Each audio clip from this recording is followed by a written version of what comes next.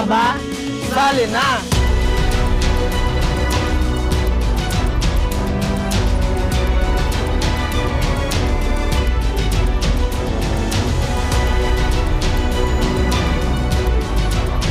Kita Kids. Kita Kids. Kita Kids. Kita Kids Sa MCC Season 2.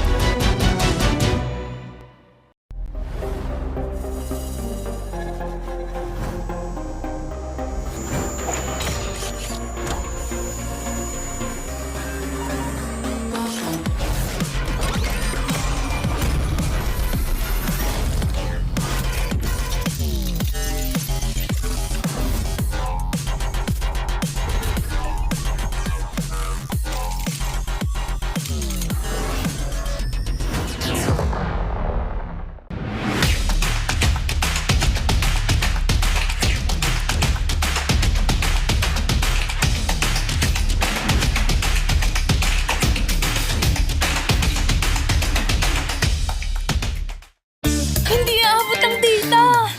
Nice! Don't worry! The Only with Smart Power All 99. Hindi nabitin with 10 gig data plus only Facebook or TikTok and more. Load now!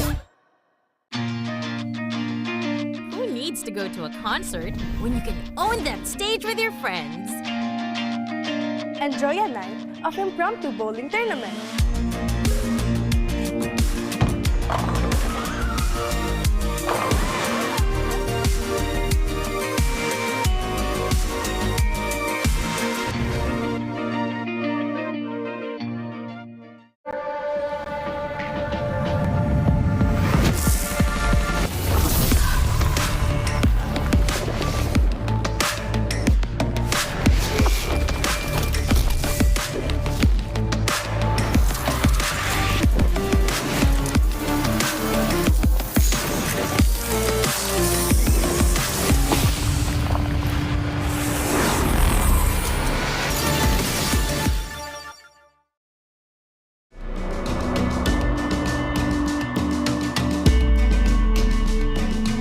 Malakas ka ba?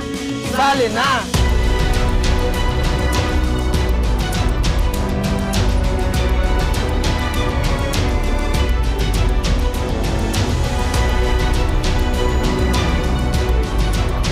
Kita Kids. Kita Kids. Kita Kids. Kita Kids Sa MCC Season 2.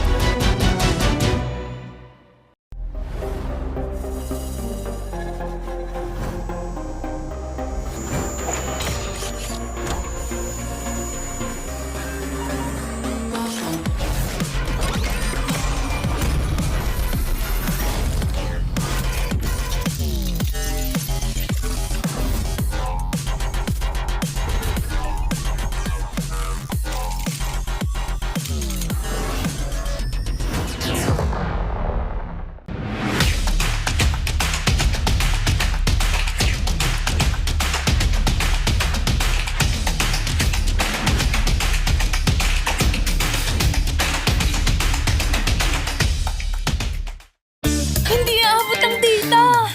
Nice! Don't worry! The Only with Smart Power All 99. Hindi nabitin with 10 gig data plus only Facebook or TikTok and more. Load now!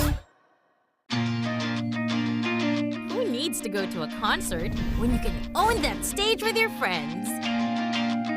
Enjoy a night of impromptu bowling tournament.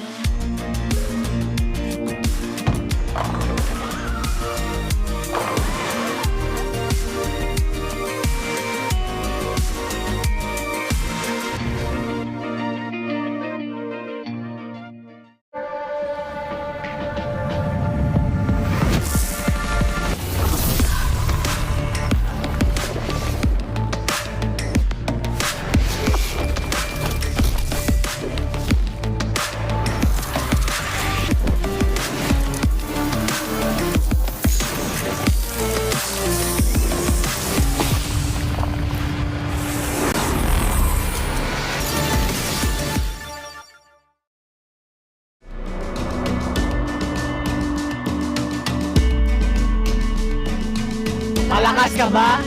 Sali na!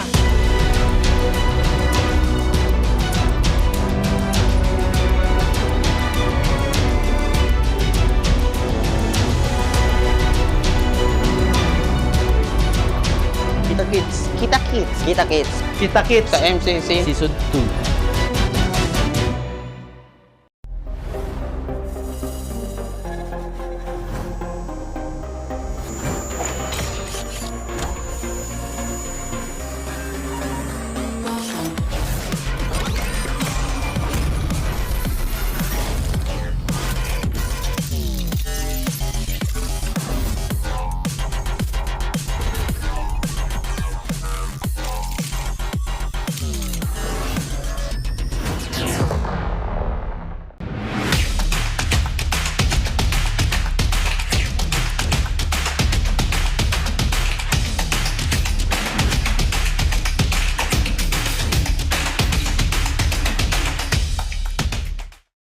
Hindi aabot ang data!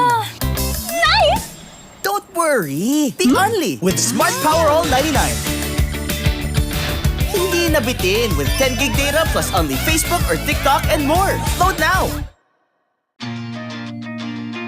Who needs to go to a concert when you can own that stage with your friends? Enjoy a night of impromptu bowling tournament.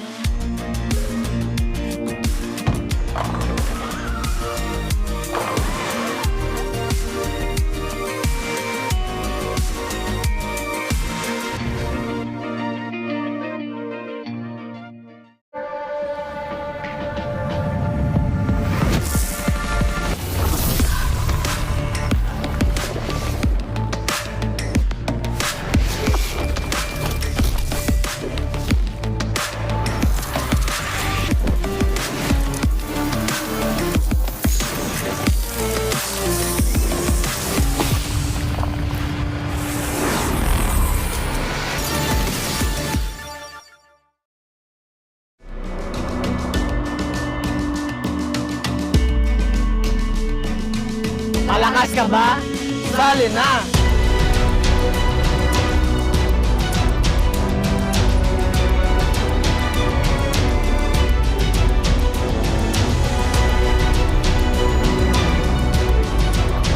Kita Kids. Kita Kids. Kita Kids. Kita Kits Sa MCC. Season 2.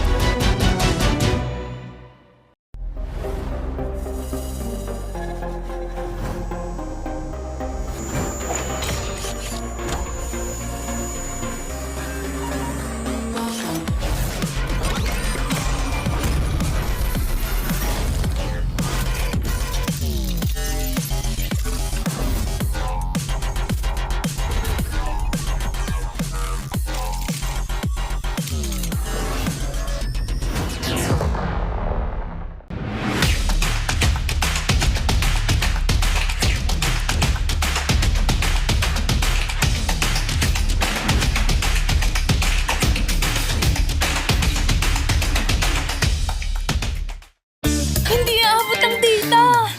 Nice! Don't worry! The Only with Smart Power All 99. Hindi nabitin with 10 gig data plus only Facebook or TikTok and more. Load now! Who needs to go to a concert when you can own that stage with your friends? Enjoy a night of impromptu bowling tournament.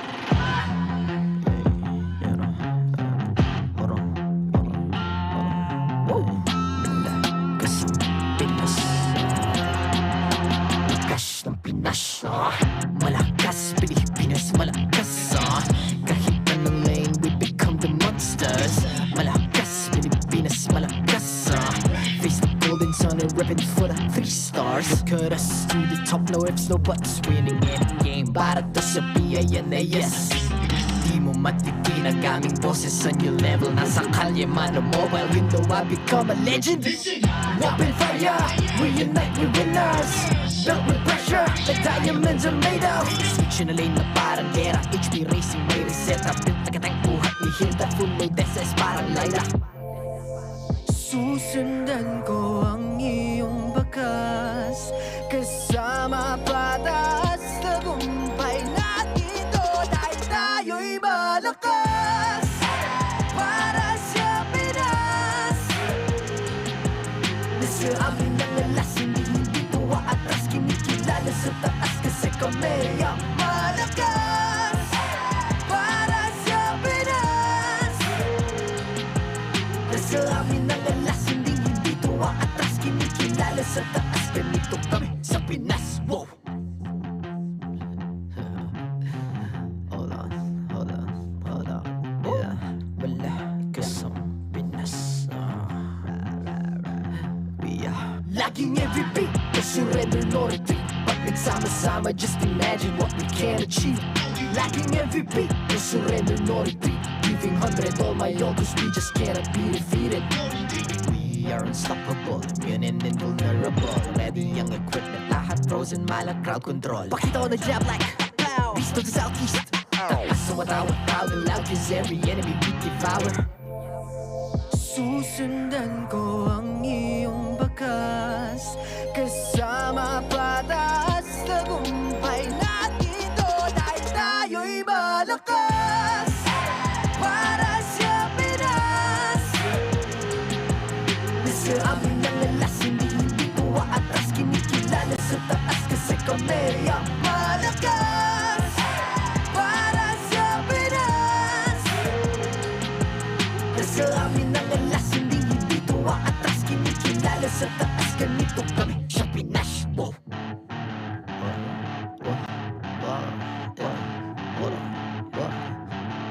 Malakas, Pilipinas, malakas. Kahit anong lane, we become the monsters. Malakas, Pilipinas, malakas. Face the golden sun and repping for the 3 stars.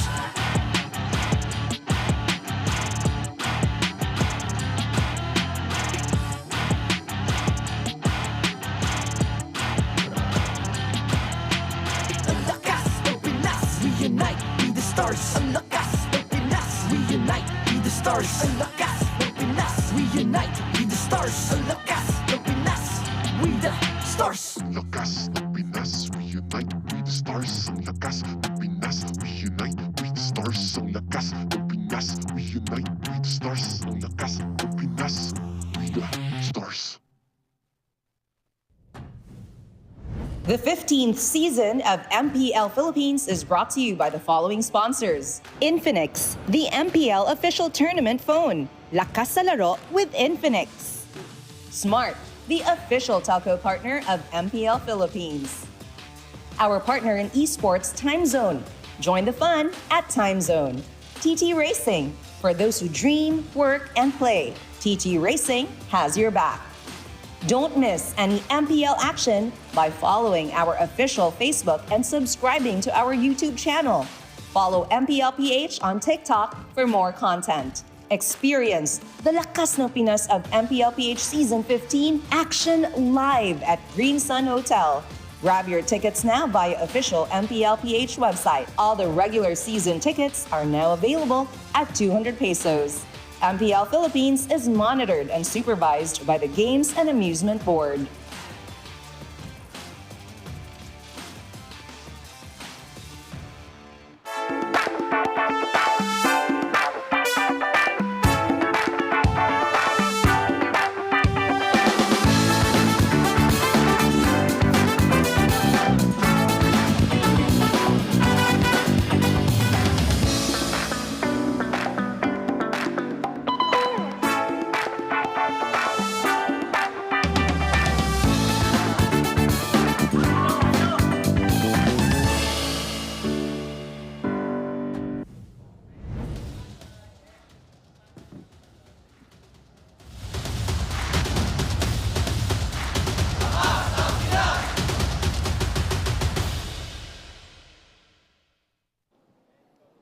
Good afternoon, super fans, and welcome back to the MPL Arena. My name is Hans Galeria.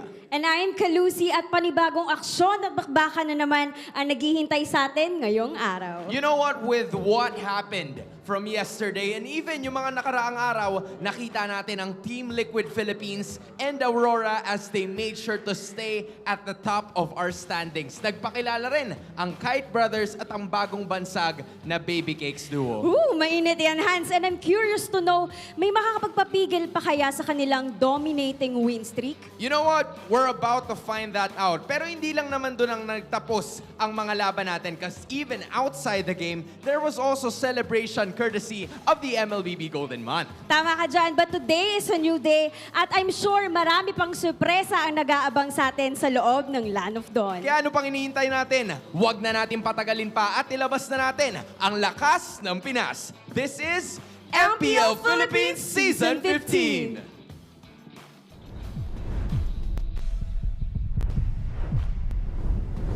And we got two matches for you guys lined up to round out week number 2 as it's day 3 for us here in the MPL Philippines. What is up, guys? I'm Naisu, joined on the desk this time around. It's Leo and Brigida. How are you guys feeling?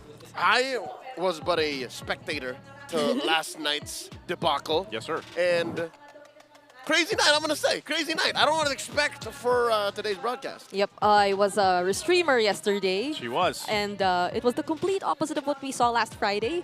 Full of sweeps. So I'm not sure for what to expect for this day's matches. Well, now that you're on the desk and Chantel's over there, I don't know. Some people might be thinking it's going to be a long day, but we know that at least for one of these teams, the trajectory for them is definitely rising now for Twisted Minds going against TNC. The question is, will they be able to get their first win ahead of them? But before that, we want to thank our sponsors, of course, and it's Infinix. You can play like a pro with the Infinix GT20 Pro, and that is the MPL official tournament phone. Grab yours now and use the voucher code INFIMPL to get up to 1,000 pesos off, and of course, the exclusive freebies, sa GT20 Pro. Don't forget the hashtag Lakas Solaro. That's like the that? exact phone that our athletes are using. La Casalaro. That's why they're rising. La Casalaro. And we want to be able to play anytime and anywhere with Smart's Powerall 99. Now with 10 gigs for all apps, plus your choice of only Facebook, Messenger, and Instagram, or only TikTok, plus only calls and text, all networks. You get more data, more GG, still just 99 pesos for 7 days. Load now. That reminds me, I do need to reload my Powerall. You know. Yeah, I end up, for some reason, I know Brigida talked about her stream, and I feel like when you're streaming, you know, you're re-streaming, you're playing ML, you're doing all this, you're going to go through some of that data, and you need to have your Powerall, so don't forget to grab it while you can. I think it's a great time to reload some diamonds as well. Oh, don't get us started, please. I just have a feeling that it's a really great time to reload some diamonds. I don't know why. He could not get Cho. I was going to say, Brigida, let's not talk about diamonds because I just spent nearly all of them. Too soon. Too soon. Trying to get my KOF skin. About 45K. About 40. Okay, I don't know how many diamonds that would actually be, but this is the standings right now currently. TLPH is there up at the top, still sitting at 6-0 in terms of games. They've got the 3 points on the 3-0 match. And standings with Aurora, Falcon also up there on the top. TNC, this is interesting though, right? I feel like when people look at the bottom half, is this what they were expecting, Leo? 2 of the 3 in the bottom, not even counting the defending champion, they got something else going. I don't know exactly what it is. But Omega and Twisted Minds are going to come into play today. I'm guessing there's something new that they're cooking, and they're going to need it. Given that not a single win yet, towards the end of week 2, not even a game win. Yeah, it's a different feeling from what we see from AP Bren, because at the very least, even despite their losses, they come out of them very optimistic, and a lot of us acknowledge that they are actually onto something. We might see significant growth from this point onwards, but as you've mentioned, 2 teams who are clearly struggling have to show us that they've learned what to do starting today. This is tough because this is literally the story of being on a different end of the spectrums. You know, for all these teams here competing, Twisted Minds obviously still looking for their first win, Omega too, and that's the part of it is TNC is, I feel like a lot of people are used to seeing them at the bottom, but now that they've had their 2-0 record, and maybe, let's say, they end up winning here, that's a great just kind of change of pace for the Phoenix Army and TNC as an organization as a whole. Yeah. Even if it is a streak and nothing has changed from the last time we saw them in action starting yesterday, they're on their winning way, so they're continuing to rise, while their opponents coming up in, less than 10 minutes. Yeah. Are seemingly trapped inside their own minds. It's just a twisted tale of this new team that just came out of nowhere, out of the fallout of a few franchises. I can only wish that maybe some way, somehow they show us something new. And I'm wondering, at least for this, we've got a feud-fueled showdown. Why is that a feud-fueled showdown? I mean, Brigida, do you know much about what the feud is in the past here and what's going on for our first matchup? Well, if you're familiar with the players who are playing right now, you would also have an idea that they were mostly one another's teammates in different variations of their former teams, and some of those are actually shown right here. The next play, former teammates James and Yawi. You could also include the Echo former teammates who were previously together. There's Zaida, there's Yawi too, 3 Martizi who hasn't just played yet, even outplayed, and it doesn't stop there. It's even the most recent Blacklist International lineup which we've seen. So there's Lord JM Haji, MP the King. It's literally a mix and match of all these players who were once playing together. Maybe that's why this matchup, despite it being a brand new matchup, the first time in Season 15 to happen, feels familiar. It's because it's the same dudes from a bunch of old teams that we all love that aren't necessarily here anymore, whether it be literally or by name. These are athletes, stars that we're so used to watching and saying, hey, did they not used to play? Yes, folks, they used to play. And, you know, things have gone down in and out of the league that have led them to tonight. And that's really been the story so far of this season. You know, just season 15 in general has had a lot of these histories where it's like, okay, these players used to either be on the same team or they are now going against each other, or they were in a different country and now they're back in the Philippines and they're going against one another. And that's all part of the kind of story for them, but it's also something you have to consider, like, even when it comes down to the coaches behind them, you know, in the draft, which we know is so important once we lead into these matches here. It's that familiarity between the players and between those play styles as we get a good look at them here. But also, that's something to consider once you go in and actually get into the game, right? A lot of people have been paying attention to TNC and what makes them so strong and why are they continuously rising right now. As we take a look at the stats here, Kozin and Zaida's kills assisted by Yawi. Brigida, can you break down the stats here? Yep, as you can see, Zaizen, this was the name given to both Zaida and Kuzen by Yawi yesterday when we had the post-game or post-match interview. And a lot of these statistics which we're currently seeing right now are either led or participated in by Yawi as one of the main setters of not just the tempo, but even those pickoffs and kills, which TNC just keep going after and keep going for. I think they've actually earned their spot as a team with a really high kill participation, which speaks volumes about how they really try to play out their games. I think they really have established that identity in them in which they play for that snowball type of early game centric and aggressive play style that teams really have to watch out for. Yeah, and I like what you mentioned here too, and a lot of people will notice it, just Yawi's impact as a whole as a roamer here. Now on the flip side, we're going to be looking over on the other side, Twisted Minds. Very different in terms of data that we're going to see from Twisted Minds, just because they're still looking for that right formula, and can Outplayed outplay? That's one of the questions that has been asked here for them. This is Twisted's kill distribution based on their opponent's role. Yep. You know, you have this kind of breakdown here. What does this mean for us, Brigida? I'd say the mid control is something a lot of us have been paying attention to. The mid duos and their rotations and how they're able to pressure the map. And it wouldn't be so bad for you to get those early kills as well as the mid duo. You provide space, you open up the map. But what we're seeing right now based on the statistics is it stops there. It kind of no longer allows, or it doesn't reflect in a way that should be benefiting them in the long run. Their gold laner and their jungler doesn't really get to participate much in those kills. Long and short of it, Outplayed has not outplayed anyone that significantly impacts the game. He has gotten 1 kill, and that kill being on Oheb as the game ended. Twisted Minds losing, by the way. So, big question mark on Outplayed. Can he get the kills where it matters? Sure, mid and roam, a lot of his kills like 11 and 11. But really, if you want to see Outplayed do his thing, he's got to kill junglers. He's got to kill gold laners. He's the one. He reminds me of a similar a situation that we've seen Jome in, Big J, right?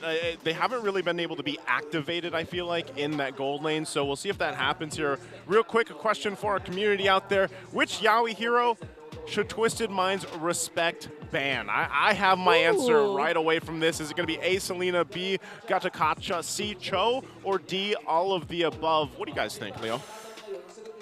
I'd say the obvious answer is not the correct answer. Yawi's been playing Cho for the better part of half a decade now. So if you did not learn how to play around that and still need to ban it, you're walking right into Coach Imba DJ's and Coach Jemmy's plans. Yeah. So I'd say ban out Selena. Ban out Selena? That's the logical way to think about it. Yeah, it's surprising that they were the ones who actually got the first ever Selena win for this season.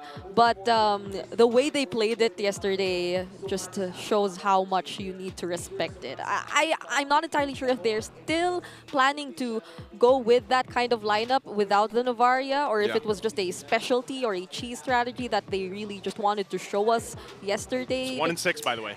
Because there were a lot of conditions that were met, right? They surprised us with the first pick, Selena. Yep. And then all the succeeding picks right after that were kind of a surprise to us. So we'll see if they still want to go with that. But for now, I also want to take out the Selena if I had the choice. So you take out the Selena too. Again, they were the ones that brought up the Selena and the Novaria combination.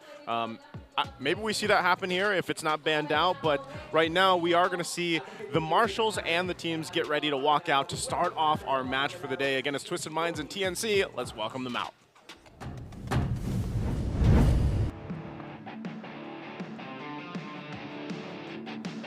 To oversee and uphold the tournament's integrity, guiding us through this match are Marshals, Juvie, Jico, Patrick, and JJ.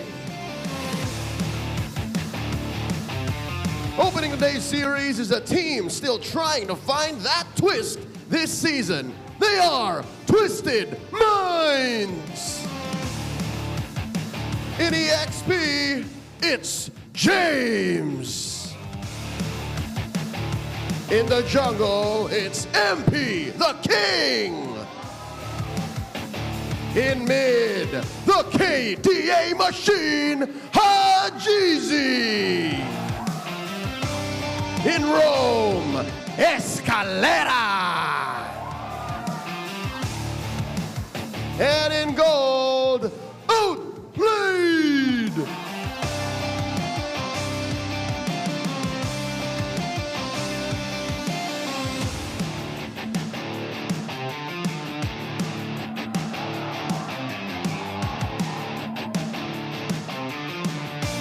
And their opponents, gaining altitude, determined to rise, landing onto the arena, TNC Pro Team. In EXP, Lord JM. In the jungle, Zaida. In mid, Lancy. In Rome, the one and only Yawi. And in gold, Kuzen.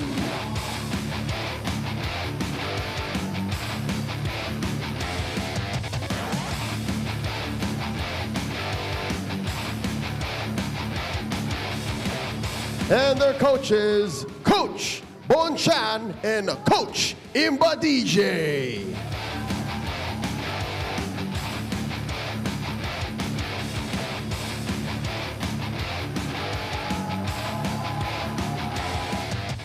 And there we go. The teams are locked and loaded and ready to go. Let's go ahead and introduce first Twisted Minds PH. Brigida, take us through. All right, Twisted Minds clearly have been struggling for the first few days of MPL Philippines Season 15, and they themselves, they know it. They brought in a new player or someone, they brought in Escalera basically for their lineup instead of having Sensui as their roamer, and we've seen him perform yesterday. There has been some sense of direction in terms of what they wanted to do. There have been attempts here and there across the map in their games, but then it has clearly been lacking still. They seem to like try a little bit of too many things at the same time. So hopefully we see them narrow down what they want to do one step at a time as they head into this match. We'll see if they can, because right now, rising above it all is TNC Pro Team. Leo, how's this looking for us here? It's looking like it's Season 9 all over again. The strongest we've ever seen TNC Pro Team in a hot minute. I'm looking at the lover boy. I didn't get the memo. We was going by that once more. The lover boy, Yawi. If he is here, and he is everywhere, then you know TNC Pro Team is going anywhere they want to go. And I'm looking at the playoffs. It's early on. Is that too much to say? Hey, Renmar believes it. Yes, he does. He's a true believer. What did he say yesterday? TNC in 5. I think he, even in as early as week 1, right? He already mentioned it has been either just the first or second series of TNC, and he already believes that they are heading into the playoffs. And I think the spider chart already shows as much of how TNC has been performing really well, KDA-wise, and in a majority of the statistics. It's only in terms of first blood in which Twisted Minds is actually able to kind of balance it out against TNC, but it's so hard. If you get the first blood still, TNC has their eyes set on the early game as a whole. You know what? It's not just in my head. Look, this side of the arena, is this the Yes, it is. It's the Phoenix Army side. I haven't seen it this popping in a while. I feel like it was Season 9? It's been a while, man. But, you know, I want to hear how they prepare for the game. Let's go ahead and throw it over to our ping test for our teams. Low, game na pre. Para makahipa. Hoy, tara na. Alay, pampahype, tol. TNC nyo, puno na. Gina ako, invite. Invitados Unidos. Maganda ata, encourage na room sa Chua. Pagkasipa, winter na. Tuloy ko. Okay, well, what do we hear? Let's go ahead and translate it for our international viewers out there. What do we hear over there? What was Yawi saying? He's saying that TNC still remains hungry. They still remain hungry. Well, maybe the keys to victory from Infinix will go ahead and help figure things out. Brigida, what are the keys to victory here? Yep, and as we've previously mentioned about Yawi, he still has to keep paving Yawi, keep doing what he's been doing, and allowing his teammates to do their jobs. And of course, their overall kill participation, again, it's been a significant difference from that of Twisted Minds.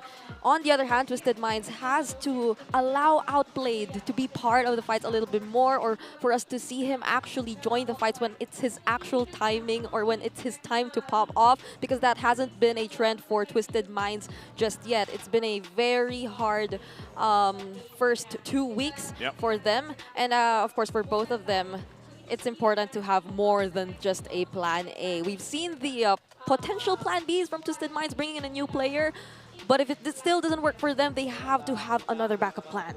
And by that we mean plan B, C, D, E, F, G, all the way to Z. Put some numbers in there if you need to. And that's the main strength I think Twisted Minds has, even preseason. You have the geniuses in Coach Bonchan and Coach Esson. Yeah. It just seems to be a problem with execution.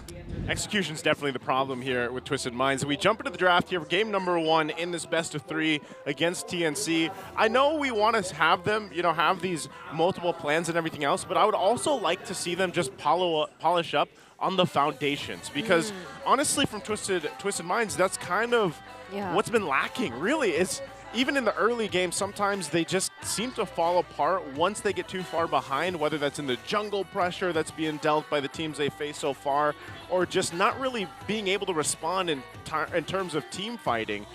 Still obviously looking for that first win over on the blue side for them. I'm wondering what this priority will be for them as they go through these bans, because right now the Joy, the Jushin are banned out by TNC. Fanny was actually the choice for them over here from Twisted Minds alongside the Hilda and Harith. And so if the Suyo's not banned, are we just thinking Twisted Minds is going to go with the Suyo? Is that the right call for MP the King? There's a chance, or even the Granger is possible for Twisted Minds. Let him out. Decided to take out the Harith. So it's just really the Suyo which is left, or if not that, The Luyi is also still available for Twisted Minds if they ever want to go that route. Though we've been seeing Hajizi play a bit more of the aggressive type of mid laners, right? The Farsa, he's been quite on point in terms of the mechanics when it comes to that. But they take out the Luyi. Is this the Granger? Yeah, I'm looking at the Suyo or the Granger for Twisted Minds if ever they want to go for that. Because I don't think, unless they surprise us too. I mean, it's just TNC yesterday who did the surprise Selena first pick. Yeah, and the fact that that's actually still open, but I just don't see Twisted Minds doing that. I think because you mentioned this already, the Harith is manned out, and they do kind of want to go with the priority on the Granger. This is the best, one of the best case scenarios that they can do is just allowing Outplayed to have a better lane or just even a better game. But they go on Matilda, so they do kind of surprise things out with a Matilda first pick. There's the Granger Suyo, though. Is this worth the trade in terms of those heroes? Twisted Minds probably saw this coming, right? Them deciding to ban out the Hilda, though, at least they minimize the chances of their jungler or their area of the map being invaded early on. They also have the Matilda, so they have a little bit more of that assist that can come in from Escalera. They can afford to go Alpha Hayabusa because of the Matilda. Yeah. And even a Nolan, like you're not as soft or trapped deep into enemy lines if you so decide to burst the back line. So I get it, you know, like the Matilda seems to be like a catch-all for Escalera. Yeah, they can play it a little bit more safer. They're playing for speed right here, man. That's what they're going for. Though my worry is they might run out of junglers later on since they've decided to prioritize the Phoveus and the Irithel. Both very much understandable too. But then, given these options or these choices, TNC might want to ban out the Alpha, as you've mentioned. Alpha for MP, the King, and the Nolan. But if not, they also might want to consider the mid laner heroes for Hajizi. Yep, I don't see Haji flexing that Matilda. It might not be worth it. Setsuna, Dog Ignacio out in the stands, wanting to watch the game from there inside of their own holding room. You gotta love it. Again, he's a fan first and then a part of the team second. He's very supportive. Or the other way around, I'm not sure. I mean, why would you sit?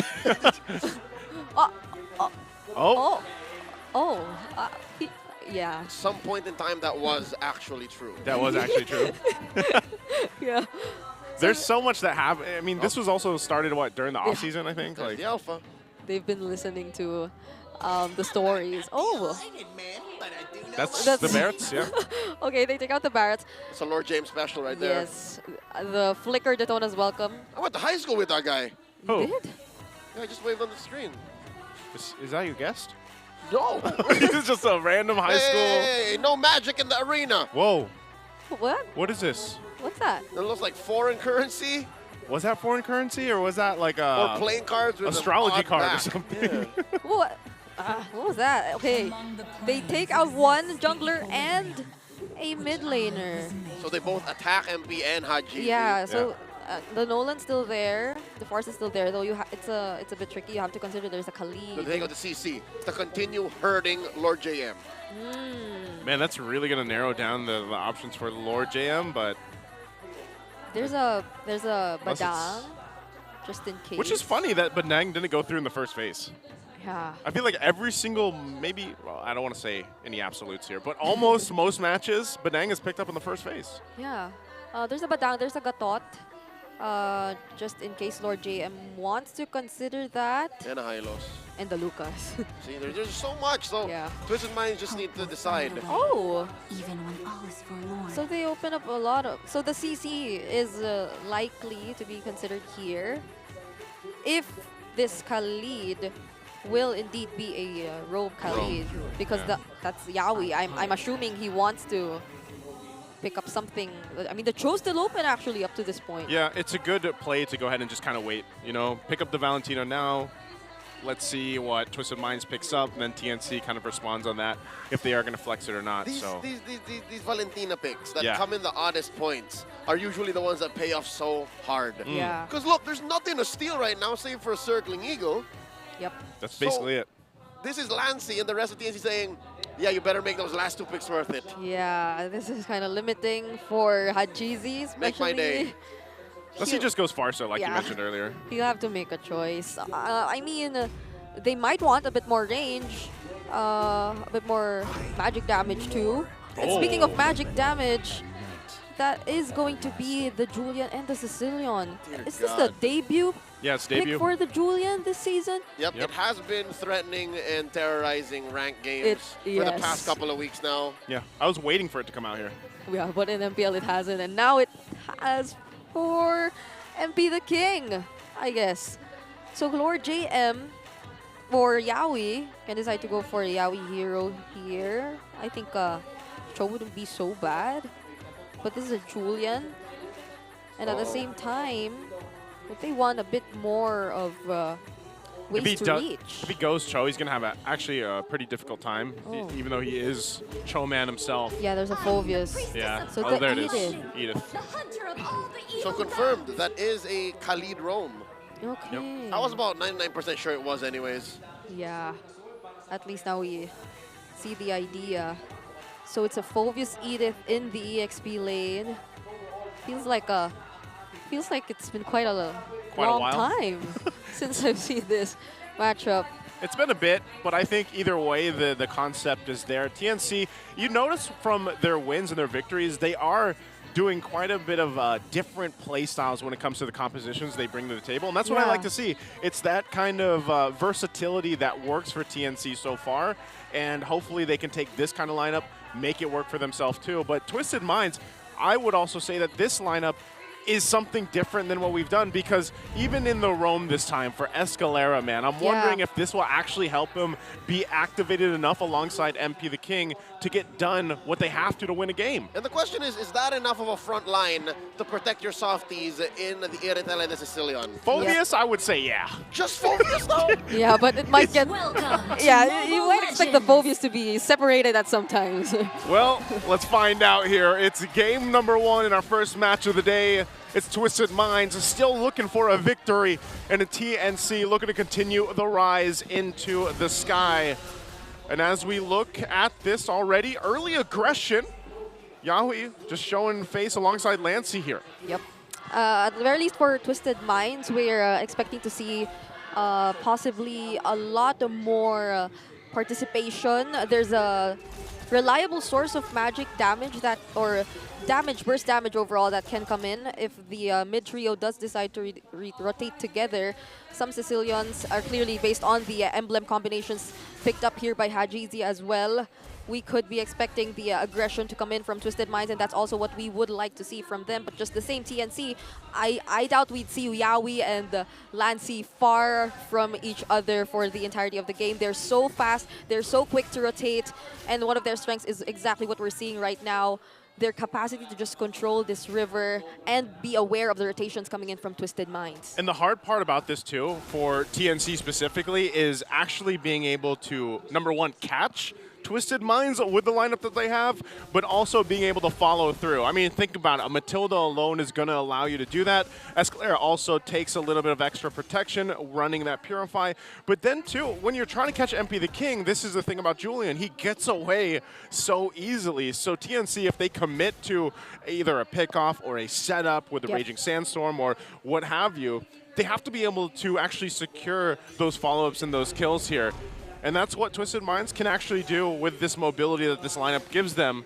So the Turtle's going to go ahead and get pulled out by Zaida. They keep it together here. They're going to fight for it. Yawi dealing a lot of damage in the back line. Quick sand guard flickering out. Turtle, 3/4 of its health left. And the flicker in by Lancey. Pops the Infernal Pursuit. A lot of damage sent in. James secures a kill on a Lancey. Lord JM very low. Gonna go down. Not enough damage on that Edith despite the ult. Lord still standing. Zaida and Yawi holding their ground. Turtle gonna be secured here by Twisted Minds, and the punish on the Yawi. Circling Eagle by Escalera. Not sure if they want to pick this fight. That's a win for Twisted. That's tough because, you know, I was just saying that. They're going to have to commit to those fights. And I guess at least for the early game, they answer the question, is that Phobius enough to stand front side? Well, it looked like it was. Yep, and actually for that particular team fight, it wasn't entirely Twisted Minds deciding to start it first. TNC, that was a well-coordinated engage coming in from both Lord JM and as well as Yawi. But of course, we've seen the flicker being forced out early on, and Twisted Minds responding immediately to that engage. So TNC, they've lost resources prior to that fight, and Twisted Minds sustained overall. It was just too much to handle for TNC. Not even their lineup right now had enough burst damage to deal with all these members together with that formation that really favors them in that team fight. Despite the loss on the major objective, I'd reckon TNC are still on course here. Zaida catches James. Whoa. Lord JM, very low. Primal Wrath coming through. Where's the damage? James jumping onto him. Lancey from the flank. Can they finish the job? Zaida holding his ground with the sever. Is that enough? Here comes Hajizi and Yawi from the sidelines. James falls. That's a 1-for-1 trade. XP laners down. Yawi jumping in, point blank. Oh. He's gonna push back MP the King. Close call, both sides. Wow, Yawi actually survived that, was trying to wait to allow Zaida to come in. Not able to get it, but Escalera, okay, he's gonna scout this out, but he's gonna go back. What a team fight there, Brick. Yeah, in normal circumstances, you wouldn't consider doing the You're using the Raging Sandstorm anymore to stay in that fight, but down bottom! 1v1, Cozen outplayed! Can't outplay! Yes, Here's but Yawi. not can finish it. Outplayed! Gets taken down! Yawi took it personal! The Ducati ran out of gas! Oh my goodness, this is exactly what we've been saying. The fast rotations coming in from TNC, and for 2 consecutive team fights, it's that quick rotation and ability to respond which allowed them to not completely let Twisted Minds take the lead. Time to go to the turtle, says TNC, pulling it over. Massive man advantage, other side of the wall. Twisted Minds trying to come through. Guiding wins by Escalera. James coming through. There's the take, the secure, and the shields. Yawi's gonna get sacrificed here alongside Lord JM. He does get the back off. Outplayed in Escalera, pushing them back. TNC suffering a loss, but secures a turtle. Yep. At the very least, TNC complete all together in that objective take, just took what they had to. Checking out the items and the gold as early as now, it does feel like they're still trying to manage, but wait. Okay. Oh, man, okay, he keeps the turret together. But man, as you were saying, you know, they get the turtle out of that, and you have to commend to what's happening here. They're still maintaining pretty much equilibrium, but it looks like Twisted Minds wants to make a play. They at least want to get this turret down. That they will do. But TNC will continue to farm around the map and find what they can. Long-term trade here set up by Twisted Minds, despite losing men, are able to set up great on the map. Mid lane seems to be next up on the docket. A turtle up in a minute. TNC engaging via Zaida. They let go. Escalera keeping the border safe. Yep, this is going really good for Twisted Minds in the early stages of the game. Aside the fact that Outplayed is actually able to play really well in the lane up against Kozen, and we've seen it earlier. They're actually able to focus a bit more of their attention towards rotating to Outplayed. And now it's rewarding them clearly. They've switched up the lanes. Outplayed now up top. So for TNC, it's surprising to see that they're the ones being sort of read out. It's interesting because TNC for the longest time have been playing an absolutely clean early game, but now Twisted Minds, now they're up top too. Circling Eagle set in by Escalera. Lord JM might fall here, and he does alongside the turret. Clean take by Twisted Minds. Nothing on the board for TNC so far. Here comes the reinforcements. Down goes Lancey. Turned out for Escalera and James. 2 for 2 so far. And down bottom, Kozen untouched. Good response. Looks like they're going to go ahead and just take their route to the turtle now.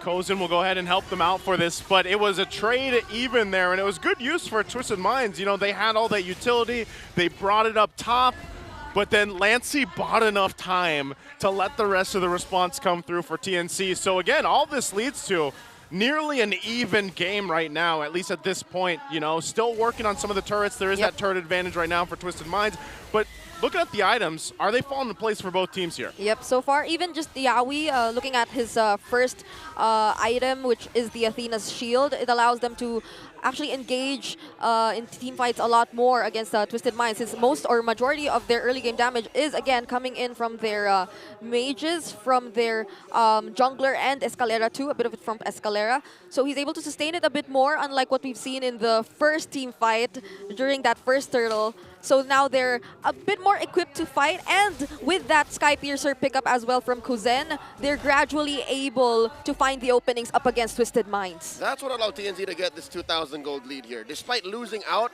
a majority of the engagements, across the map, Zaizen has been doing work. The gold is in the right place for TNC, and they're dealing the right kind of damage and giving the bodies that can afford them to do this. Okay, they're actually going to go ahead and just try to take this, but Lord JM has to flicker out. Pops a Primal Wrath. They might have to respond. Here comes Yawi from the flank. 4 members of Twisted Minds respecting the propensity of the lover boy to get a fight from out of nowhere, and it just escalates. You notice what's happening here too, right? Like Brig, they're continuing to put pressure on the map, and now they've gotten themselves a little bit of a lead first time in this game. Yep, but Twisted Minds, they have to be extra careful, because even when they consistently rotate together and try to look for the engages, Yawi and Lancy has that tendency to go for the sandwich plays, always make them think twice about wherever they're currently positioned up against TNC, because there's a chance that they can fight against the 5-man lineup of TNC, such as now. Yawi engaging, using that Rampaging Sandstorm to retreat. Quicksand Guard to survive. James jumping in, accepting the salvo from TNC. He goes down, traded out for Lord JM. Zaida holding on. Look at the iframes on that Julian. Yeah. It saved MP the King so many times. That's what I was talking about. In this entire game. And TNC, once they're forced to run away, disengage, they wouldn't want to chase after them anymore. And suddenly, it's quiet. This is dangerous. TNC's planning something. Zaida holding on to this small camp down bottom in that brush, watching the Lord get reset. And both teams just waiting for the dance to start. Neither want to make the first move. Escalera spotted by Yawi. Just going to spot him out for now. Again, it was positioning that they wanted to go for it. They go ahead and reform and recollect, but they know, honestly, at this point, it could go either way for the First Lord, and neither team wants to be the losers of that fight. Now, the focus could be maybe the mid lane turrets. Yeah. TNC has to be extra careful, though. Their sustain or their frontliners, at this point, even despite the Athena shield pickup, can be potentially easily bursted down by Twisted Minds, and that's been a trend since earlier! Escalera down to a third of his health, jumps in to a death brush. Lord JM bursted so quickly. Yawi doesn't survive, MP gets a kill, and the rest of them feel the magic damage. Zaida coming through, cuts a line between them and the teams, forcing their way through. 3 for none so far, and it's a clean take for Twisted. And that's exactly what I mentioned. At this point, Twisted Minds just can take on any person they decide to take on from TNC. And those were the 2 tanky frontliners too! Zaizen holding on for dear life. They cannot change the fact that numbers are not on their side. 4 take 1, Zaida falls alongside that tier 1 in mid and that tier 2 in the bottom lane. This is such a good game for an Irithyll, for Outplayed, because he's able to go ahead and just rely on his team to be at the front. I mean, look at MP the King himself, you know, being on that front side. Lord JM? And the flicker, the onward, the Earth Shatter, Outplayed falls. Kozin gets a kill. Escalera trying to de-escalate the situation, disperse TNC, and they will take Lord JM down. 1 for 1, the trade. Zaida following through. Lord smashes through that Holy Shield up top. They got to wait for this. They're going to have to deal with the Lord. They do. But man, what again, an interesting fight there, Brig. Yes. That was a very decisive engage coming in from Lord JM and Yawi. At this point, I think they're just accepting the fact that they have to just do their jobs, go in for the setups, and sustain as much as they can despite the very high amount of damage coming in from Twisted Minds. As you can see right here, it was just MP the Kim going on with those basic attacks onto Lord JM. And you would think that Edith would be the perfect fit for that job to buy some time. But even despite that, even despite Edith and its very own kit, Twisted Minds, just looking at the items, just looking at MP the King, you wouldn't want to go near that Julian. It's so hard to take him down, even also with the Rose Gold Meteor concentrated energy pickups. And most importantly, it's not just the iframes you need to worry about. Even the Blood Wings, which will allow him an additional boost of movement speed just when you catch him off guard. That's part of the problem here for TNC. They did just pick up 2 Sea Halberts over here for the lineup that they have, but it seems to be the problem is actually able to get through that sustainability, get through that tankiness that Twisted Minds has right now.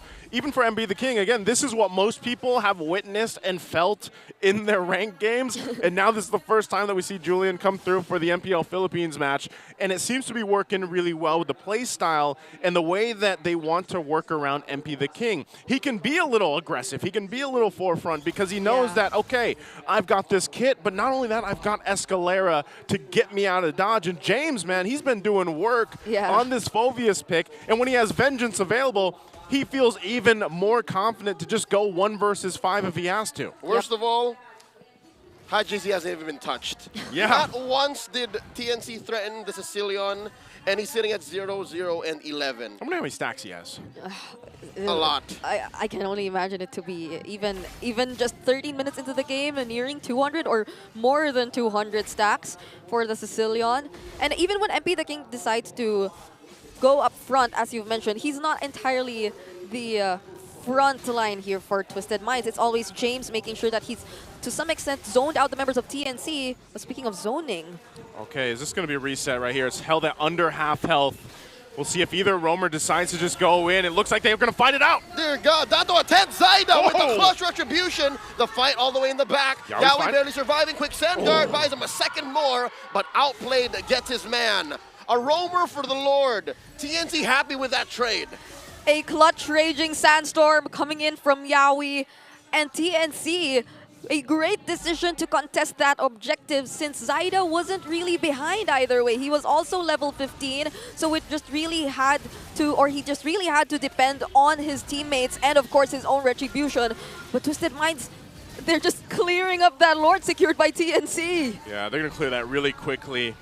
Again, it was, we kind of have to go for it, is what TNC was saying. Yawi was the sacrifice. They get that Lord, but I'm wondering what that will result to across the map for them because still, they only have those 2 turrets down to work with. They're not going to be confident enough to actually push down either because of the way that they can be displaced or even outmaneuvered by Twisted Minds. You can see at 293 stacks right now in the Sicilian, getting up to that 300 mark. And it's really starting to show in terms of the damage that this lineup can do now. Yep, even just imagining the wishing lanterns, those little butterflies. Yeah. That'll get to TNC.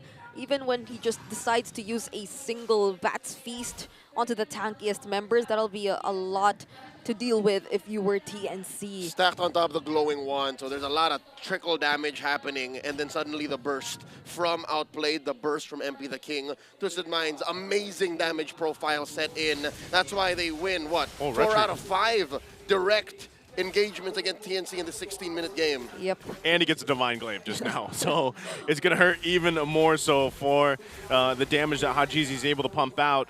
And really, we're at just kind of a... you mean both of them? Here. Yeah, both of them. Both of them have the Divine Glaive. They got it. Yeah, they both got it now. So at this point, that damage profile that we're talking about split between Twisted Minds' lineup is going to be difficult for TNC. Now, how can they overcome that? Really, it's going to come down to that next objective, the next Lord, in less than a minute away. They might not want to just completely, Yawi, go in. If he sacrifices himself and they're down numbers, even if they win that Lord, we might see the same thing, where they might secure the Lord, but if the 5-man from Twisted Minds is still alive, they would be able to just clear it out again. You gotta start asking the hard questions here. Who's gonna find Hajizi? Yeah. It's a difficult task for TNC, especially their damage dealers, since Twisted Minds, they're doing such a great job at blocking the damage. Even just James deciding to throw in his bodies up against TNC, looking for Kuzen. Unfortunately for TNC, Kuzen still hasn't died up to this point, but at the same time, those Sky Piercer stacks, you can't feel them as much. And at the same time, you'd be forced to run away just when you see James coming up at you. So there are so many things to be considered here if you were TNC. But of course, you'd want them to group up together. This is probably where we really have to see their team fighting prowess come into effect. Okay, we're going to have to see if it does work out here for them. Yawi getting the vision that he needs, information to give to TNC. This Lord is crucial here. Yawi does take a couple shots. That's way too many shots. He's down to a third of his health already. He's going to heal Forced up. to use a quick sand guard, and Twisted Minds here just waiting for the right moment to blitz. I would assume second to second updates on where members of Twisted Minds are coming from TNC. And I'm going to say now, Twisted Minds, this is a Twisted Ube. Yeah. This is. I don't know what kind of flavor that would be, but man. Also, bubblegum can work too. Lancey did take the circling eagle. He's got that. But it's still a push and pull between them. This is probably the closest thing we've seen to a Lord dance in a while between both teams. Almost at the 19-minute mark for this one. It's half health now. Both roamers have the options, but also Lord JM. We have to keep an eye on Lord JM's positioning because he could initiate with a Flicker Earth Shadow combo. Yeah. Right now they're going to be pushed off here. Escalera does go ahead and use the Circling Eagle. Pulls the trigger, so does Lord JM, waiting for it. James knee deep behind TNC. Lord and reset. there's the Primal Wrath. Yawi very low. James looking to finish the job. Ooh. And outplayed. Backs off. Yawi survives. Yawi still alive? Yawi's alive, but James will try and kite the rest of TNC with Lord James getting popped. That's a man down advantage for Twisted Minds. Yeah, this feels like TNC getting a taste of their own medicine. They've really been a team that's reliable in terms of sustain, highest heal, average heal per game, but now it's Twisted Minds just taking charge of that so-called bubblegum ube, as you've mentioned. They've been so hard to take down. The sustain is just there, and this magic build coming in from Escalera too, it just shows they're not afraid of TNC at all. They just can keep dancing around, and that high mobility is one of their biggest assets as well. That TNC just finds so hard to target, to lock down, and to engage against in a position that's favorable for them. The Valentina's problematic. It is I right don't now. see what it's trying to do, man. It is, and you're going to have to make something do here on the base defense. They already lose the mid turret. Can they clear this one out? Lord marching in. TNC's compromised. Yawi very low. They do take down the Lord. Twisted Minds taking their time. Happy with that mid lane inhibitor. We'll see if they can get anything else, but it might not be the case. TNC's clear is pretty good, but also Lancey is yet to take an ultimate for this defense. They still got to clear this out, though. Slow roll siege. Escalera canceling the circling eagle. There's still a minion standing. TNC does the job. They hold on to that bottom turret. Yeah. Great work. Twisted Minds are really okay with fighting up front against TNC Pro Team. And even if you'd want to assume that TNC Pro Team would want to do the same, it's just not enough. Even if they get to close the gap, they get to go near either James or Escalera, they'd be doing it first. And they don't get to necessarily find the right targets. Outplayed and Hajizi. At this point, Escalera just has his eyes set on them. These are the players that I have to make sure are safe. And at this point, Outplayed no longer even has his boots anymore. He also has the Wind of Nature along with him. So if ever Zaida does get to find an opening, or even Kuzen, he will have a way to play around and still make it out alive. Who needs boots when you got a bike?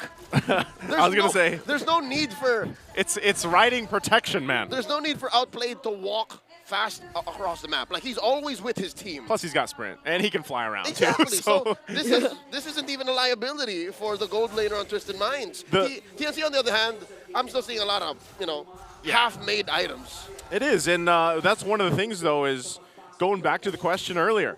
Who is going to be the guy for TNC to find the right target? Because it's so difficult to find the right target, and honestly, the best one would be to find Hajizi. There's a concealed, though. It's going to be stopped. Spotted out. Lord Jam about to get bursted, flickering on out. Circling Eagle catches him, knocks him up, forces him to use that freeze on a winner crown. Oh. Down he goes. James gets his man, and the rest of TNC scramble. Nothing on Twisted Minds. Even just James at this point is enough to threaten TNC. Escalera can offer the guiding wind just for him once he's done his job, because the range in Twisted Minds lineup is already enough for just that bit of damage that James will have to tank all by himself. Hajizi also just picked up the Holy Crystal right now, so we can imagine the amount of damage that will come in from this guy. Yawi forced the flicker back. They're backing off. They can't even try to take their own purple. This is really really hard for TNC. This is going to be tough. Zyda's going to have to pull something amazing off if he wants to even try to steal this, but I don't know if Twisted Minds are going to give him an opportunity or a window to. And he does come in, fails to get it. MP the King with a clean retribution. James taken down by Kozen. Yawi sacrificing himself, popping the immortality to help the rest of his team back off. Zyda goes down. Lancy, the flicker in by Hajizi. Oh, he's left alone, and he goes down. Lord JM, can he defend? It's looking bleak. Twisted Minds coming in. It's only Lord JM and a body in the sky, but that's not enough. Ladies and gentlemen, Twisted Minds here to take their first win. Game 1 in Season 15. And Twisted Minds does it, at least for game number 1. They'll draw first blood in the series against the rising TNC Pro team. Oh, you could see the smile on their faces. Twisted Minds, they've been longing for this. Right now, their fan base, the Minds, they're standing up. As they should.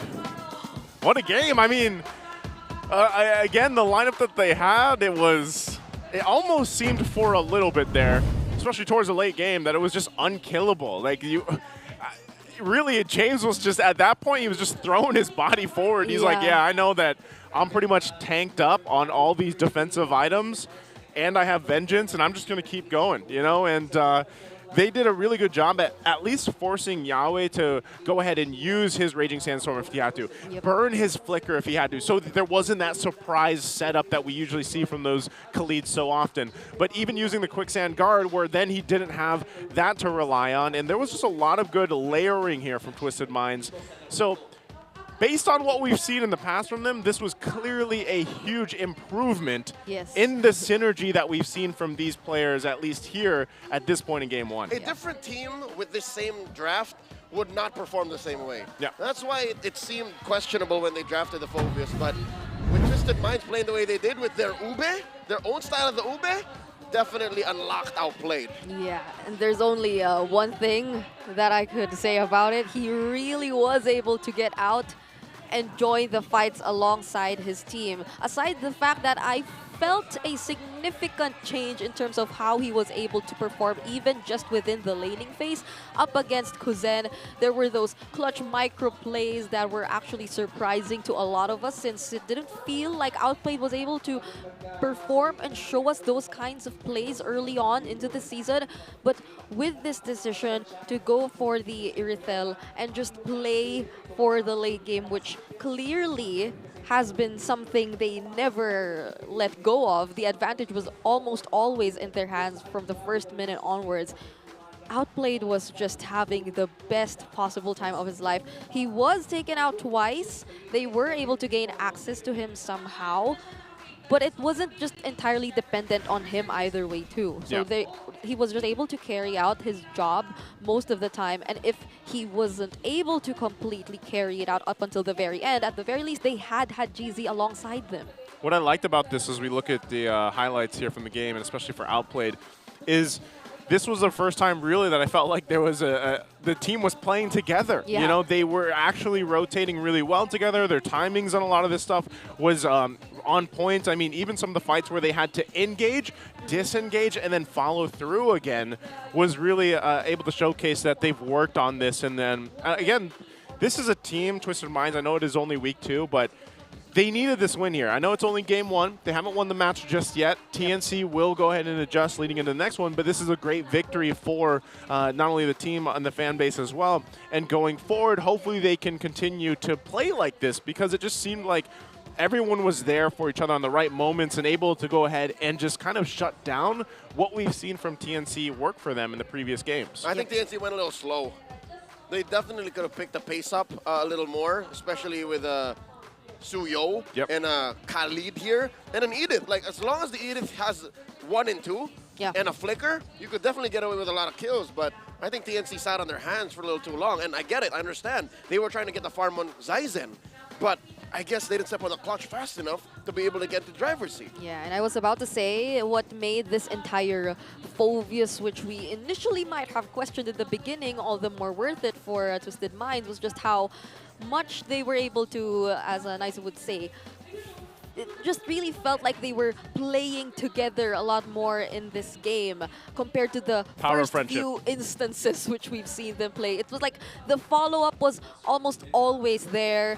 They were always reliable to either dish out the damage or look for whatever has to be taken, all the while James buys them some time or zones away the other members of TNC for them. Yeah. Just to note that game time's not. It's not. That's not correct. So. I think it's 20. Yeah, we were. 20. Yeah. 21? But it seems like the majority of the stats are. Yeah. They should be, because there was only 2 turrets for TNC the whole game. So, and again, they did get some of the turtles, but yeah, they lost those last lords. Yeah. So, you know, again, and like you mentioned, even if they solved the problem of maybe it was outplayed or something else, like Hajizi was just stacking on stacks. You know, like at one point too, even if you catch Hajizi, you're gonna have such a hard time catching the rest. And I think that's where really for Kozin, he was having a difficult time really trying to actually find those windows for the Granger on actually like, how can I get to the right targets? Who is going to be able to do that? And that's why Lord JM and Yawi were working with really double time on trying to find those targets, but and set things up. But it just, they weren't able to pull that off. Yeah, and we also mentioned something about the Valentina not being as effective for TNC throughout the entire game. You would assume there would be constant bullying from Lancy and Yawi. They'd be the ones to constantly scout where MP the King is, block the ways for Escalera and Hajizi, but it just backfired. And this is the exact scenario you would not want to be up against if you're against a Sicilian and an Irithel. They get the early game.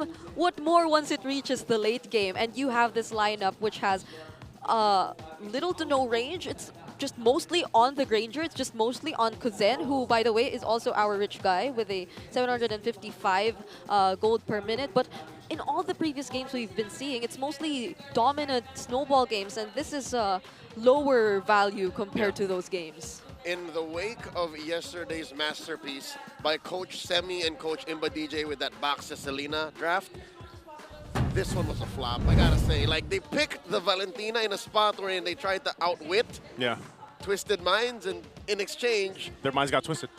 That's what you want to say, right? They brought a 64-in-1 Swiss Army knife to screw on a light bulb. Like, the solution was nowhere to be found. Yeah. Ah, man, it's tough to think about it that way. But also, I think one of the things about it too is when you look at specifically what TNC could have done here and how they could have changed the course of that game. I think that might have been it if they were able to be a little more aggressive in the early game, if they were able to capitalize on that a little bit. Yeah. Because honestly, any team facing off against a Sicilian, for example, is going to have a really difficult time in the late game, end game, you know, because of just stacks, damage profile. But even so, maybe the biggest problem was the Valentina, because I don't know about the specific counter for it, but I think most of the time, especially towards the late game, the only ultimate really that you were taking, or maybe throughout the entirety of the game, was the Circling Eagle. And, you know, when you have that and then you can't even really fight these fights, or you're constantly disengaging anyway, the Valentina is just kind of shut down. I mean, even your kit where technically you see, okay, well, maybe she can utilize the Terrify, you know, part of her abilities. Really, you weren't able to see any of that. I don't think the Circling Eagle that was copied was ever used to engage first. It would put TNC in a worse position. Yeah. So there was nothing, close to nothing, the Valentina was doing. Here's a little update from our friends over at MPL Indonesia. Dewa reverse sweeps Light and Emon's BTR, man. And this is off of yesterday's amazing performance. Emon scored a maniac, if I'm not mistaken. Yeah, I think he did, yep. Man, Light and Emon, they're getting reverse sweeped over there. So they had 3 games. I feel like maybe that's foreshadowing for us. Also because Brigid is here. I bet you Pamela's watching right now, like, you guys should have picked me. So it's not just here that we've been seeing some surprising developments to our M6 and former international. I call that healthy. Yeah. We're in a very healthy environment right now for our competition overall. Because think about what this can also mean. I know I don't want to jump too far ahead, but what if Twisted Minds actually sweeps TNC? What if that happens? Suddenly, the Phoenix gets soiled again. Yeah. I mean, What's the point of rising if you don't start from the bottom, right? I remember when we saw TNC win for 2 consecutive times, and then their statistics were like full of how many days since their last win, how many days since their last back-to-back win, and we're supposed to have their back-to-back-to-back statistics too, but Twisted Minds just might not allow that to happen. Days passed since we lost our streak one. the new statistic, but hey. You know what? It still goes back to the draft. It does, it does. I'll tell you now, like, where was this team when Twisted Minds opened Season 15? Because it looks like this works. Well, we had one different player. Right? But Escalera was there the whole time. He was. So there must be something going on, and you know, I wish him the best, because again, Twisted Minds winning definitely makes MPL Philippines a must-watch. And I like that they prioritize Escalera there too in the picks. But before we get to game 2, we're going to head over to our all-access pass. Let's throw it over there.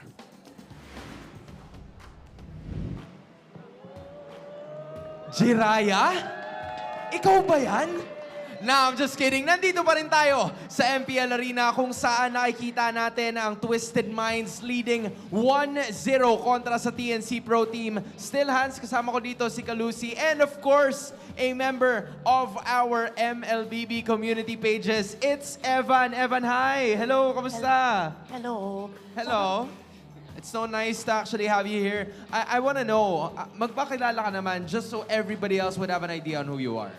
Ayan, so, hello, I am Evan Bonjibot, and siguro nakita niyo ko sa maraming discourse sa mga ating community pages sa Facebook. And ako yung dumagawa ng mga stats. So, kapag may nakita kayo mga Excel spreadsheets, ako yun. Okay, so for context, guys, this is Evan. In case lang na you guys missed it, this is Evan. Yung lahat ng mga nakikita nyong stats sa MLBB community pages, yung mga KDA leaders, yung mga ganyan, siya yung gumagawa nun, right? Yes. Numbers guy. Ikaw ba, Hans? Numbers guy ka rin ba? Well, I try, but I leave it to him, right? Okay. Okay, that's good to know. Okay, Evan, I'm curious to know lang, pwede bang i-share mo sa amin, ano ang nag-motivate sa'yo para gumawa ng stats this season? Well, to be honest, previous seasons pa ako dumagawa ng mga stats. Pero, dumagawa ako ng mga playoffs analysis kung ano mga kailangan gawin ng mga teams para makapasok ng playoffs or makapag-upper bracket. Pero this season, ginawa kong sipagan na week 1 pa lang, mapakita ko sa mga tao yung performance ng bawat players para ma-highlight naman natin yung ginagawa at yung mga effort ng bawat players sa mga laro nila. Alright, every week ba naming maaabangan yung mga stats mo? Yes, every week. Kasi nandito na ako, sipa lang, do lang. Tsaka ang kulay nung ano, I don't know if you saw. Color-coded. But it was so colorful, color-coded, all of the teams are there. Tanong ko lang, nagbabala ka bang mag-analyst by any chance? Kasi parang yun din yung ginagawa ng mga part members ng coaching staff natin eh. Is that something that has ever crossed your mind? Pwede naman. Gusto ko maging statistics major pero napunta ako sa ComSci. So, palay nyo. Okay, why not? You know what? Kung sakali naghahanap ang mga teams, you know where to find this guy. Makikita niyo siya all throughout. I also want to know, Kalusi, right? I think you still have one more question. Yes, and since topic na rin naman natin yung stats, ano namang masasabi mong analysis sa nangyaring game kanina? Well, para sa akin, it's all about team fight. And talagang galing ng team fight potential ng team ng Twisted Minds as, lagi na lang nakaka-pick off na tutuloy-tuloy lang yung team fight nila hanggang napanalo na nila. And we did see it. Kani-kanina lang, kaya naman the Minds got a victory in game number 1. The question is, will they be taking it all the way or will the Phoenix Army rise from the ashes and take the series for good? Ibalik na natin sa ating mga casters. Thank you so much, Hans, Luis, and Evan. All-star contributor to our group over there, the Stats Man. Big respect to all those people, man. I'm personally not a numbers guy. The only numbers I know are the numbers in the gym. And that's about as far as I get. 45 plus 45? Yeah, 135. 135. There you go. No, but Evan Jesus Bonjibot is also a top contributor to my page. So I'm like, oh, it's this guy. So whenever I post something and then, you know, it's something of substance, yeah, it's that guy. Yeah, honestly, whenever I see his posts, I study. initially think that it's from either someone in the back end involved in the production. Because it's so detailed. Yeah, because it's so detailed. I wonder how he's able to get those statistics. He's a computer major, apparently. Yeah, and he wanted to be a statistics major, but those are like kind of related. I don't know. It's a deadly combo. It makes it work. It's his passion and now his profession. Oh man, if only we could all do our passions and our professions Oh, wait. together. Wait, Oh wait! what? Oh wait! Oh well, oh, we're back. So looking at the draft here, game number 2, we do have TN.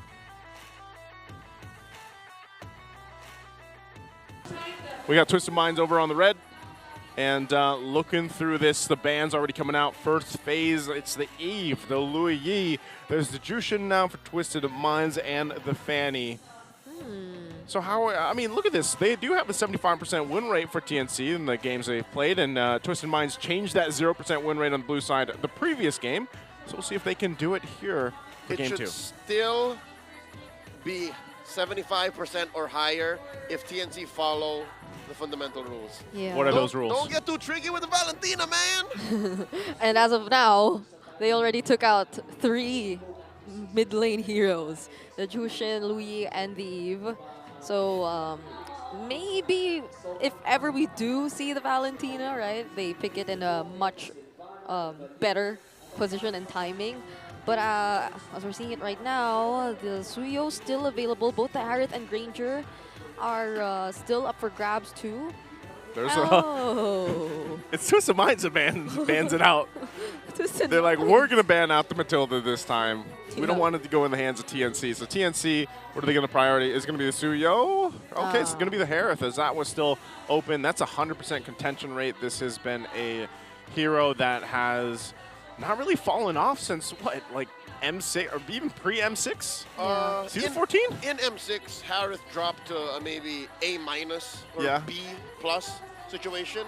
Again, his range is problematic. But yeah, currently, he's an S-class, like him and Granger. Yeah, I'm wondering if they want to pick up the Suyo here, though, or if Suyo they Granger? have something in mind, too, again, since they did debut the Julian earlier. They can go Suyo X. Yeah, but they still... Okay. Now they do go for the Suyo and the Cho. Chuyo. Chuyo. And this could technically, we could see this flexed, right? Yeah. We could still, depending on what's going to happen here for TNC, they could park Cho in the XP lane. They could end up going roam with it here. Not sure what they exactly plan to do just yet, and a lot of that will be the contingency on TNC. Now for them, what do you think they're going to go, Brig? Yeah, I'm thinking of if ever they do want to pick up their XP laner here as well, either the Badang. It's still there in some ways. I wouldn't want the Badang to go in the hands of Twisted Minds, knowing that there's a Harith in their lineup, but they pick up the Hilda instead. So the trend of rotational speed might just be the target or the priority here for TNC. Even getting the Nolan immediately before heading into the second phase. So at the very least, we're seeing no Mathildas, but the Hilda and the Nolan. Those are 2 quick rotating heroes immediately in the hands of TNC. Well, that's what Mr. Dan was mentioning earlier. You know, they do kind of need to be a little more aggressive in the early game, maybe put a little more pressure, maybe follow through on that, and those are basically 2 heroes that can really do that. We have seen before, though, you know, with, for example, junglers like King Kong, when he plays the Nolan, sometimes he just goes and farms off by himself, puts pressure on side lanes later, and kind of plays at the macro level, which they could do. I'm Dan. I said that. I know. They should have gone faster. You're welcome, Dan. So they're fine. Thank you, Joseph. So here's the thing. Twisted Minds now know what's in the gold. TNC's going to attack that, take out... How did the Granger not... There it is, all right. I was going to say, how did the Granger not get banned out? It had to be banned out. Like, there's no way. Yeah. But what's scaring me is the lack of mid laners still. Yes. Yeah. The Valentina might rear its ugly, beautiful head again. How can you not love the Valentina that way? Whoa. Well, it's a special shout out to. Oh, hey, I know that guy. That's Kylie. That's Kylie from Onyek. Onyek? Yeah. Wasn't he? Oh, that's Doggy. Never mind. Totally different people. It's a totally different person. Back to the draft. Tigreal here, taken out. There is no roamer still for TNC. What's left for the lover boy? Yeah, the Earthel is available though. Carry. If something tells me the lover boy gotta pick the Hylos. Yeah. Hylos or Gatot? Hylos or Gatot. But the Earthel, as I mentioned, might be an option for outplay, not unless they want to go for something else. I don't think we've seen a different gold laner though show up just yet in this season. So This is gonna be a Valentine again. Oh. If only we could play a Jiraiya. It's Master Jiraiya. Jiraiya. You said Jiraiya? Jiraiya. Where's the giant frog? I don't watch Naruto's. Naruto's? Since when did it become plural? I'm just. What? Hold on. It's Kufra. Hold up. I think yesterday's casters were excited to see this, and now it's happening. But it was on a different team. Talk a about different team. The ultimate counter to your personal hero, your avatar. Ain't no dashing around a Kufra. No dashing around here. All right. So outplayed.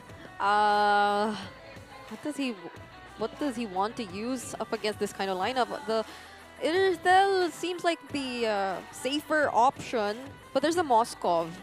There's a Moskov too, if ever he wants to consider that. There it is. Good call, Brigida. Yeah, so he's ready to out. Like this is the hero in the gold lane. I feel like for the outplay potential. Moskov is like the third best in the whole game right now. Yeah. You're looking at Granger, Third best. Harith, and then And Moskov. And then everyone else just follows. We might see a little bit more of the solo or split pushes come in, but like a balanced version of that alongside being part of the fights all the time too, since it really worked for Twisted Minds earlier. And looking at the index, somehow Twisted Minds might really have to be a little careful in the early to mid stages of the game. Yeah, at this point too, you know, for Twisted Minds, taking a look at the lineups here one last time, they're relying on the flickers. The athleticism is going to be strong with them here as they get into game number 2. We're going to find out if Twisted Minds can go in with a sweep against a team that's been actually doing really well, sitting at 2-0 right now, TNC Pro team, or can they go to a game 3 as we get a good look at these early rotations this time around. Will TNC step on the gas a little bit sooner? I'll tell you now, a preamble to the action. Hold up, in mid, Lancey down to half health, wings by wings, and a regenerate on both. All right, looking at Twisted Minds draft, all in all, they have less propensity to Ube. Yeah. It's clear that in game 1, like they were built to just go around together, but this lineup, I'd like to see them split. Yep. They need to play the map. Yes, beginning with outplayed even, maybe. He can be a little more playful in terms of where he positions himself, even during those objective takes that we might be seeing later on. But even in just looking at the mid duos of both sides, both can be really threatening in the early game if they work together well. Already flicker burned for outplayed. Not wanting to get taken down this early on. So good usage of that. A little bit of a response here towards the top side too. Yawi will find Escalera, but ultimately nothing is going to really happen here until that first turtle does break out. We take a look at how things are starting, some of the early build paths here, Brick. Yeah, early tough boots too. Outplayed, trying to keep a little bit more safer in the laning. Interesting though to see how Lord JM's the one being stopped from rotating first out of the EXP lane. So there will be some sort of advantage in terms of Twisted Minds positioning themselves though, but Escalera. Yawi finds him, puts him down to a quarter of his health, and just like that, Escalera has to hold this pixel brush as the turtle spawns. Okay, right now, holding it together. Escalera's quite low, so he has to be really careful on the approach. And here, Yawi already jumps in. Oh, feathered airstrike coming through. Lancey gets hit by James. Down goes MP the King. That's going to be a turtle secured for TNC. And the fight continues. James, Infernal Pursuit on to Yawi. The flicker back. He wants to find his old friend. TLID graduates. Yawi bouncing ball out of here. Zaida takes him down. I wonder why Yawi still went bottom. 1v1. Kozin takes down Outplayed. That was a solo kill. That was revenge from earlier. But Escalera will be able to find him though. The recall. Kozin, the smooth criminal, gets away with it. It was such a close call. But then again, TNC clearly, they're taking control of the early game. Also, despite what we previously mentioned about Lord JM and all that, it felt like it wasn't necessary for him to be there either way because Yawi was just on point with all those Tyrant Revenge, Tyrant Rage combos that he just kept using, and similar to now. Feathered airstrike answering back, the quick shoot pull, and Escalera gets sent 6 feet under. Oh, this Kufra's working wonders. Outplayed could be in trouble again. Harrod with the Zaman Force, Kozin dancing, forcing a flicker away on Outplayed. SOD, no one home. SOD not going to connect. A little bit of extra gold going in the hands here. Kozin, look at that. I mean, based on the solo kill and then that little extra gold on the plating, he's got a nice little gold lead now against Outplayed, and they're still focused here. He doesn't have flicker. And a huge XP lead. Dashes through away from Yawi's jump. Bouncing ball, keeping them at bay. Almost running out the whole gold energy shield down bottom. Yeah, even the junglers actually. Zaida leading 2-0 in terms of kills is already 1K ahead of MP the King. And earlier, it did feel like Twisted Minds, they were just able to have such a great early game because there was no one to stop MP the King from just getting his farm. He was highest in terms of gold when the game ended earlier, but it doesn't seem to be the case right now. There seems to be a bit more aggression coming in from the mid duos, Yawi and Lancy, so they're able to set up the brushes for themselves, and they're able to position ahead of time, and this might happen once again if they get to target down Escalera. Okay, we're going to start it here. Escalera might be looking for a kick. Half health on the turtle. They're just going to blitz it though. No really room to just even contest that. Nice try. Outplayed does throw out an SOD, hits someone into the corner. Best stay down here. And look at the rotation from TNC just as quickly going down a gold lane. Yeah, it seemed like they were just up top near the turtle pit a second ago, but Yawi again, how do you position yourself with your Twisted Minds? Just knowing that there's a threat, that there will be another jump! Yawi push the push, full-on combo, compromising and taking down MP. Man, this is what we wanted to see, you know, even last night. Right now, Yawi utilizing this Kufra to the point, just making it work. I mean, a lot of times he hasn't had to do anything fancy yet either. And maybe later on we see that, but there's such good timing on his setups. Oh! Uh-oh, feathered airstrike. All right, preemptive clear here by Lancy, forcing back Escalera. And that's, oh! The solo kill! Outplayed. And Kozin 1-1 now, flaring up with the recall. Oh my goodness. Kuzen just earlier with a solo kill, but James about to get bursted here. The Rift's not able to take him down. About 5 HP on James. Still 2 up there. That's Lord JM. One more hit. Don't get it. He misses. And the recall by the former TLID champion. This is the feud we were talking about. Yawi, he's down here by himself waiting for Kozin. Way of the Dragon, caught in by Escalera. Hajizi flickers through. Finally, Yawi goes. All it took was 3. Kozin drops the Salmon Force and the feathered airstrike. Lancy with the final blow. Up top, Lord JM wailing away at MP. Gets hit by the Spear of Misery, and he holds the brush. All right. They really wanted to get that kill onto Yawi right there, but checking out the items, still Kuzen leading up against Outplayed, but he's been able to gradually close the gap since he's been getting very important kills away from TNC since earlier. You wouldn't want Outplayed to catch up on this Moskov and open up a lot more possibilities.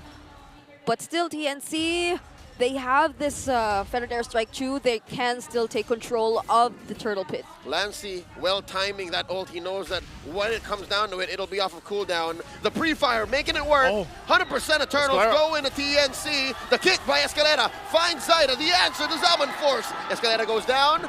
MP the King very low. One more. The bouncing ball dashes through. The surge. Lord JM with the final blow, taking down the King. And that was the disconnect that we've seen in the past from them. James. The answer, feathered air strike. Close combat, point blank, gets blasted by 3. Going back to the point, that's what we were talking about. Even for Escalera, he was by himself when he decided to go in for that Way of the Dragon kick, gets killed, and then the rest of the team falls apart. So now Twisted Minds finds themselves quite behind, almost 7,000 gold at almost the 8-minute mark. Yeah, and you somehow feel the difference of Yawi just really taking command of TNC and directing where they're supposed to focus and target their skills, but hold up. Up top, the Zaman Force used defensively. Kozin dashing back, the kick catches Yawi. He's gonna sacrifice himself here. He goes down for the sake of his gold laner. Okay, he goes down. Pick up here for Twisted Minds. Zyda's damage is actually even able to go ahead and threat James. Now James, he will get even more tanky on this Phobius like we saw in the previous, but so far with TNC's lead, with the confidence they have to move around the map, having 4 turrets down, and again, Twisted Minds has not, they just got their first one. That one does go down. They have to be a little more careful on how they approach these objectives. That's currently where the metagame is right now. As a Nolan, you're at a very specific position where you're #1 in burst. Even Suyo and Joy don't come close. Yeah. Yep, and even when Yawi went down earlier, Zyda on the Nolan, just given this mobility too and his presence of mind, just making sure that there would be a trade, that their gold lead wouldn't minimize as much. They took that turret down bottom, but Escalera, he's here alone again. Lord JM going to hunting, gets pushed out of that pixel brush. Escalera holds the Y brush. The rest of Twisted Minds coming through. That is outplayed all across the map. They do find Lord JM. 1 down, feathered airstrike, the answer. Escalera down. Already spending the EE. No home for the SOD. And it looks like it's a back for Twisted Minds as James gets popped here, traded out for with Yawi as TNC secures the Lord. The 1-for-2 trade. Unfortunate that Outplayed wasn't able to land the spear and join that fight. So TNC will go ahead and grab themselves the objective, only using Yawi. So still at this point, they'll be able to make more moves in towards the base of Twisted Minds at this point. Yep, and they're very decisive. They can just keep going for Escalera. He decided to prioritize the Dreadnought armor and has only recently picked up the Magic Robe. So they can feel the damage coming in from Lancy, who up to this point hasn't really went down yet. 0 deaths also on the Glowing Wall and the Wishing Lantern. So you could already imagine the amount of damage even if you are one of the supposedly tankiest heroes. Look at that lead in this lineup. in the jungles. Oh, that's a huge difference and gap that MP the King is dealing with. Yep, that's 4K. And they are just about to take out all the outer turrets. No Holy Shield as well for this bottom lane turret. Then there's a conceal coming in from TNC. There's a charge in, he jumps in. Yawi with the full combo, taking down MP. Outplayed, fighting at point blank range. This is not ideal for a Moskov. They trade out for Lord JM though.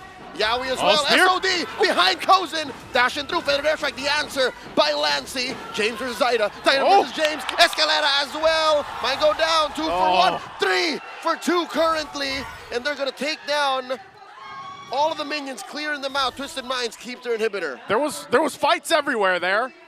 And TNC comes out on top of the fight, and they should be able to get a little bit more here if they can actually put some damage on the turrets. But so far, Twisted Minds does hold on to the base turrets. Yep, luckily for them, their main damage sources were the first to be able to walk away and keep themselves in a safer position. A well-timed Purify as well coming in from Kozen just to avoid that Spear of Misery and that threat of Twisted Minds getting to take him down altogether at once. And of course, Lancy being just very reliable. Even though the Curse of Pro did not exactly connect, it was timed at point wherein Escalera was invulnerable. That was already enough for Twisted Minds to disengage and run away. So still the lead can be still very much evident between these two teams. There is no direct answer yet whatsoever, especially towards Zyda. No one wants to get near Zyda at this point, not even Outplayed, and it's a very difficult position for Twisted Minds. Yeah, a very different game too for Lancy. You know, this time he's a lot more of value on the far side, like we mentioned. In in the previous game. He's able to pump out tons of damage. He's quite hard to catch himself with the Wings Y Wings, but then a Purify. And maybe it's going to change a little bit once Escalera gets a little bit more magic defense, because right now he doesn't have, he's only got really the anti-Karas finished, still working on the next defensive item. He might pick up the Athena shield soon, but once he does, maybe that helps. Again, there's a lot of magic damage here from TNC that they have to play into. MP is still trying to catch up as well, does just now pick up the Sea Halberd. So this next Lord, this might be another difficult fight. Yawi's going to go ahead and charge on up. He does have an immortality here too. Does not go coast to coast, instead trying to protect his front line. Escalera with the flicker and the kick, compromising Kozen, and there's the back line, looking for one. Lancey falls. James taken down here. Lord James looking to finish the job. Zaida just roaming around, waiting. MP the King holding on for dear life, and the steal. They walk away with something, trading 3 for 1. MP got the Lord. I mean, they delayed it for so long. TNC really took the pedal off the gas, but he still ends up getting the retry off. So Twisted Minds might buy some more time, but can they defend against the push that TNC is going to go for the base here? Yeah, I mean, even Escalera, he's always consistently able to look for the right targets, but the damage is not just there. But speaking of damage, Kozen drops the Zaman Force, clearing the waves, dealing a lot of damage. SOD coming in, outplayed, clicks it. He's there, popping Yawi's immortality. Escalera with the kick, not before the pop-off. Down he goes, gets another one. Double kill for Mama Coco, as outplayed falls as well. He's still going. James in trouble. There's Zaida. Immortality popped. Lord James in the backline punished underneath tier 3, and now TNT's gonna have their way with Twisted Minds turret. Oh, they have a couple minions to clear out, but this can't be the end here. This might be it. Salmon Force set in. No minions. No minions. Twisted Minds still live. They're still up. Oh my. Imagine Zaida, even in that very chaotic team fight, was still able to look for the right targets. Another feathered airstrike. Yawi goes down. Hajizi lives, but only for a second longer as Zaida pops him. Escalera down as well. SOD outplayed, holding on for dear life. It's outplayed, and James left here. It's over. Zaman Force on Kozen finishes the job. We're going to game 3. And they'll even out the series 1-1. TNC looked a little dicey at the end there, but they'll get the job done.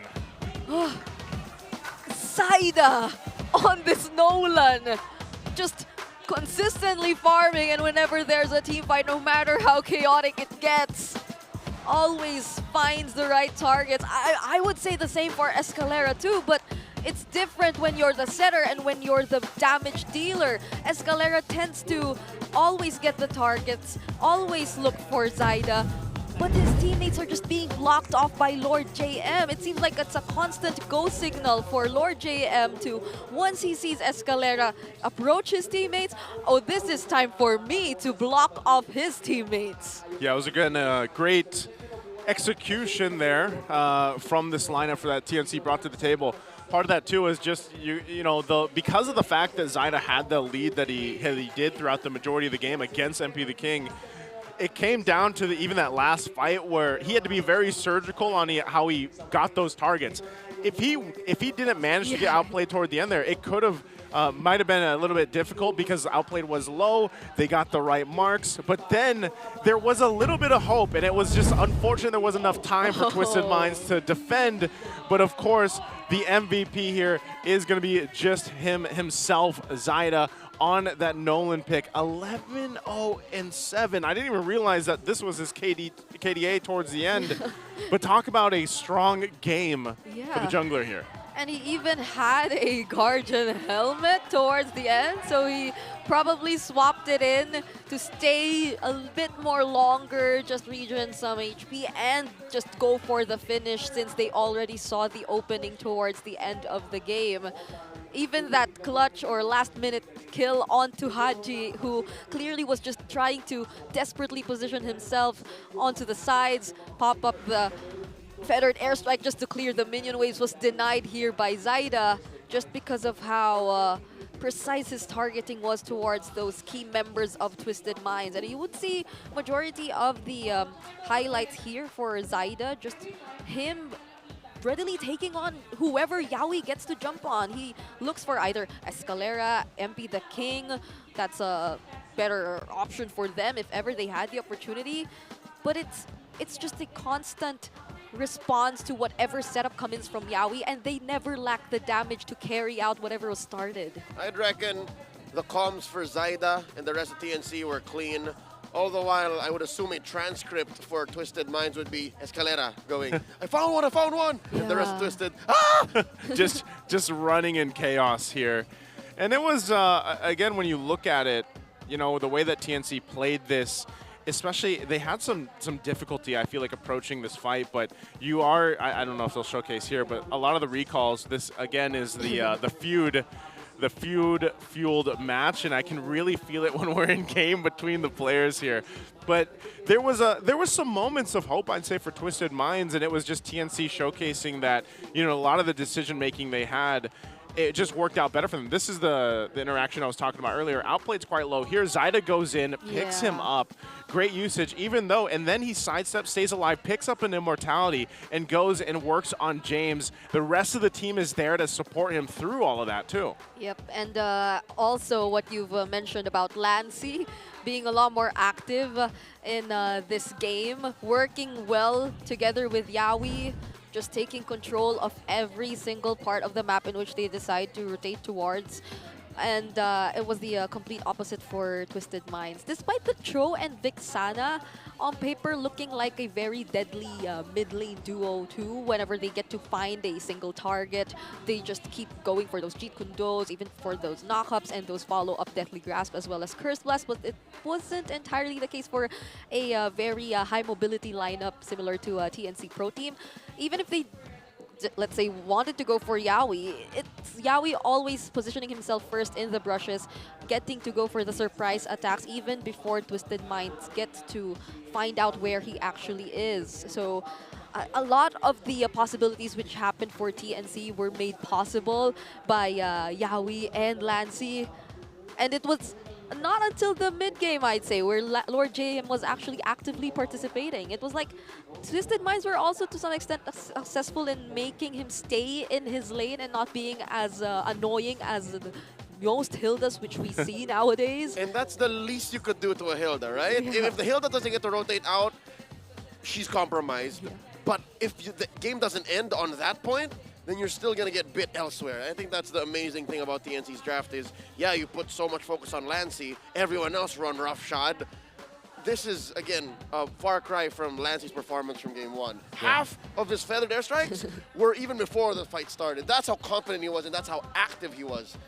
Yep. We see that a lot now, too. When the Farces do come through in a draft, it's that kind of preemptive feathered airstrike, like they'll use it early because they know by the time, even if they get someone down half health or so, that's going to give them an advantage to go ahead and pick up a kill. I mean, this is pretty crazy. Zaida, 1,051 GPM on this Nolan. That's just how crazy this guy was on farming. And the reason why, once again, that MP the King had such a difficult time, he was just gapped. I mean, at 5,000 gold behind. 3 levels. Zaida, 3 levels. And, you know, you still have to also be like, man, it's impressive that MP the King was even able to get that retribution off on one of those lords, but then still, when the team was spending the majority of the game behind and trying to catch back up, you know, at that point, it's just the cards are stacked, you know, against them, and it's really difficult for them to come back through. But still, I think even when it came down to the gold lane, it was nice to see that, hey, they had some 1v1s. Yeah. You know, I think what they end, 1-1? Uh-huh. I think there was only two 1v1s there. Yeah. There was a constant mini cam. So maybe they settle it in game 3. But also we've got this here, Zai Zen, the duo, ties the feud-fueled showdown. If you guys are just joining us here now, that is the story about this matchup. Again, a lot of these players in the past have either been teammates or they've been on similar teams or they've had their feuds here and there, and now they're battling it out against each other in this matchup against Twisted Minds and TNC. So that's why I'm saying, you know, when you see those recalls come out, it's fueled. It's fueled here. It's some sort of them being just so familiar with each other too, and knowing each other from way back.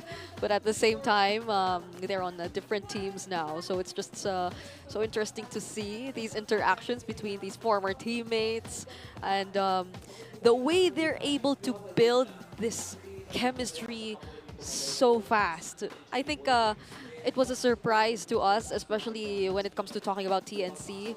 Whenever we mention how, yeah, these players, they've just been together for quite quite a while. Quite a while, and they've been having new players, but their chemistry, it's really showing up. I think it's definitely showing up. Twisted Minds, like I said, even though they struggled here in Game 2, we saw glimpses of the synergy in Game 1, so hopefully they're able to go ahead and replicate that and maybe get a win in the series against TNC. But before that, we are going to throw it over to the All Access segment with our hosts. Let's throw it over. Maraming salamat sa ating mga casters. Kalusi, Jiraya, salamat binabantayan mo kami ng maayos. Kasi kanina kinakabahan kami, no, Kalusi? Oo, at balita ko, hindi lang siya ang bisita natin ngayon, Hans. Wait lang, Kuya, kinakabahan ka ba sa kasama namin? Dahan-dahan ka lang, Kuya. Thank you, Jiraya. Sige, pwede ka nang, kasi nakapasok na kami. Ha? Salamat paring Jiraya. Dito muna tayo. Kasi guys, kakapasok lang natin sa MPL Arena. Hindi ko alam kung napapanood nyo na siya, pero mukha naman siyang pamilyar. Tapat mo nga doon ng konti. Sino ba yan? Sino ba to? Uy! Ay! Hello, pwede ba kaming pumasok? Okay, pasintabi muna. Ayan, mangangamusta lang kami. Sa lahat ng mga nandyan, ha? Alright, so ang ating official restreamer for today, walang iba kundi si Exort. Pare, welcome. Sige, dito ka sa gitna. Yan, dito ka sa gitna. Grabe. Ngayon lang natin siya nakita, no? Oo nga eh. Nakita ko nga kanina, akala ko sino yung sumisigaw sa tabi ko. Oh, pero ngayon, nandito ka na. Kamusta naman ang restreaming experience? Kasi dati nagsistream ka lang siguro sa bahay mo, pero ngayon, andito ka sa MPL. Ano ba pinagkaiba? Parang naka-tempt din tumingin sa likod kasi yun yung live talaga eh. Pero dito may delay. Parang naka-tempt din tumingin sa likod. Pero masaya rin naman overall. Masayang bagong experience. Okay, may pinagkaiba ba yung experience mo kapag nanonood ka lang sa bahay versus kapag dito ka live sa MPL Arena? May pinagkaiba rin. Tsaka mas masaya dito kasi rinig din yung crowd. Tsaka parang nakikita ko rin yung stage. Masaya. Parang nakamiss maglaro din sa on-site. Alam mo, buti nga nabanggit mo yun eh. Kasi sabi mo, nakakamiss maglaro sa on-site. Lately, there's been some questions or some news about free agents getting, back into the MPL stage na nagsisimula sila sa MDL. May chance ba na makita ka namin doon? Siguro this season wala kasi may team na ako this season eh. Siguro next season, makikita niyo ulit ako dito next season. We're about to find that out very soon. Okay, mainit yan. Invite mo naman, Exort, yung mga fans natin na manood live dito sa MPL Arena. So yun guys, Sige, invite mo lang sila, men. Gaya nung ginagawa mo kanina nung nandito sila. Guys, huwag niyo kalimutan supportahan lahat ng teams dito guys. And punta na kayo dito guys, masaya mo na dito.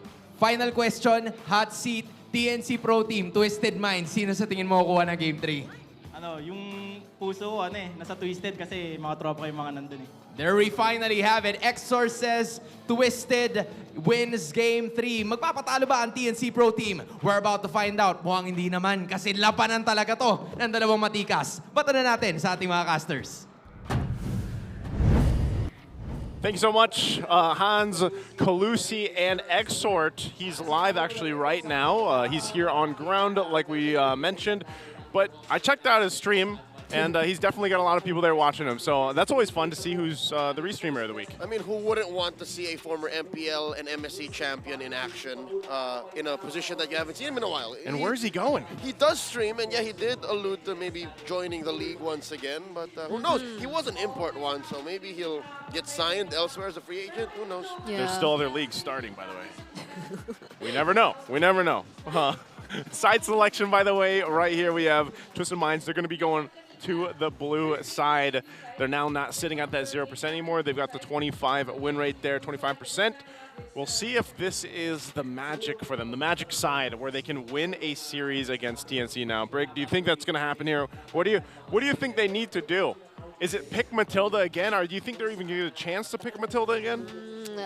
I'd say if they do want to go for that kind of approach, then it works, like it's a great start since your heroes work well together. And it was ideal for them at that point since there was little to no means for TNC to stop that combination, that Phovius Mathilda. I think they had little to no hold looking back at that game, so they were just able to keep going in for the fights. But if ever they do want to revert back to what we saw similarly in game number 2, then probably be a lot more coordinated for it to work since that's what it requires the most.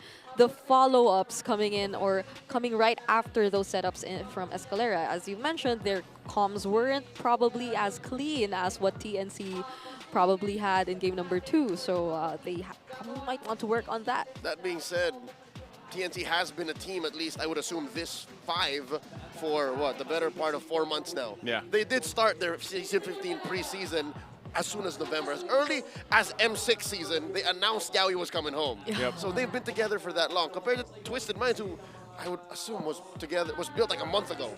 Built a month ago, and I mean, we had this discussion yesterday on broadcast about, really how does it end up working out when you have a team or a roster of multiple players and you're kind of, mixing and matching and you're trying different players in different roles. And now, for the most part, Twisted Minds mainly has just done adjustments in terms of their roam, where in the first week we saw Sensui, now we're seeing Escalera, and so far, again, there's not that much data just yet, but Escalera seems to be working out. I think one of the big parts, though, is still Escalera has to allow MP the King to have a good early game on the jungle. And the thing is, it's not the only problem they have to deal with. Yeah. I'm excited to see if they can prove us wrong and beat TNC when TNC gets a decent draft.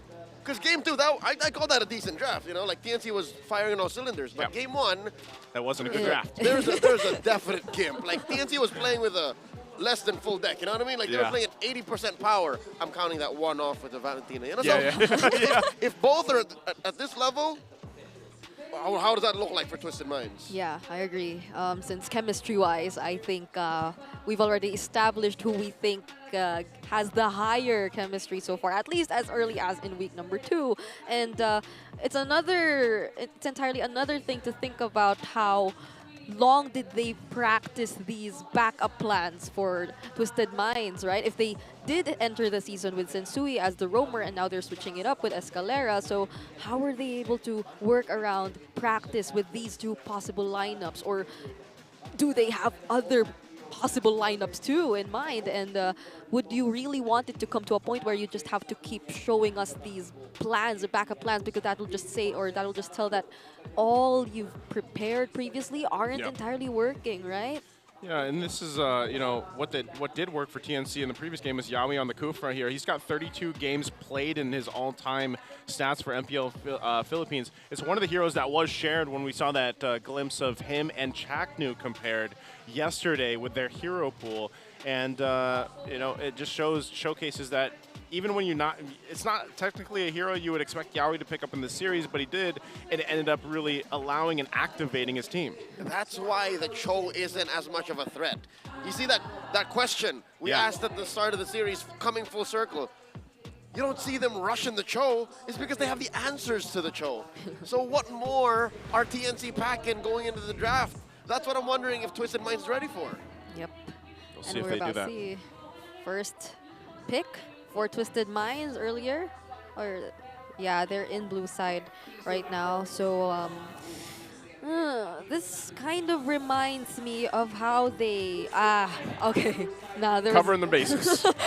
there's already an immediate answer right now from TNC compared to earlier, but I think they, in this case too, if it's still open, I could see Twisted Minds still kind of prioritizing even the Harith, like if it's not banned out. It just seems to work out better if they do get their hands on it, and again, unless they want to trade something this time around. Instead of fighting against it, since the attempts coming in, especially from Escalera earlier, you wouldn't want to face that against a lineup with a Harith again. You'd have to take into consideration so many targets, if ever that is the case. So at this point, the jungler trades are still possible for both of these teams, actually, or unless they do want to go for the Harith, since Kuzen has been having a really good time on the Harith earlier when we saw him play in game number 2. Yep. last ban though for TNC. We'll see if they actually decide to take that out. There's been some swapping too, where it's like, usually you see that Fanny band out over on the red side, but just Twisted Minds has not wanted that to go in the hands of Zyda. And I really got to say too, for Zyda, we talked a little bit about, before when he had to step in the shoes back in for Carl Teasy, he's really improved. Like his play style, his confidence, I would say, just as an individual player has really improved. And he's also just got a great hero pool of junglers. Now, the Harith is banned out, so what does this leave priority-wise for Twisted Minds? What could they be considering the Joy instead of the Suyo? I mean, if they want to be a little more focused on the targets or the priority on the heroes during the team fights, there will be a much clearer direction for MP the King to engage whenever there is a team fight if he gets the Joy, and they will be picking up the Joy instead. But there's an immediate response with the Granger Badang. No need to rush the Suyo. Yeah. So you get a Granger plus X. Yep. Which the Badang's been kind of slept on, in the series so far. So this comes through, and right now is just such a quality pick in the sense that you disrupt the team fight flow a lot of the times, and you can even go ahead and catch some of those more mobile heroes that Twisted Minds might try to bring up. Yeah. Escalera, could he be considering a similar hero as earlier? Would he be revealing the throw immediately at this point, or will he want to reserve it? I mean, there is the Jawhead possibility too, but there you go. So it's the Joy and the Cho together paired up for Twisted Minds. And TNC finishes off their first phase draft with the Suyo. All right, so far so good. I'm looking at the checkboxes, follow patterns, confirm your essentials, confirm your cores. Both sides have done that right. Yep. Take those in, and then now the focus on some of the mid lane options for both sides here. I think we still eventually see a Farsa come up if it's not banned out. Seems to be one of the heroes. What are the top heroes in the mid lane right now in terms of success? Farsa, the Vexana, Eve. That really hasn't changed that much. Loyi. Weirdly enough, mid is wide open compared to the other roles. It is, but it's just like these heroes just do it better. And they get banned out really hard. Like there's always at least 2 mages banned in the first phase alone. Yeah. At this point, I think it's the Sicilian, Vexana. Loyi? That's right, Loyi. Yeah. So many heroes to consider in mid. Eve still sometimes. And then in the right situations, Valentina. Some teams can get away with it. I'm going back to Aurora the other night. This game 3 might be one of them. Yeah, I was gonna say game 3 so far. It could be one of those games. I don't see a Valentina spot just yet. There's a Jawhead band. That's a good choice because usually that's paired with a Suyo. Yep. So that'll alleviate some of that pressure that combo does bring to the table. So TNC on the response here to pair this up. We'll see if they end up picking their mid lane option. Again, the Farce is still open. Could just go for that. Not that. Don't do it. Yeah. February's over. Unless they want to go there for... Yeah, okay. So they go for the Farsa instead. My gears almost got grinded. Turn into Mr. Neil over here. Turn into Midnight. I'm sure Midnight would say the same thing. Yeah. He's in the arena, by the way. He's not working today, but he's here. I'm sure we share He's the probably sentiment. ranting somewhere. We share the sentiment. He's enjoying and ranting at the same time. Hey, he deserves that day off. He did some play-by-play yesterday, so. After a long time. Whoa, debut? Another debut? Oh my goodness. Hey, you know who plays a lot of Kadira? Who? That guy in the restreaming booth. Exhort has held, legend says, Exhort held global #1 Kadira for like 6 months. This is so... That's legend? Man. Might be real, might be true. That's folklore. Oh, and it got a Kapcha. I believe he did, yeah. I think he was one of the notable Kadita users. But this brings me back. And the first time I felt there's a chance we might be seeing this is when we saw the Novaria Selena come into play, and it's it gives up the same feeling, right? There's a Kadita once again, and it's Hajizi using it. So what does TNC Pro Team respond with? There's no Jawhead, there's no Tigreal. Hylos? Do they just go a Hylos here? Or? There's a Khalid, but Did you still want to go for that? At the most, it's... Debut pick again. It's going to be an Akai. Wow. That is an Akai roam. Oh, okay. You want to know the hero pool? I mean, there's a smile on his face. And we're going to have another new hero debuted here. A whole lot of debuts this week alone in week 2. Back-to-back Yawi picking up heroes for, I would assume, the right situation. Yep. We'll say that's true if they win. If they win. Yesterday was the R-Lot too, making its debut. Yeah. There was the R-Lot, there was a Novaria. Uh-huh. Today it's Akai, Kadita, and Julian so far. Yawi walked into this weekend saying, I'm just going to flex my hero pool. and it worked so well for them. Man was throwing arrows yesterday like it was Robin Hood. Now he's spinning. Now he's spinning like a Beyblade.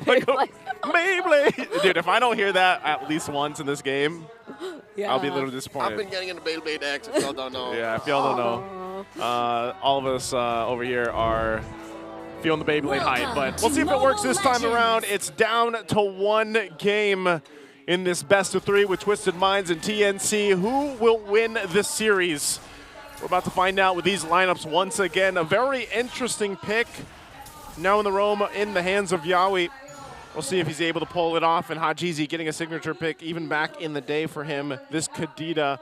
And will MP the King actually be able to get the tempo that he's looking for on this very tempo-based hero, the Joy? Yep, I was starting to think of that too, since the mere presence of an Akai kind of makes it harder for a Joy to engage. It's also the presence of a Badang, but at the same time, it's similar to the way how Ruby roams have been a lot more have been picked up a lot more often For the disruptive, ever since the nature. Joy has been adjusted in some ways wherein it's more easy for you to disrupt the Joy whenever he tries to go in for the engage. But now it's an Akai, it'll be a much more ultimate dependent type of disruption. But knowing Yawi, I feel like he'll be playing the more aggressive Akai, going in for the setups rather than just waiting for something to happen and then going in for the counter engage. Yeah, part of that too is, I mean, it's been a minute. You know, it's been a minute since we've seen really the Akai picked up once before, used in, you know, the jungle at one point, and then even the XP lane for a little bit, and then now even in the roam in certain players' hands, like Yawi here. So I'm wondering really how they want to play a part of this, because they could use it in a couple different ways. And considering the fact too that you have a Badang with you, you have your Farsa to lay down some of the feathered airstrikes, you should be able to lock people down based on even playing into your Badang skill set. So I'm wondering what kind of magic they'll pull out of their hands here for TNC against Twisted Minds. Meanwhile, they're playing around with a lot of just mobility here. What is that? Reverse sweep? Yeah. I mean, he was sitting in the TNC side of the arena. So. Yeah, they're just very, very supportive. The Phoenix Army, now more than ever. This right here is still the Phoenix Army. I always wondered, like, if I was sitting in the crowd, like, what would I show? I know. What? I'd show What you would pictures show? of my co-talents. Stolen pictures. Stolen photos? Do you have a lot of those? Yeah. Well, you know who's got a lot of stats? It's Hajizi. He's got 3 games played on this Canadian. Wait, only 3? 3. For the all-time. Oh, and it hasn't Wow, I thought had he that said much of a... To be fair, he's played a majority of his early career as a jungler. Yeah. And then as a roam/mid. And then a roam/mid again. Well, you know, he's got 3 games played. I feel like I've seen him play it more than that, but maybe not. But this time we'll see if he's able to go ahead and pump out that burst that we're used to seeing with the Kadita. Oh, which reminds me, Yawi used to play that hero too. Look at this, Zaida already vertical jungling. He's crossing over, and he went in unpunished, giving TNC a 500 gold lead. Wow. For nothing. I wonder what the idea there was for Twisted Minds. I mean, right now, Escalera kind of already has information, but he's already done what he has to do. So now checking out the items, And I mean the emblems, Hajizi, it's been a while, so we're seeing Rupture, Pull Yourself Together 2. So we might be seeing a lot more Petrify combinations come in. You would really want to keep interrupting TNC from getting their momentum. But this is a Flicker Akai too that we're talking about. Yawi headbutting into that brush, forcing out a response. I think Twisted Minds was ready to collapse on him too. Yeah, they're ready for it. Again, leading into this first turtle. A lot of kind of back and forth. Lancey almost with the level 4, should have a Feather Airstrike by the time this fight breaks out, unless... But Escalera will try to delay it. Takes a lot of shots. No, Escalera down to a fifth of his health. MP the King looking to clap back. A lot of damage onto MP. And that's Lord JM flickering back. Doesn't go through the wall just yet. A lot of ult spent there. Yeah, and Yawi's already level 4. So all the while that was happening, he wasn't there. He was getting his level 4. And fortunately for TNC, they were safe, no casualties whatsoever for Twisted Minds, and all ultimates were wasted for Twisted Minds since they weren't able to necessarily get a kill. Clean scramble, leading to TNC getting a free turtle. They got that like that. They got it like that because of the fact that Twisted Minds just really didn't connect on what they were looking for. And they might have, attempted at least utilizing the ultimates they had. And once they lost all of them, TNC just knew, all right, we can go ahead and just clear this objective out. That they do. And so they hold on to a very minor lead right now. Twisted Minds still not too far from being able to set things up as we take a look at just how they rotate up here. Yawi's been given a lot of information too, but I would say at least for MP the King, he's pretty much keeping up this game. This game, at this point, in the previous game, he was already fallen behind. So as long as he continues to farm up, he's even got just, he's able to secure his buffs alone. The damage from a Joy has been pretty crazy when you look at the games when it's picked up. And so with that kind of speed, that kind of mobility and damage, Twisted Minds might be able to win the next turtle. Oh no, Zaida jumps on Hajizi! Wow. The young Salik Imam didn't see that coming! He was left alone in the mid lane. And I mean, we were supposed to, or I was supposed to mention too, that yeah, aside from the fact that MP the King can be able to keep up a bit more in this game, he can be playing a lot more connected alongside Escalera with the setups. And those are some of the possible plays from Twisted Minds, but not hopefully at the expense of always leaving Hajizi alone. TNC have been getting the kills onto this mid laner. He hasn't been setting up the surprises just yet, even on the Kadita. Yeah, I think part of this too is just you're the dead lane and the XP lane for now, but it looks like Hajizi goes there. He might be setting up a pick here in the bottom. Oh no! How about this? Oh! Lord JM flickering back, survives with the extra shield provided by his skills. Thank God for that Badang's passive, he lives. And now you don't have rough waves, so that's information that TNC can just go get this turtle. And another sequence of plays that allow for TNC to get a Lord from underneath Twisted Mind's nose. Because they were fighting elsewhere, the objective is free, but Twisted Minds does wail away at the gold down in the XP lane. That allows for them to equalize, but how is Lord JM doing this? How is he taking on two dudes at once? He's literally just hanging out there. How is he still there? They might go for it again. One more time, round 2, fight. Cracking him, breaking him, and he still lives! Oh, man. Twisted Minds, they're settling for the trades, but even then, they aren't able to make the most out of it. It's actually TNC Pro Team who might be the ones to get a turret off of Twisted Minds first.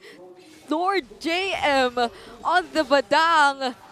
He doesn't seem to be threatened at all, and Yawi's been doing a great job, even on the Akai, just making sure that everyone in Twisted Minds is within vision. It's crazy because what Yawi's mostly doing is just staying in bushes. Like, he's just prepping the headbutt. There is going to be a conceal. There's a jump, though. Wings by wings on out, and there's the response, Yawi. Yawi looking for one, flicker, and a heavy spin, serving up James to the rest of TNC. Lancey goes down, traded out 4, and the way the dragon by Escalera goes in very low, does back off, fires off a few more shots, serving up a kill to Zaida, traded out 4. 2 for 2 so far, and Yawi lives, but just barely. Oh, that was a close call too for Yawi. But Lancey and Zaida are down. Those are 2 important members from TNC. And MP the King, he was just able to dance so well around the members of TNC, using the electrifying beats right in time to take down these two key members. Even Hajizi, prior to that fight which happened near their Tier 1 turret, his timings on the rough waves, it was just perfect. It was timed at a moment where Lancey had no purify. But speaking of Lancey. Speaking of Lord JM. Oh, more action up top. We didn't see it coming. Kozen goes down. What is going on? Lord JM, he took down the mid turret. He kills MP the King. Well, look at this guy. Who's going to stop him right now? Okay. Well, Twisted Mind's going to try. He's got 3 on his tail. Yawi pushing back on him. Escalera here, sandwich between members of TNC. Zaida secures the turtle first before the fight breaks out. Yawi with a heavy spin, putting him up against the wall, looking for that spin finish. He gets knocked up, taken down here by Outplayed. Third airstrike pushing back the rest of Twisted Minds. Okay. Yeah. Yawi does go down, but at least, you know, Twisted Mind gets a kill there. Yep, he just probably really blocked off the way. There weren't enough members, or there wasn't enough damage yet from TNC to take down James, which was the one targeted with the heavy spin. But then Escalera was there too, trying to zone or actually get some information from TNC. It just keeps on repeating. The fights are getting separated, and that does not favor Twisted Minds at all. It's crazy because of just how much damage Lord JM's doing at this point in the game. He's got Oracle, he's got the Thunderbelt, right? And he's a threat. And he's gonna go ahead and stay on this side of the jungle with the rest of TNC. And they want to make the work happen here already for this buff. Escalera here tries to catch Lancey, no dice. He gets punched into a wall, serving up a kill to Kozen. And that's Hajizi finding Kozen, walking away like a smooth criminal. Yeah, we didn't even use his heavy spin during the entire time. It feels like for TNC, the person assigned to either disrupt and defend or protect his teammates is mostly just really Lord JM. But he's doing more than just that. And Yawi always tries to reserve his skills, his ultimate, to engage and to set up against a member or two from Twisted Mind. So it hasn't reached a point where TNC are forced to use their skills defensively. They're playing this exactly the way they want to. Yeah, it's funny because literally Yawi is just cosplaying like a ward right now. Like he is just Vision, and he even went the Athena Shield first item because the most threat over here is literally Hajizi for him right now. And he can go ahead and continue to build up these defensive items, but now that the Lord is up, his defensiveness is going to help him out, but also just locking someone down at this angle. The odd angles we're so used to seeing Akai's find. And with the help of having Lord JM and just the massive amount of damage Lord JM's been able to do, that's something that Twisted Minds has to watch out for. There's Yawi just checking things out. Athena's shield there to help him out. So still no commitment just yet. We'll spot out two from the upper side. They might press the go here on the Lord now, though. Lancey presses the button here, firing off, gets canceled. The AOG purifying out of that one. In comes Escalera. James down to 5th of his health. They pop Escalera. Kozen gets a kill. Outplayed as well. Way in the back line. Finds Lancey. Yawi chasing him with the spins. Twisted Mind secures the Lord without a trade, though. Taken down. Outplayed. Who is this? All the way back. Oh my God. James goes down. And Hajizi's still alive, but just barely. 4 for 1. And a Lord. Twisted Minds walking away. I'm not too sure they're happy with that. Yeah, it took so much from TNC to get to shut down Outplayed, who was able to use the heavy crossbow in a almost perfect position.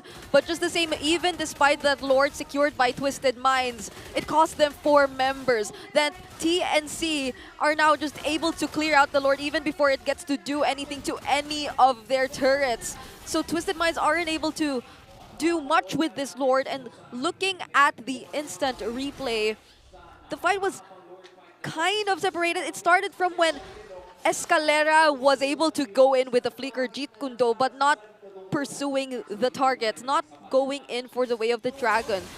He didn't seem to find the right person, and from that point onwards, Twisted Minds was just unable to respond, and they were unable to carry out whatever he started. Yeah, and again, even as we take a little breather here, even with that Lord, it cost them so much, and they didn't get anything.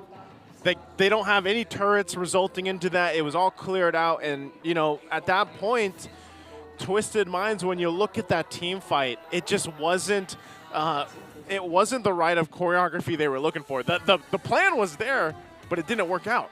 But at least now, approaching the late game, their fight looks better. It seems like if they lean into TNC's initiations, TNC overshoots themselves. That's what that looked like to me, that last team fight. If they're able to overshoot where Yawi wants to position them, and they can compromise Lancy's feathered airstrike, then maybe that's a start.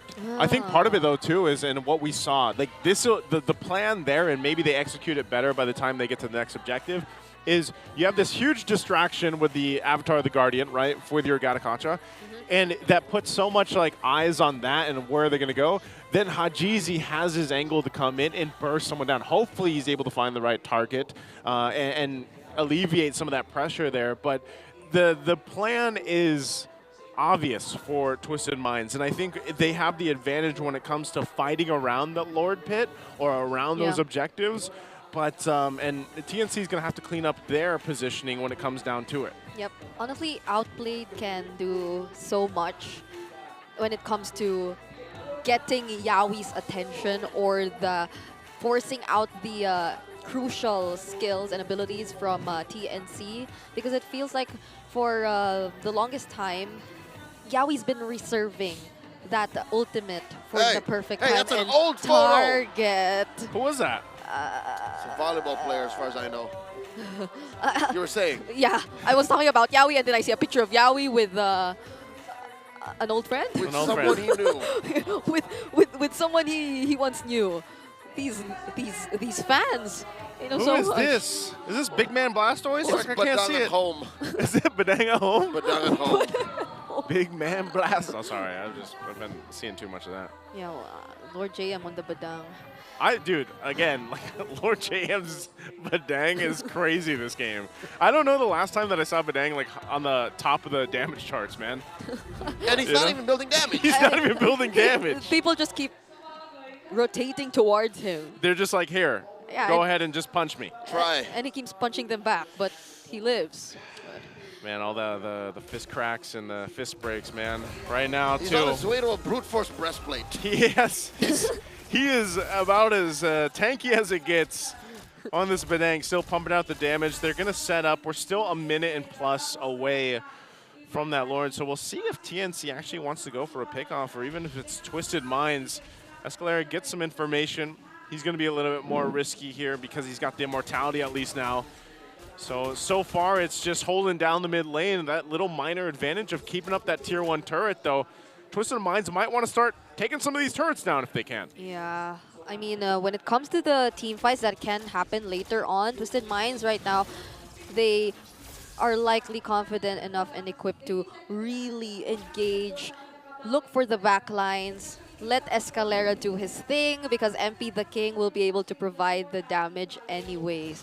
And once that happens, it wouldn't be so great for TNC to split up, unlike what we've been seeing in the previous games, because you would want the heavy spin to bring the opponents or to put the opponents in a position that will be easier for your teammates to throw out the damage. But what has been happening is, if he either doesn't get the right targets, he gets the tanky ones, or he just uses the heavy spin and keeps trying to chase for either Outplayed or MP the King. But these two heroes are just so high in mobility, I don't think the heavy spin can actually keep up.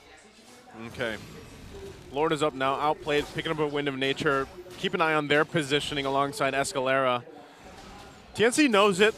They'll go ahead and check that side, keeping it together. Hajizi also ready to pull the trigger if they need to. They might do it here. Escalera with a concealed play, push in Lancy out of that brush. And the answer by Yawi, coming through. Lord J with a flicker of his own, does not pull the trigger. There's still massive ults here for both sides. Escalera pushed out. Zaida wailing away at the Lord. James holding on his AOG. They're going to go for it. Half health now on the Lord. Can they contest it? Down to a 10th. Who's going to get it? Zaida secures. Retribution. Hajizi. Pop by Lancy. Point blank. Feathered airstrike. Double kill for Lancy. Escalera got to go down here as well. TNC. Clean. Save for Yawi. He gets a spin finish on him. 1 point for Twisted Minds as TNC march down mid. Kozen did such a great job poking Outplayed, forcing him to retreat and regain some HP before re-engaging, but it was too late for the Twisted Minds. This could be the end angle. They're going for it. Like a phoenix rising through the flames. MP the King down. They're going to go for it. An extreme finish. Violence upon Twisted Minds base. There's still minions left. TNC taking their time. They're still in the game. They're still in the game. They're going to clear out the Lord here. But TNC gets 2 of the base turrets. Not sure if they get that last one. But it looked really dicey there for Twisted Minds. Able to stay in the game, but man, TNC with a dominant team fight. Yeah, I mean, they didn't have to worry about the damage coming in from Twisted Minds anymore. Again, going back to the idea that once Lancy was able to spot out both Escalera and Outplayed, since they were together earlier, then Kozen was just able to constantly throw out the Death Sonatas, make sure that Outplayed wasn't full HP anymore, wasn't comfortable enough to engage in the team fight, which was about to happen in the next few seconds. So just as Outplayed was trying to regain some of his HP, targeting some of the jungle creeps, that was when TNC decided to engage. It wasn't even perfect for them. There was a flicker fist break from Lord JM which did not entirely connect. But once they were able to out-sustain or stay longer in the fights, once they were the ones who had the higher damage output, then it just worked so well for TNC. Yeah, with this lead that they have themselves now, it looks like they at least just want to get this last turret, and then I expect them to go set up the Lord about a minute away. Feathered airstrike being used artillery-wise. Conceal's going to be used. Yawi looking for the Escalera catch here. The flank by Twisted Minds. Is this the one they wanted? Heavy spin coming through. MP the King dealing a lot of damage. Yawi displacing MP the King. The King falls. The kick by Escalera. Zaida taken down. Double kill for Outplayed. Down goes Yawi. Down goes Jojo as well. Outplayed not going to survive. With the nature not going to help you against these two. Kozen is a maniac. Kozen is online with a maniac, and you see the cam in the room. They're ready to go for the victory. That's the last inhibitor in the pocket. A burst finish by TNC on the horizon. Hajizi fighting for his life, holding through by Lord JM. And underneath the base, some minions, some damage. AOG from James. It's not gonna last longer. TNC continuing to rise 2-1. And TNC Pro Team will maintain their streak now at 3-0 after the victory against Twisted Minds. A maniac to finish off the reverse sweep. What a way to close out the series. With a groove and flair to finish on top. Did you see the moves? Oh, the moves and grooves. Great, dude. I can't wait to look at that again. That last team fight. I mean, I'll probably go and look at it myself. Thought you meant the dance. The dance too. The dance. The team fight.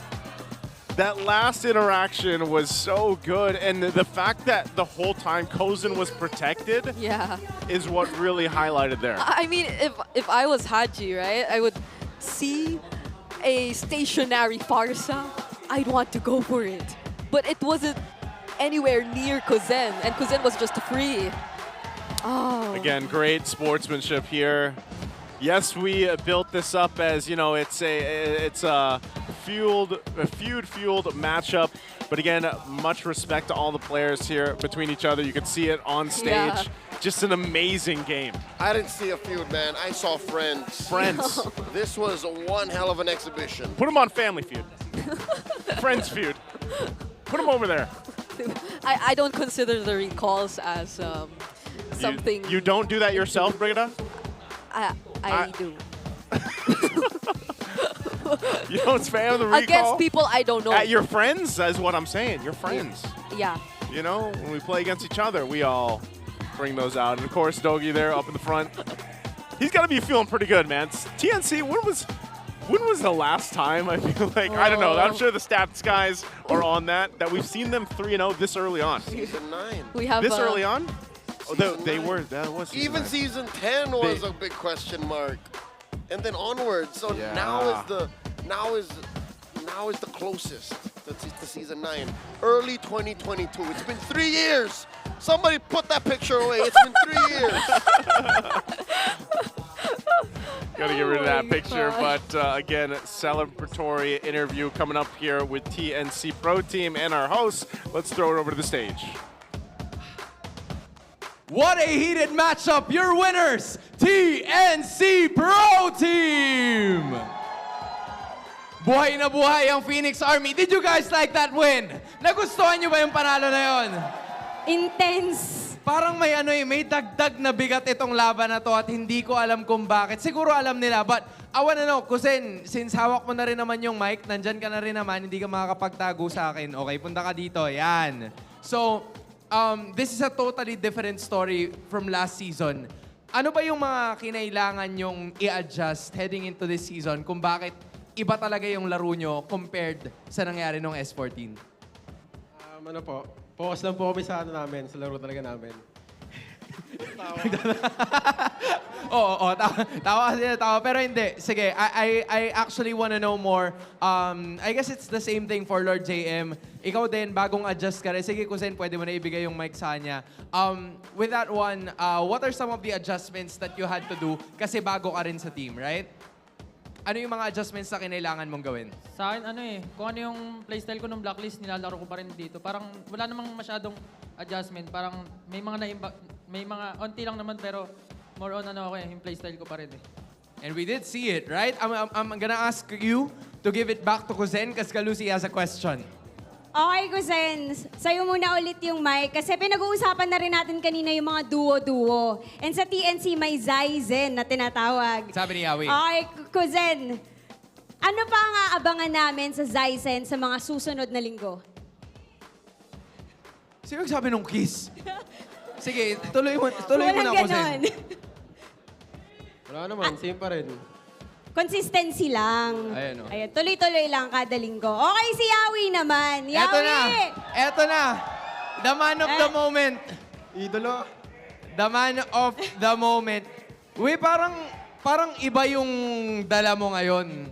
Iba yung dala mo ngayon kasi pag kinakausap kita sa loob ng playroom, shy boy, mysterious guy, ganyan. Pero ngayon, sinayawan mo eh. Paano ko nga yan? Ano yun, coach? Ano yun, coach? Ano yun? Sample. Sample? Sample daw. Sample. Sample. Isang bini ba, Yawi? Sample. Hindi, wala na daw kasing kalaban. Wala nang kalaban. Okay. Nakita naman natin. Sige, arap ka pa konti. Okay? Medyo tumatalikod tayo. Ano na lang siguro yung mensahe mo sa mga nakalaban mo? Kasi parang iba yung gigil mo ngayong araw eh. Nice game sa kanila, nice game lang. What? Nice game. Next game na lang daw. Next game na lang. Ako may tanong pa ako sa'yo, Yawi. Okay. Kasi I'm sure marami kaming nakapanood dito ng vlog ni Boss D. And tuwing panalo nyo, may reward. Ano masasabi mo? Mas motivated ka bang maglaro ngayon? Hindi lang dahil sa reward, pero syempre, nandyan ulit si Boss D. Actually, yung reward 5K per game, di ba? Ngayon, 10K. Ay!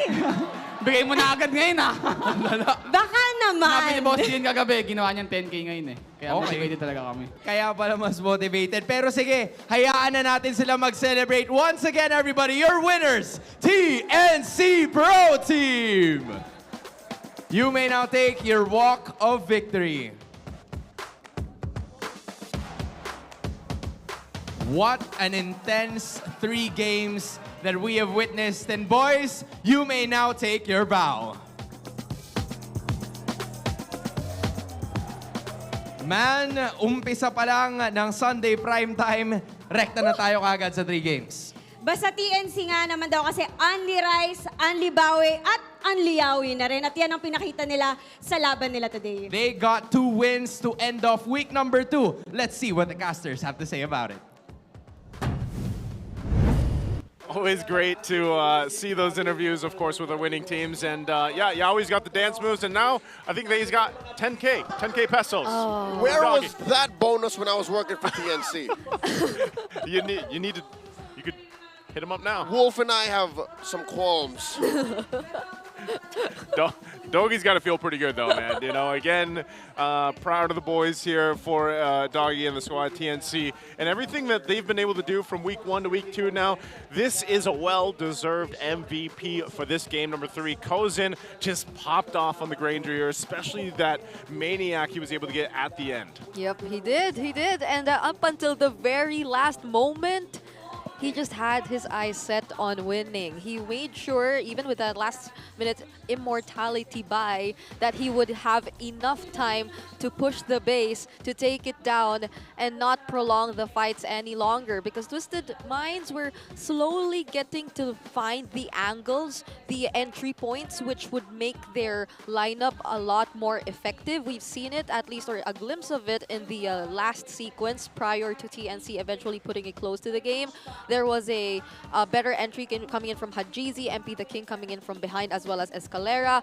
But TNC, given the fact that they weren't able to take out Kozin first, and that is also due to Kozin just being able to position himself really well whenever there's a team fight, and I think you'd see it multiple times here in the MVP highlights, such as this. I'd also say it's part of his teammates being able to just show him immediately of whatever threat could possibly come up, but he himself, right? He was never targeted here by TNC, not even when we mentioned they had a lot of ways to find the backlines. Yeah, even there, you know, towards the end, good try here, effort from Twisted Minds, and I think overall in the series, really good effort from them. I think this was, so far, I would say the best that we've seen them play up to this point. And again, they have gone with a couple different iterations in their roam.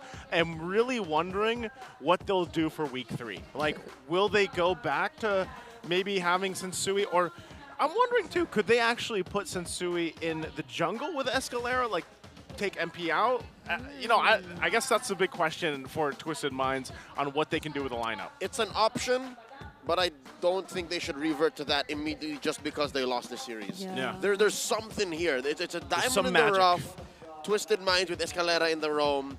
But all in all, Zaizen don't disappoint. Like the fact that this gold and jungle core duo have performed the back-to-back, earning TNC the reverse sweep, like the hype was real. Yeah, it was multiple times wherein Zaida would come in at the right moments, even securing objectives right when we thought TNC were just about to disengage or not pursue the fights any longer. Some weren't entirely favorable for them.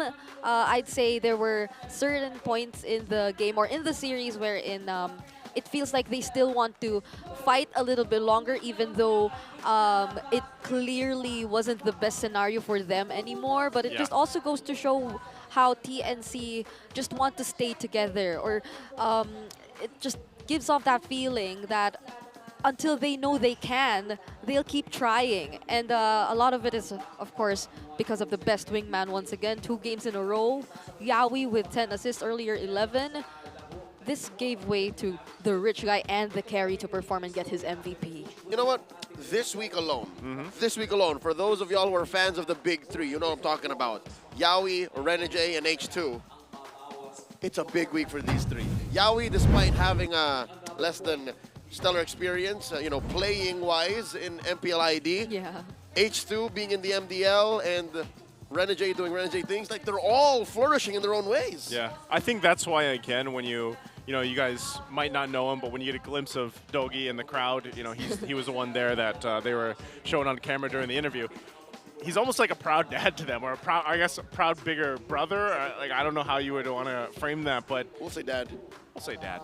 There are a lot of interviews which show just how close he really gets to his players. He becomes afraid of losing them again, parting ways with them, but that's just how it goes. Here we go. We got a little shout out, of course, from Liber Timor Omambat Batita. Apaka Intense, best game.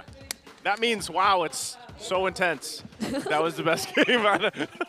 But yeah, it was. I really think that I was personally surprised that this game went 3 games, honestly, because part of me was really just thinking that TNC has been so on fire, so hot lately in their games that they would have gone into this with a sweep. But then, yeah, like you mentioned, Leo, I think just that draft that they had in game 1 was pretty questionable. So, but they still come through. They win the series. We're also going to hear how they sounded with their comms for that game win.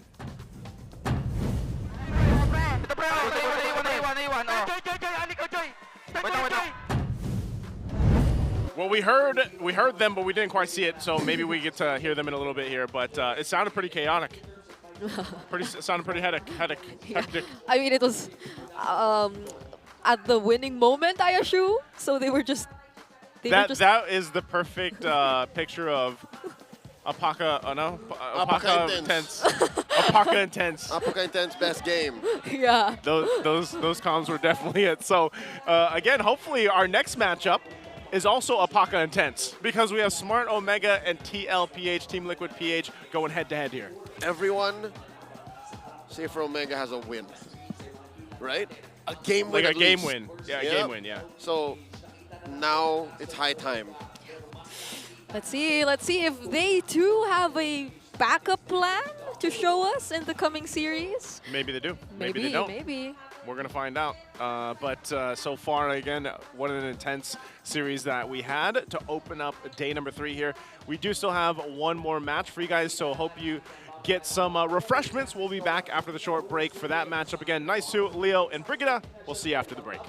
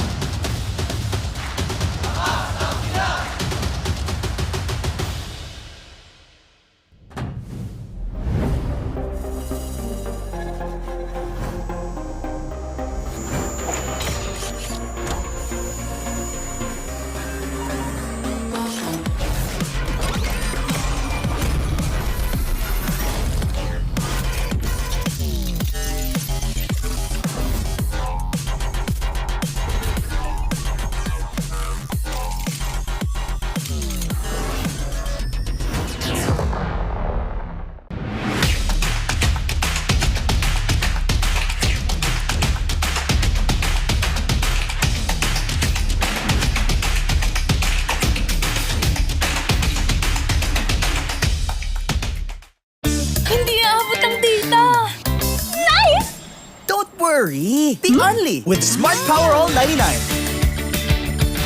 Hindi nabitin with 10 gig data plus only Facebook or TikTok and more. Load now! Who needs to go to a concert when you can own that stage with your friends? Enjoy a night of impromptu bowling tournament.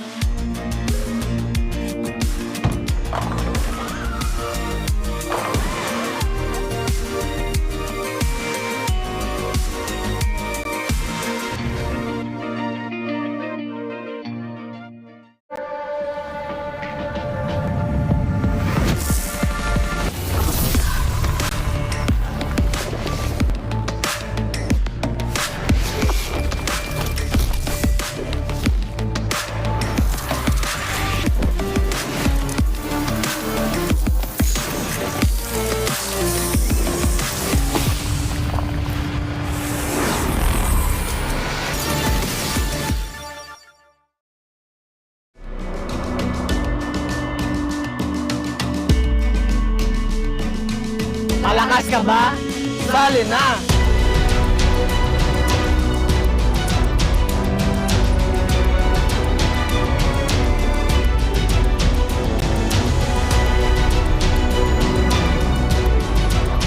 Kita Kids. Kita Kids. Kita Kids. Kita Kids. Sa MCC Season 2.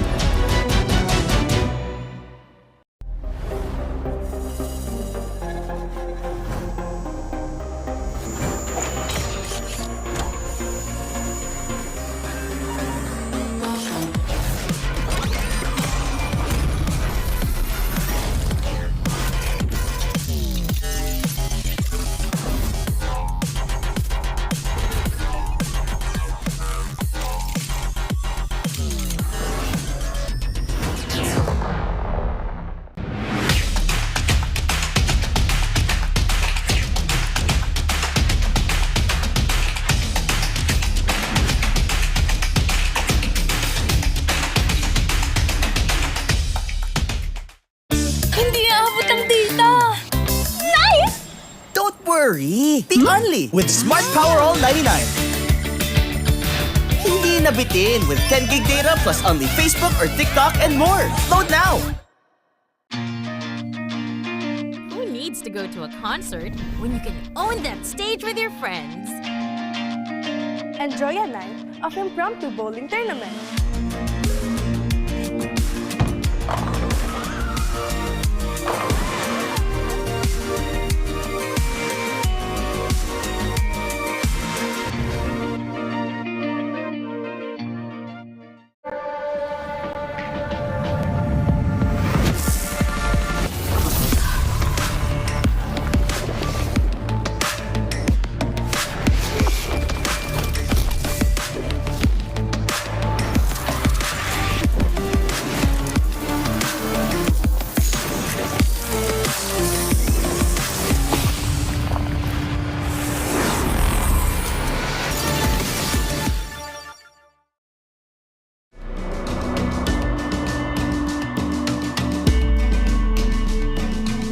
Malakas ka ba?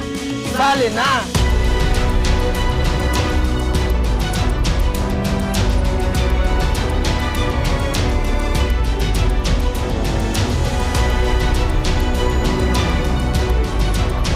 Kita Kids. Kita Kids. Kita Kids. Kita Kids. Sa MCC Season 2.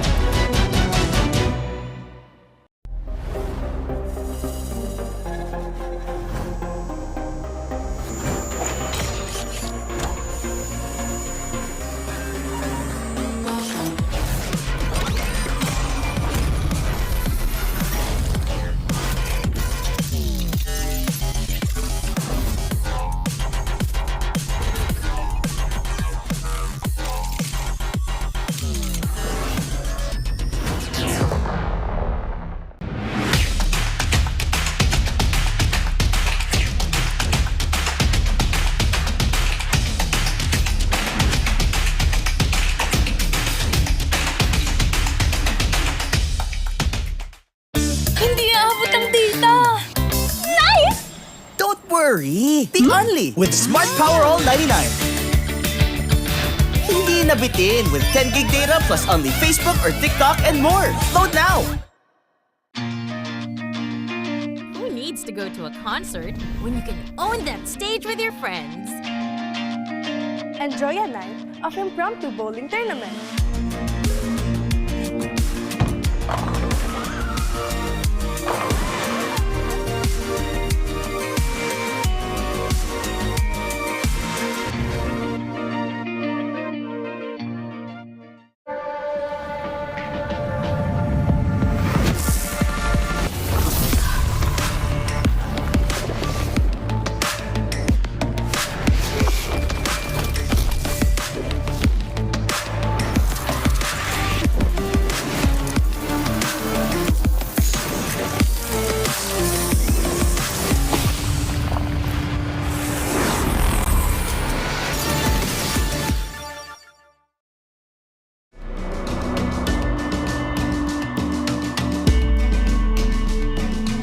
Malakas ka ba? Sali na!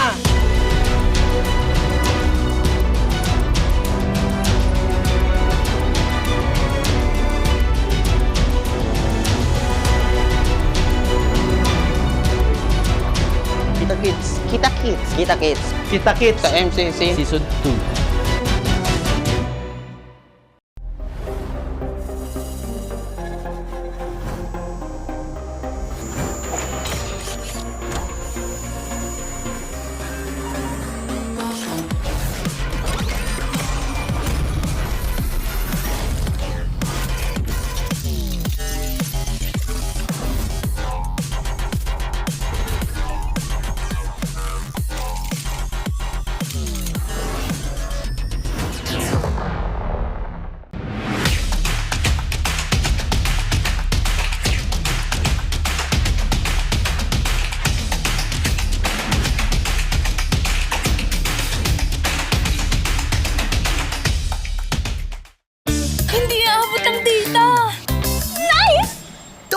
worry! The only with Smart Power All 99. Hindi nabitin with 10 gig data plus only Facebook or TikTok and more. Load now! go to a concert when you can own that stage with your friends? Enjoy a night of impromptu bowling tournament.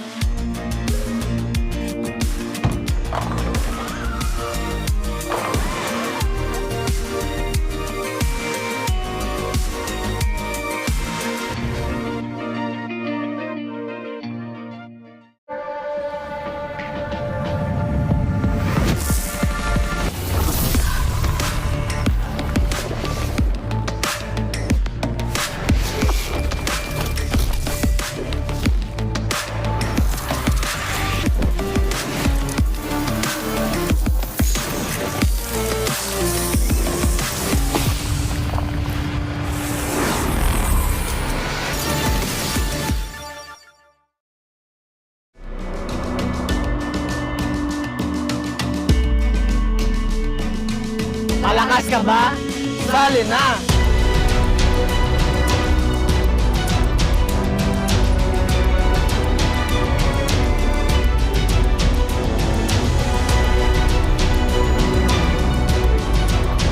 Kita Kids. Kita Kids. Kita Kids. Kita Kids. Sa MCC. Season 2.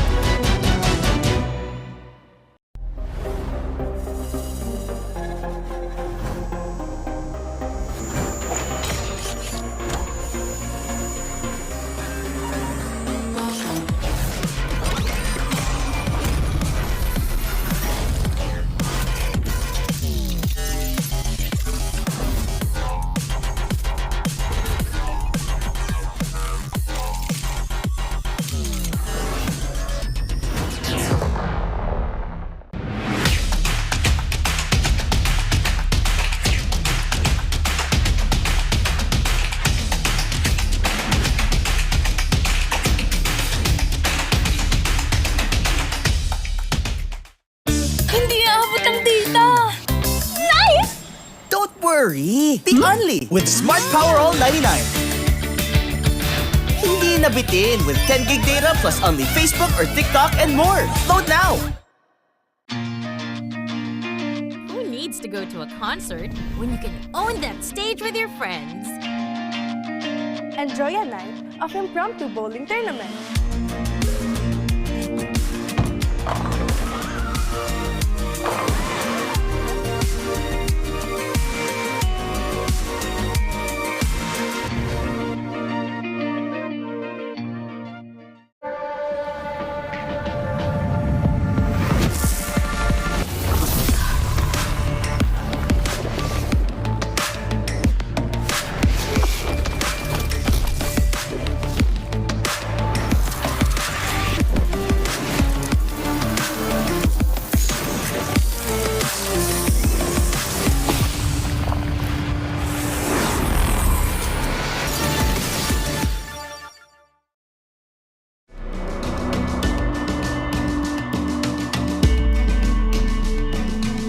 Malakas ka ba? Sali na!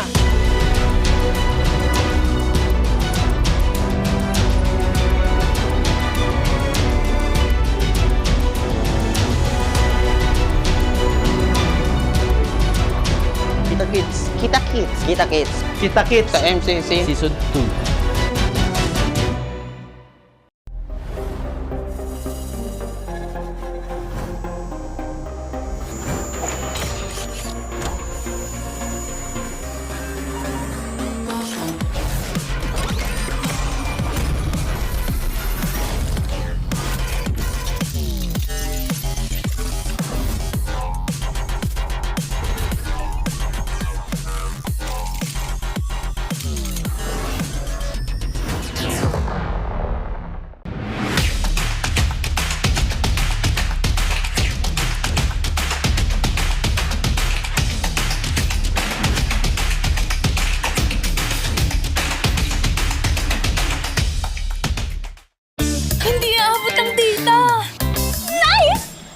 Worry! The only with Smart Power All 99.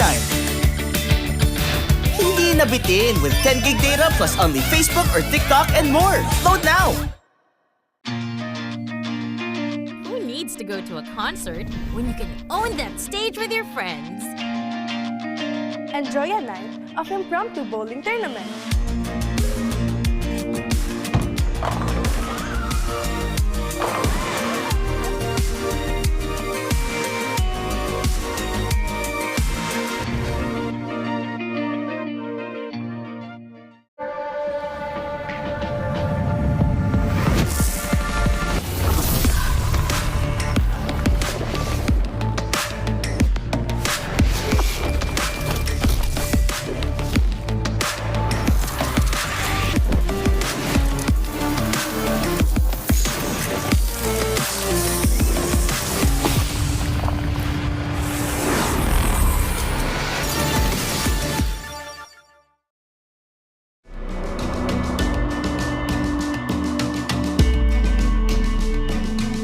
Malakas ka ba?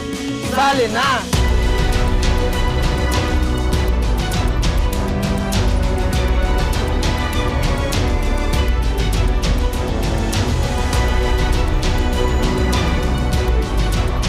Kita Kids. Kita Kids. Kita Kids. Kita Kids. Sa MCC Season 2.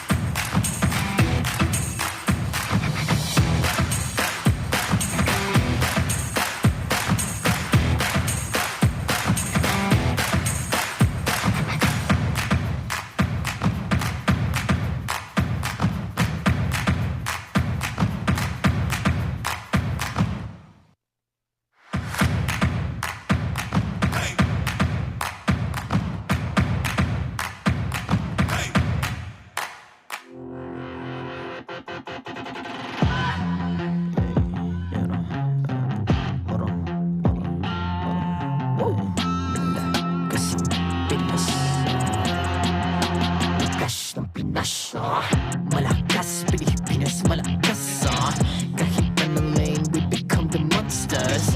Malakas, Pilipinas, malakas face the golden sun and repping for the 3 stars. Look at us to the top, no ifs, no buts, winning any game. Para to sa PINAS. Di mo matitinag aming boses sa new level. Nasa kalye man o mobile, you know I become a legend.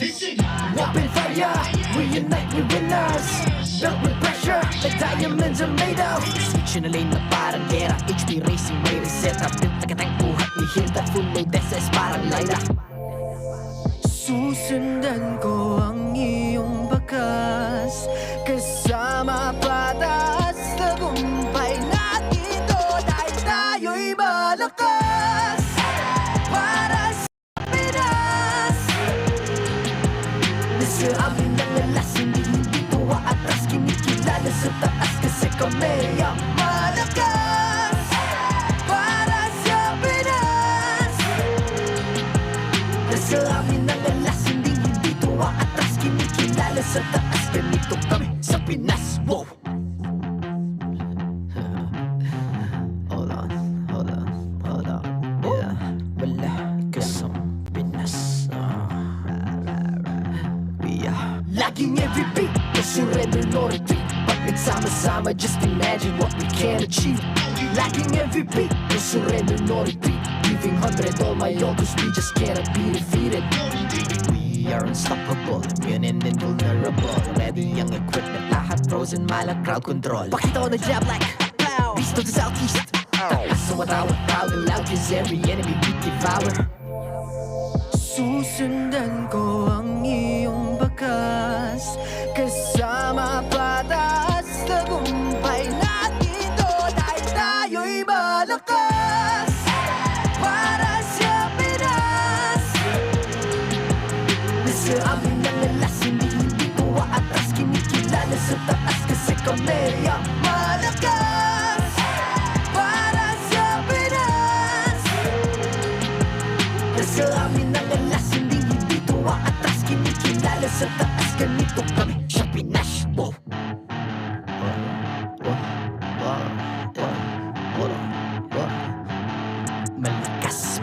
Pilipinas malakas. Kahit anong lane, we become the monsters. Malakas, Pilipinas malakas. Face the golden sun and repping for the 3 stars.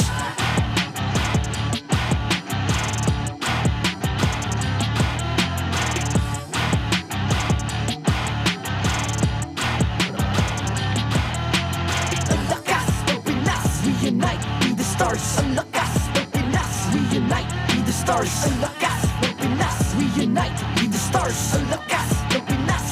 We the stars. Ang lakas ng Pinas, we unite, we the stars. Ang lakas ng Pinas, we unite, we the stars. Ang lakas ng Pinas, we unite, we the stars. Ang lakas ng Pinas, we the stars.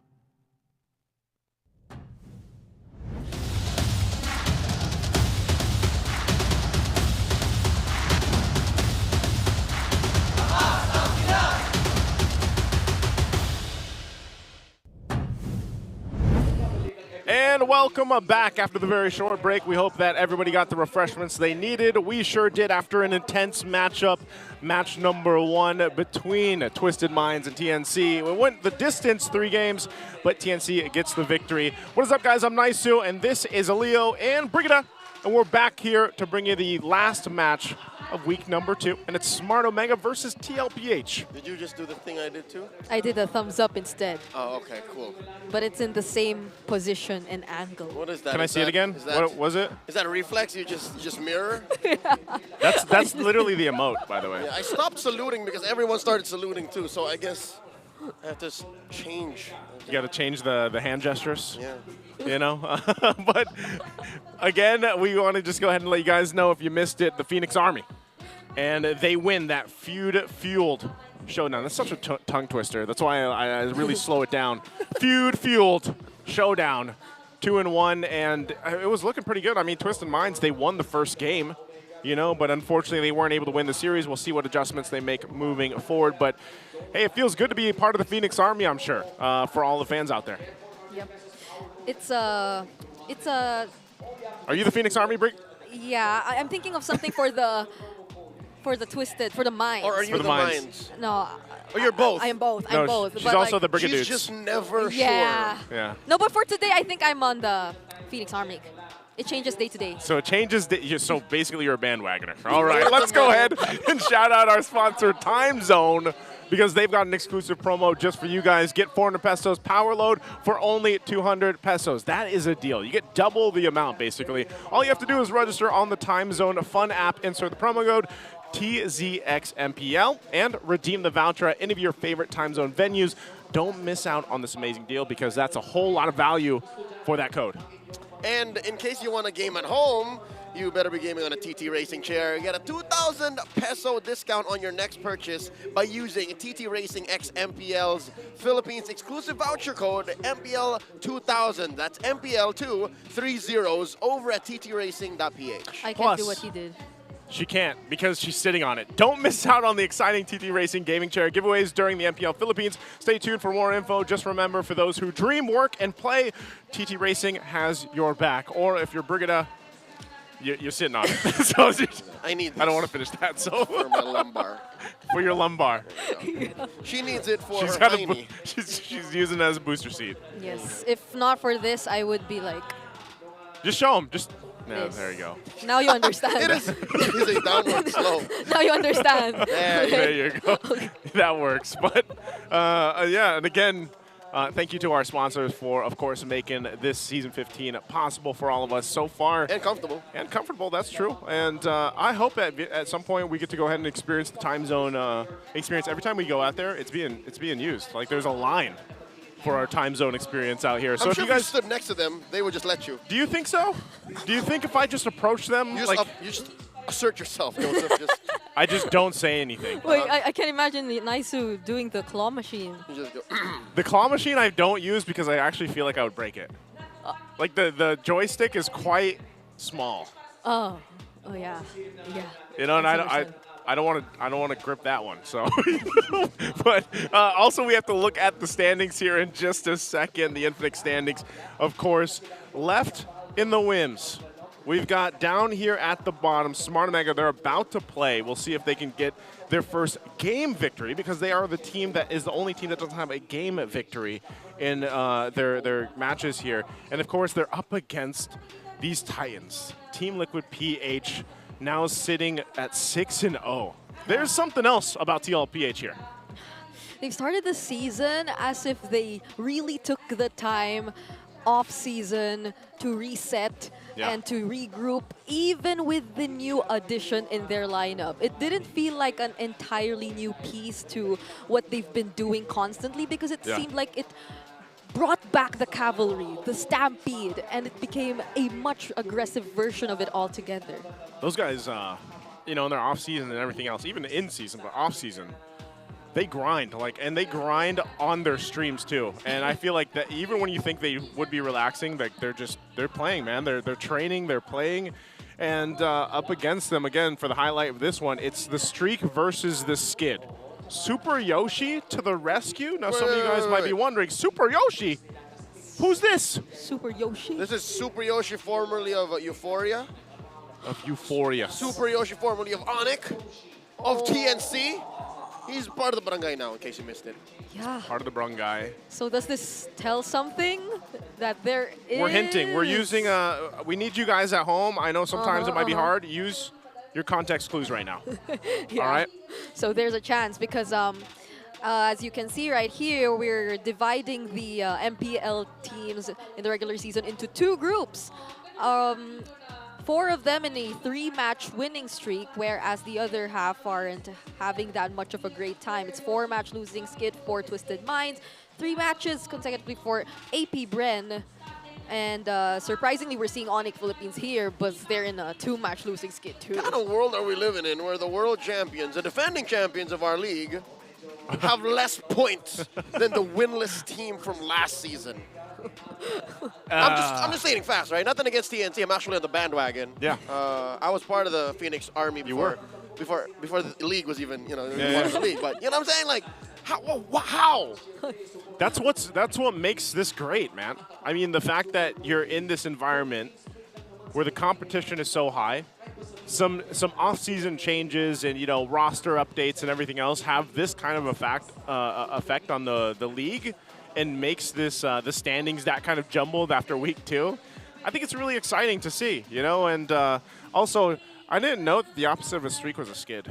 Oh, I'm just sitting here thinking about that. Did you guys know that? It's just a way to understand what it means to lose, you know? To not be on a streak. Like, it could be a backslide. Oh. That's true, that's true. He's here. There he is. Yeah. Why? Who's he look like, by the way? He looks like someone who played earlier. Oh, he's showing us the jawline. Super Yoshi to the rescue. Super Yoshi's all-time MDL stats. He has a totally different look, by the way, in his photo. Yeah. And so does Jome, by the way, in his other photo. He had blonde hair here. When he was in Onyx, he had silver hair. And now he's back to dark brown, I think. And here it's kind of black. So he's been through a lot from MDL to MPL, not just in terms of hair color. He's been with different groups, again, be it Bren Euphoria, Onyx. But we haven't seen him for quite some time now. The meta looks so different when Yoshi was playing in the main lineup. So now here, I guess, Omega's giving him the nod. Yeah, and also we got to go ahead and address the duo that we've heard about, the Baby Cakes duo. From the, and like, how do we explain this? Which one's baby, which one's cakes? Of no relation to RSG Baby Cakes from MPLSG from previous seasons, all right? That's such a throwback. Daddy JP's trying to wonder too. He's pointed it out. It's like, no relation, all right? Yeah, this is a similar stat line to what we've seen earlier in terms of like how participative Yawi was in the kills of the gold jungle duos, because we're putting a lot of highlight onto these two roles specifically in terms of how they're able to carry the teams and lead them to victory. And a very similar pattern is reflecting here in terms of how JP is able to carry out that job too. He's been a very efficient setup player here. I don't know why Carl and Oheb don't want to sit as close to each other. Maybe because everyone was they just kept saying baby cakes, but you know. TT Racing Chair is just too comfortable. It's just too comfortable. They're just deep into that. It was so comfortable that there was one specifically for the hydration of the team. The liquid of Team. You get what I'm saying? So, you know, part of it though, I have to wonder because I was sitting I think I was sitting there being like, man, where did this baby cakes even come from? But we do want to ask you guys a quick question too. Are there only two? I guess there's only two answers here. You gotta read this. Can Super Yoshi save the barangay? A, yes. Or B, hanggat may buhay, okay lang. Who said that yesterday? The Mamba. Okay, what does that mean, by the way? Hanggat may buhay, okay lang. Tell us.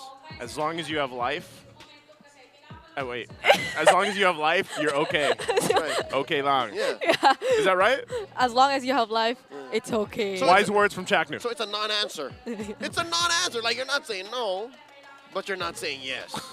It's a safe answer. It's a safe answer. I mean, Like- that's the like answer. me. Yeah. That's very Brigida-like. But at least, you know, B for Brigida. it can go both ways. Our chat is probably putting B for Brigida too, which is probably out there. But hey, that is a phrase you could technically live by. As long as There's if you're life. really, if you're really thinking about it, you know.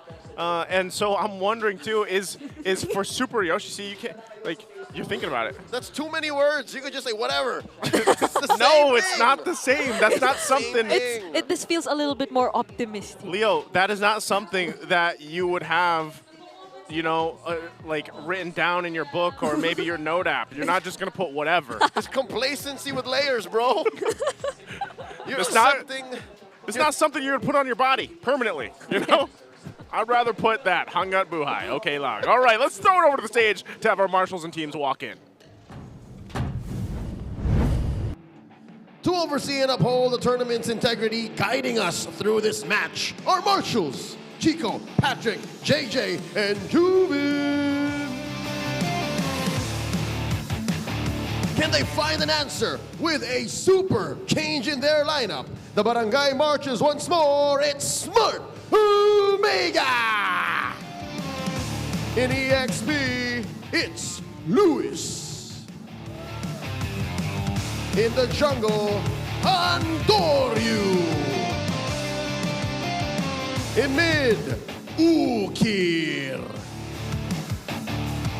In Rome, making his Smart Omega debut, Super Yoshi. In gold, Big J Jome.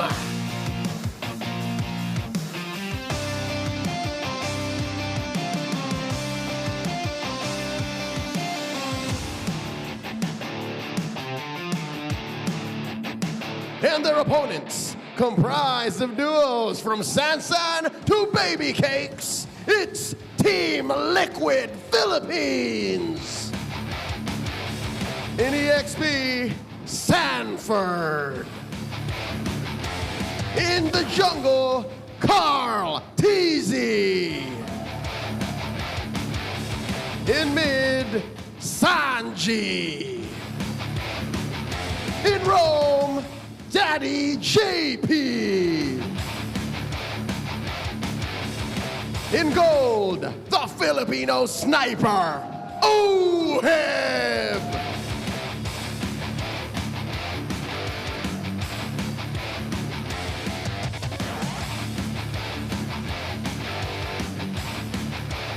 And their coaches, Coach Lembot and Coach RC.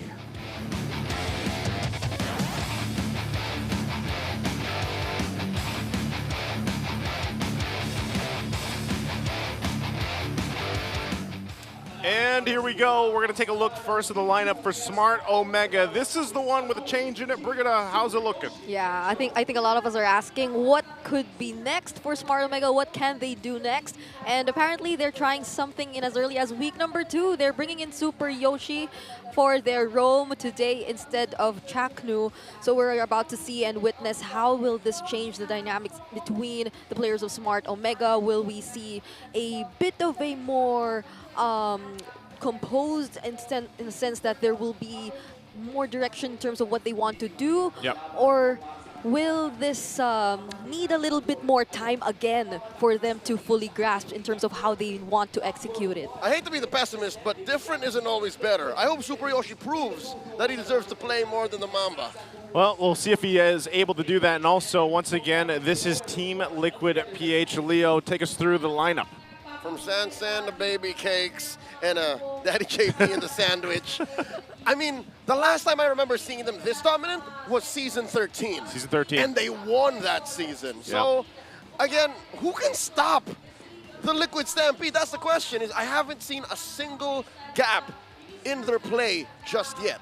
Yeah, it just seems like every single game that they've showed us so far, they're the team playing the cleanest. And a lot of people, when they came into the season, just off the back of, M6 or even SPS, they're thinking that's going to be Onyx Philippines. But you were seeing how they're struggling. And for TLPH, you can see it from the breakdown here in comparison to Smart Omega. Obviously, there's really so many areas that Smart Omega can work on to improve. Yeah. And when you look at the breakdown here, really it's just heavily in favor for TLPH. And imagine TLPH are performing this good, even when you talk to them and they just say that they're just enjoying every single game. They're having fun together, and I think that's a key word. It hasn't felt that way for a long time because, of course, after being in the top for so long, they found it difficult to bounce back when they suddenly found the other teams catching up and eventually dethroning them from the top. And it felt like a desperate way to come back. But now that they have a different outlook, a different mindset, everything just seems to be falling in place for the Cavalry. Yeah, that's one thing I noticed with them as well, is just how well composed they are as a team, how well their synergy is working. And, before every game, they definitely have to have a ping test. So let's see how the players took this one. Magkamali ang sang tulad ko. Ang kulit mo, Magnus! Isa-isa muna. Malakas lang boses ko! May nais pa, kuya. Sarap maglaro. Ito sa akin yung mic. Pwede ka nga dito. Mag-mic check. May jacket ka agad, Ken? Oo, entrance daw jacket na siya. Okay lang. Okay lang. Parang siya, Boy, vlog ka nga, boy. libero. Huwag nyo nga ito, Ban. Kailangan ko ma-warm up to. JP! Okay. What was that? What's the end? Was he saying his own name? JP? Was he doing an impression of his own walk-in? JP! But again, that's Super Yoshi and that's JP there. And yeah, I really feel like I think a lot of the guys, especially for the fans of Smart Omega out there, are going to be looking toward to see, is this worth the switch up? Because a lot of people do gravitate towards wanting to see Chaknu play. We know how much of a monster he can be in the roam position, but also you got to give an opportunity for players like this, for Super Yoshi, to step up. And I'm worried because he opened the ping test while singing a song that talks about making mistakes. That was a song by Looney featuring Quest from 2013, Tao Lang. It talks about how it's okay to make mistakes, I'm human, does that give you optimism? He's like, well, maybe that's to get the bad luck out. But towards the end, right, he was saying, leadership role. Yeah, but towards the end he was saying something along the lines of, it feels so good to play. So he's eager. He's eager. I'm happy for him in that sense. Yeah, he's looking forward to this. And, part of it, again, we've really seen how, this has been the case for a lot of our seasons and everything else, but the roam, especially right now, because of just how quick that early game rotation is going to be, how important it is, how much vision you give to the team in the early portion of the game and throughout is so important. So because of the fact that we haven't seen too much of Super Yoshi, at least here in the MPL, I want to see how he's improved, man, especially over the time. And yes, we got a glimpse of his MDL stats back when he was in the MDL. But again, this is one of the players where it's like, if they want that opportunity to step up, let them step up, and maybe it's actually one of the keys for their own victories here. Speaking of, whoa, right on cue. Thank you, Direct Infinix keys to victory. Brigida, take us through. Speaking of the keys to victory and focusing much of it onto Super Yoshi and his responsibility coming into this game, it feels like based on what we know from Super Yoshi and his previous performances, he has quite of a shared hero pool with that of which we commonly see from either his lookalike, which many consider to be Yawi, or Taknu even. So he's expected to lead from the front and direct his team, whereas for Team Liquid Philippines, yeah, they need to do the opposite. Lead from the back, since JP has the tendency to be a little bit more alongside his teammates whenever there is a team fight. But for both, it's very important to not just lead wherever specific direction they are strong in terms of it. It's keeping all sides covered and making sure that, again, the fundamentals to start things off, it's very important for these two teams to know it. Yeah, this is one of those very fundamental checks, I would say, for Smart Omega. Looking for, again, their first game win even. And what I'd also like to see, and not just, of course, what Super Yoshi can bring to the table, but allowing Big J, Jome, to get activated. Like, he just has not had that opportunity yet, and he's mostly been shut down in the gold lane, and you're going against someone like Oheb. You've really got to be able to go ahead and step up and rely on the team here. So we're jumping into this draft for game number 1. We do have Smart Omega taking the blue side for game 1. TLPH will be on the red. Look at that 100% win rate for TLPH. Their stats are so skewed because they've never lost a single game in Season 15 yet. So everything's 100 right now. Yeah. Keep it at 100. It's on either side, and it just feels so hard to find a way to respond to this immediately. But a first pick Joe coming in from Smart Omega, and the smile on Super Yoshi's face is kind of giving it away. How do we feel about this? I mean, is this? I guess this is just the big question mark that we've been talking about leading into this. It's a flex pick, but we often see power picks being prioritized first, the jungle trades, the gold lane trades. So it's a different approach to it, which allows Team Liquid Philippines to get their hands on two of their preferred jungler gold How often do you see Harrod picked alongside a Suyo, man?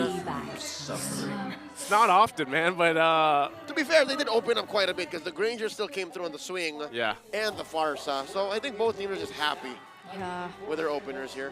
It's a strong mid duo immediately showing up from Smart Omega, and I don't think this is a common trend nowadays. Most of the time, it's the roam XP being flexed in the first phase, and then we see the mid laners being picked up in the second phase of the drafting. But now we just revealed it immediately for Smart Omega, assuming that this is going to go into the roam. But JP responds just the same with a Jawhead that regardless of who he decides to pair it up with, since there's also the Vixana that's still available, there's also the mostly the Vixana still available. It'll work pretty well for Team Liquid Philippines. Leo, this is the combo, right? The Suyo, the Jawhead. Very fast. Very fast. And very just kind of true to the playstyle that TLPH has been showcasing us so far. So if you're Smart Omega, you don't want to be getting caught off from that Jawhead and right into Suyo's blades, obviously, with the Soul Sever, and that combination works so well. So how do you build up around this? What do you go ahead and take for these last two picks here for Smart Omega? For Smart Omega, since they took out the Joy as well, it seems like their options are now either the Nolan again or the Hayabusa, since it's still available. But this is a Jawhead that you have to take into consideration. The Mathilda's banned out for Omega too, so given the fact that they already picked up the Cho, it's likely that they might want to really go for the Assassin though, since they also banned out the Hilda. It looks like they're setting up for the Haya. Yeah. Given that they banned out the Vixana, very good hero, but one of the main things that Vixana does is adds an extra body. Yeah. So if you throw a Shadow Kill in there, Yeah. you're compromised. Yeah. So I'd say it's like a 50-50, slightly leaning towards Haya, Nolan. Yeah, it's a Hilda ban now too, so it's I very think safer possible. if they go the Nolan here. Oh. So there's a Valentina. That's a good Valentina slot right there. That's it's a new series, so yep. we'll go ahead and talk about this Valentina. I don't let things go that easy. So that's a good Valentina slot. It's a good Valentina because again, you got already two options. You take the Feather Airstrike. You can even take the kick if you want to with that Way of the Dragon. We have seen that in the past, where a lot of Valentina players in the past, even the past season, will do that. So these last two picks are crucial, and it sounded like, there it is, Hayabusa will come through. Yeah, he goes for the Hayabusa, and for their EXP lane, they have to be extra careful since Sanford hasn't revealed his pick just yet. And Sanford has been performing really well these past few days, so it's either the CC is still available if ever they want to. Oh, but they go for the glue.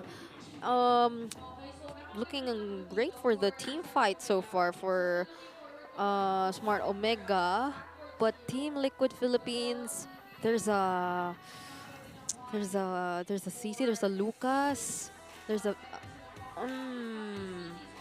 yeah. They need a man-fighting hero, because Omega aren't playing much with like a full frontal, you know? Yeah. Let's fight to our heart's content. There it is. Lucas. It's a Lucas.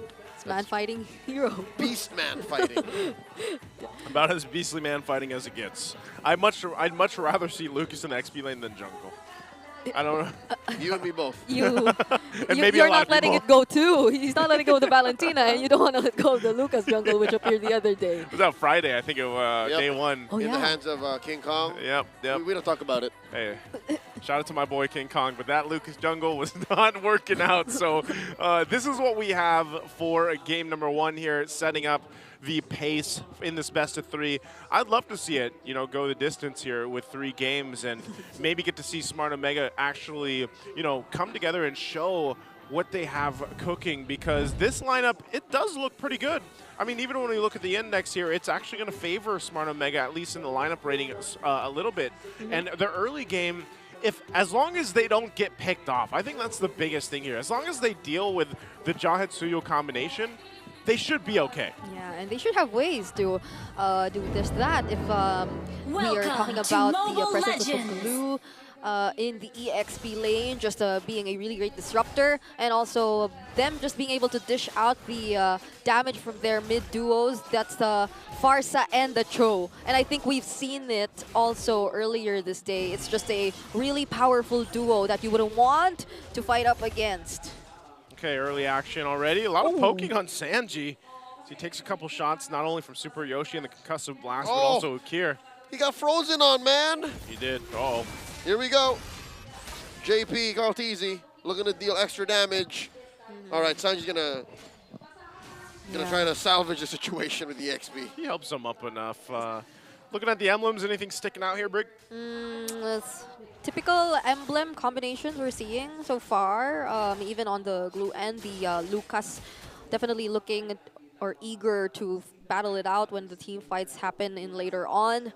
But at least for the early game, Sanji might just really have to bear with all the aggression that might come out from Smart Omega. Again, this is the Cho Farsa duo, and if JP and Cartesi really want to make their early game fast rotations work, then they have to play it safe in the mid lane so it doesn't cost them as much when the first objective comes up.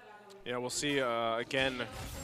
As they focus down here, waiting for that first objective come up. Cartesi's already level 4, so at this point too, JP could make a play, but he doesn't also just want to burn that flicker too early on. So Sanford not level 4 yet, neither is Lewis.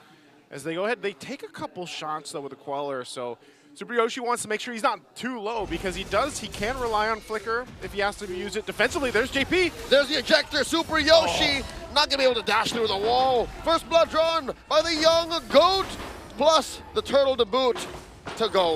Yeah. That's what we were talking about, the combo. Yeah, JP was able to position really well, making sure that whenever Super Yoshi decides to enter or even just check the brushes, it would be an immediate kill towards him. That's what the patience was for. They were able to get the best possible pick off and secure the objective as well.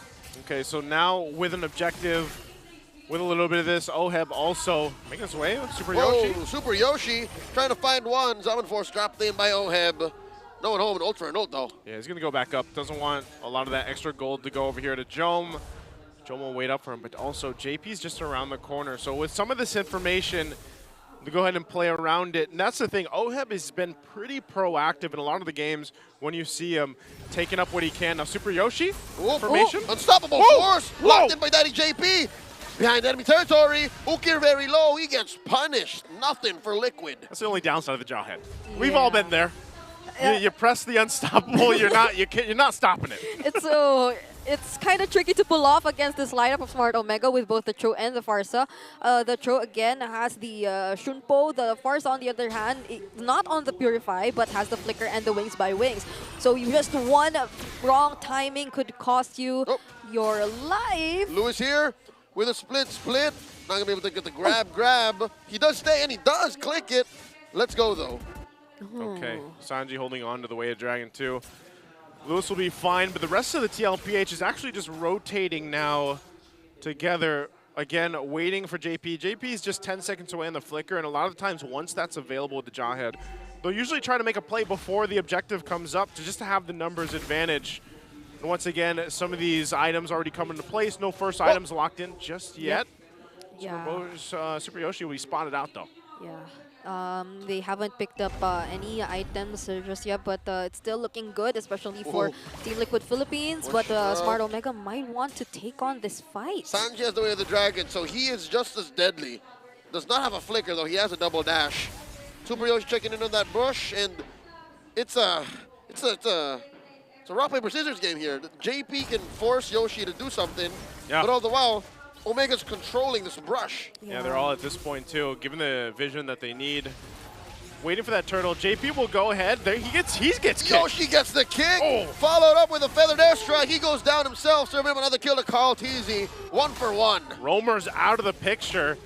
Both teams can still contest with the turtle though. Yeah, there's no Zaman Force for OHEV, but Sanji has his ultimate still. Grab on a Carl TZ. Sent them all the way back behind the turret. And there's a fight here. Unleashing the beast is Sanford, the Apex Predator, cornering the Shinobi. Down goes Andoryu. OHEB gets the kill. This might be a sure turtle for the Cavalry. Zaman Force by OHEB. How on half of the baby cakes. Both of them doing work right now. And another turtle goes to Liquid. That was a beautiful timing from Sanford, just deciding to go all out against Andoryu once he knew that the Oogie Shadow kill was already used and there was no way to contest anymore. Unstoppable force on the Yoshi. He answers with a kick, but OHEB takes him down. A rich play by OHEB. Very rich, gets himself some gold, and that turret is just going to go down here too. One more shot from the cannon minion, and OHEB clears out that lane. So Super Yoshi really struggling right now, at least in this point, trying to find up those picks that he can with the Cho, but it just doesn't seem to be working out. Maybe they need a little bit more time to just get online here. Another one. Sanji finds him. And now Andoryu's backing off. Sanji with a stolen combo. The Way of the Dragon. Not enough of a follow-up, but still put the fear of God in Andoryu. Yeah. Team Liquid Philippines, a very impressive management of the waves, but hold on. Carl TZ guilty of Grand Theft Orange. Lewis gets taken down. Carl TZ taking everything. Man, JP just tossed him right outside of the circle too of that feathered airstrike, and they go ahead and follow through. Now the focus here in the mid lane, a very comfortable gold lead at almost 5K. Shadow kill by Andoryu. They're trying to scavenge the situation. Super Yoshi gets taken down. And it's just him who pays the price. I mean, they were just trying to defend. He's getting blasted. That was a desperate Oogie Shadow kill too, coming from Andoryu, just wanting to clear out the minions that were coming in. And at least for him, it was successful. They weren't able to push the tier 1 mid lane turrets, but that didn't prevent Team Liquid Philippines from still getting the kills. And Super Yoshi has already been taken out 4 times. That's what we're talking about, the man fighting. Liquid's almost unstoppable from this position. Look at JP just walking through the back. Ukir gets caught, forced to flicker away. The Zaman Force sent in by OHEB. Blasting Lewis, the kingdom come. Sanford. Yoshi trying to fix the situation. Shadow kill. Fails to find Sanford, unless finds that quad shadow in the back. Finally taking down the mid lane genius. 1 for 1. I just love all this interaction too the whole time. Carl TZ's like, I got the Lift Wanderer, I got the turtle. You guys got the fight, and he gets the 3rd one. That's discipline going in from the young GOAT. But Team Liquid Philippines at this point, they might just not let go of the control all over the map anymore. Smart Omega are yet to take even a single turret away from Team Liquid. And this is becoming very difficult for Andoryu, still level 10 on the Hayabusa. And this whole while, look at OHEB, he's just pushing. OHEB's having that experience right now. Conceal's going to be used. This is what Super Yoshi wants, though. I'm not sure how much more of a beating he can take. I mean, it's sad when Sanji... Oh! Flicker! Ejector! Putting away one, but they do survive. Lewis is okay. JP gets taken down by Andoryu. Traded out for finally Lewis falls. Andoryu gets taken down by Carl. That's 2 members, including your jungler, who just wanted to probably transition and secure his purple buff without any fight, but Team Liquid Philippines did not allow that to happen. Not even Luis could withstand the damage coming in from Team Liquid Philippines anymore, and the quick check onto the gold differences. There's a significant difference between both the junglers and the gold laners, the jungle gold duos, which we've been constantly highlighting. Yeah, this is tough. Like I was saying, you know, looking for any type of angle for Smart Omega seems so difficult right now just because of, you know, you throw Super Yoshi in there and oftentimes there's not even an option to do that because it's usually JP just being like, well, I got it, let's go. And he's done that time and time again. So when you have this kind of lead, 7,000 up at the 9-minute mark, you can continue to do this and just punish Smart Omega. It's them just constantly looking for something until that Lord is up. And so they now get down here on the bottom side. Conceal play starting up. Feather Death Strike, the response by Omega. The Zaman Force, safety ejector, defensively used. TLPH back off. Lewis looking for one. Where's the grab? Force the flicker back. And in comes the barangay. Sanji goes down. Hasa, hasa, hasa. Andoryu, the nightmare. Taking down Oheb, the shutdown. Yoshi traded out for another ejector. Andoryu found by Carl TZ. Currently the trade 2 for 2. Blood and bodies everywhere. That's a roamer and your jungle in exchange of the gold lane and mid lane of Team Liquid Philippines. But it seems like it was more costly for Smart Omega since there is an objective. There is a lord that they have to secure up top.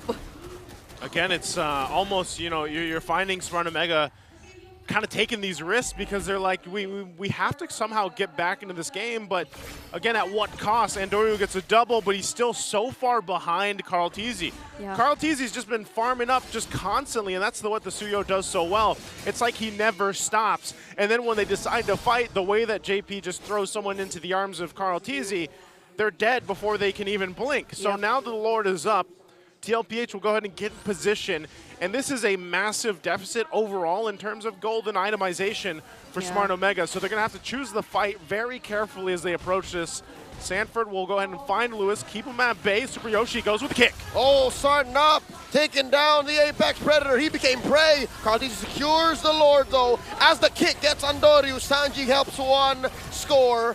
And that's a Zaman Force pushing everyone away. Oheb saying this is my domain. Oh, Lewis is still there. Lewis! JP, one more pulse. And the conceal, the answer. Lewis gets punished hard. And conceal and the ejector to get additional shields. And just when we thought that Smart Omega could have potentially contested that objective, Andoryu was stopped. That was a precise usage of the copied Way of the Dragon, the IMU from Sanji, just to make sure that he will not be able to press on that retribution. Yeah, there was no chance really for them, maybe the slightest, but TLPH has been in that position before.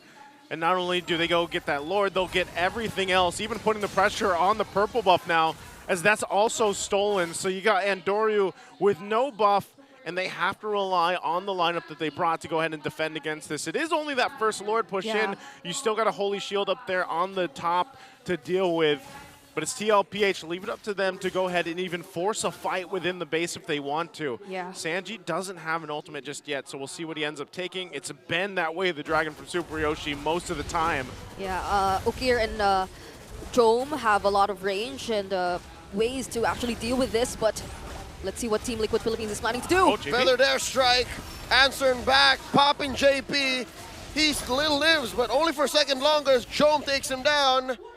Unfortunate we have to pause the action, but this is definitely a siege Liquid's ready to take. Yeah, it looks like this is maybe on TLPH's side too. Interesting, you know, timing there, but it did. They at least it seems like they're going to have a successful base defense for the first Lord. So with that, again, Smart Omega. How can they turn this around? You're 12 plus minutes into this game.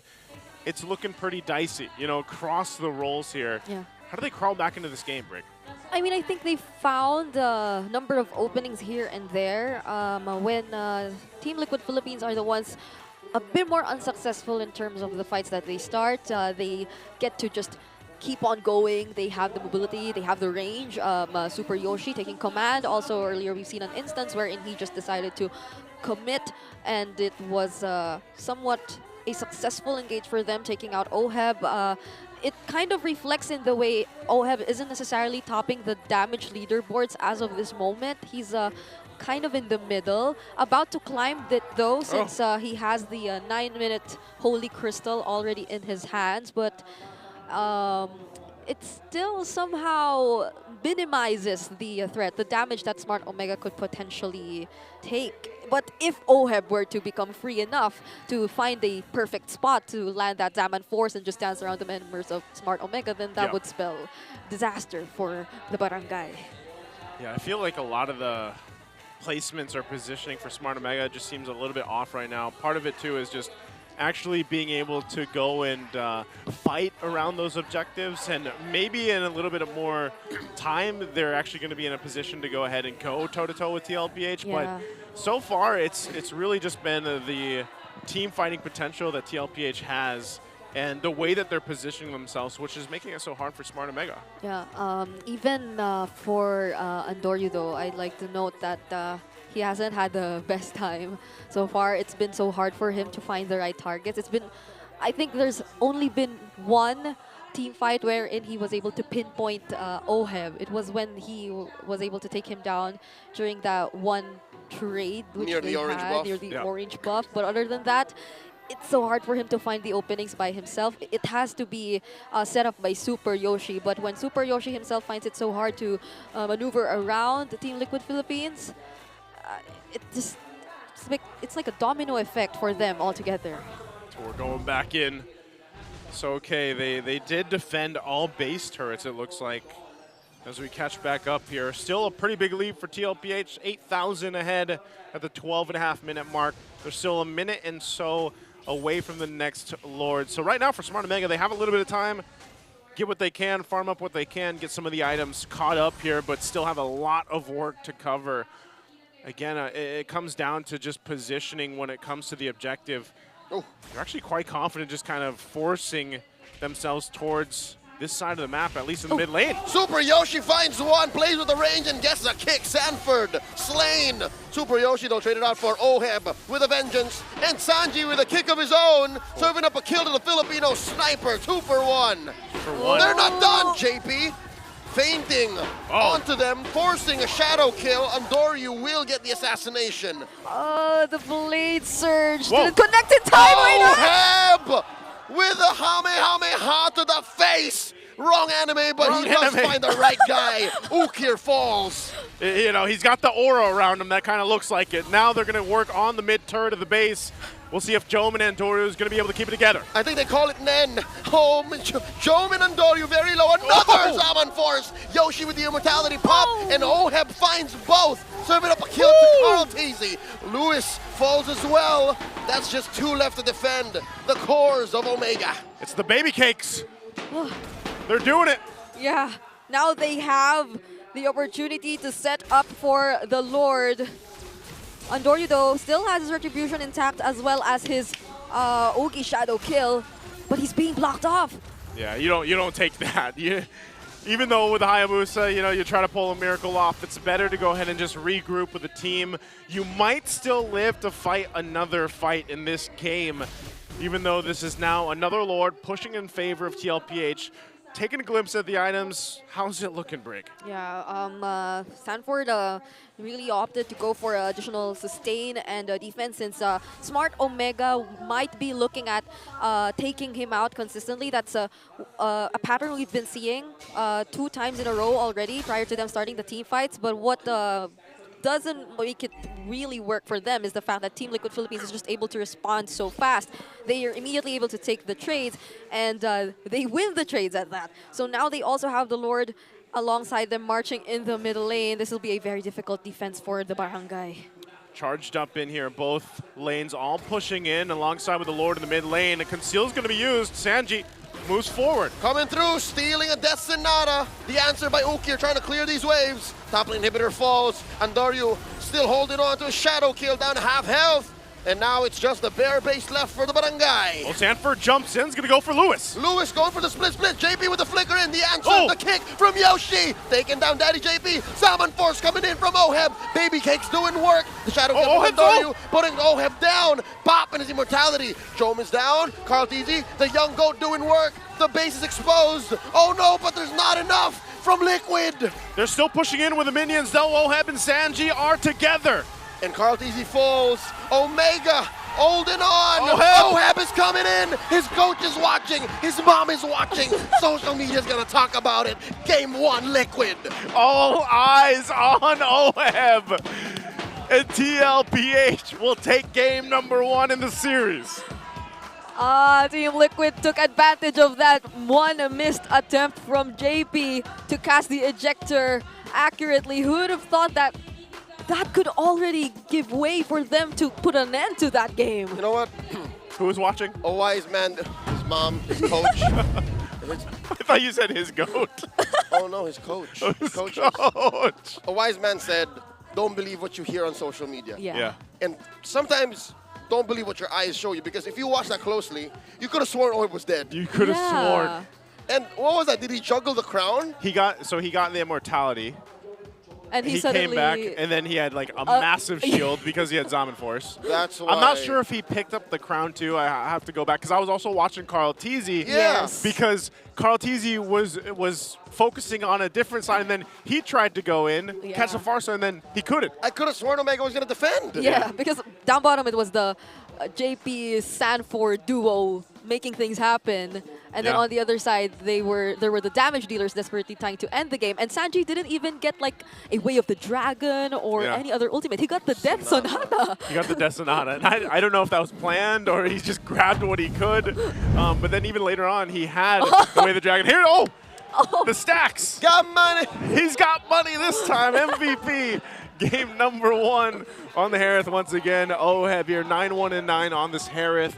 And really, I mean, he had a phenomenal game throughout, but it really, if you guys just go back, break down that last sequence in the base, it really shows just how good Oheb is, especially with positioning and his game sense and dealing with a lot of those pressure team fights, because that was pretty chaotic when you think about that push to that win. It was. And the 919 KDA, the Holy Crystal at the 9-minute mark, everything just worked so well for Oheb during that entire game. And even though we felt like he wasn't able to make the most out of the Zaman forces in the first few minutes of the game, it was the perfect usage of the Zaman Force when it mattered the most, when they were already knocking at the base. And it was made possible by the, again, constant aggression shown to us by both the JP and Carl TZ.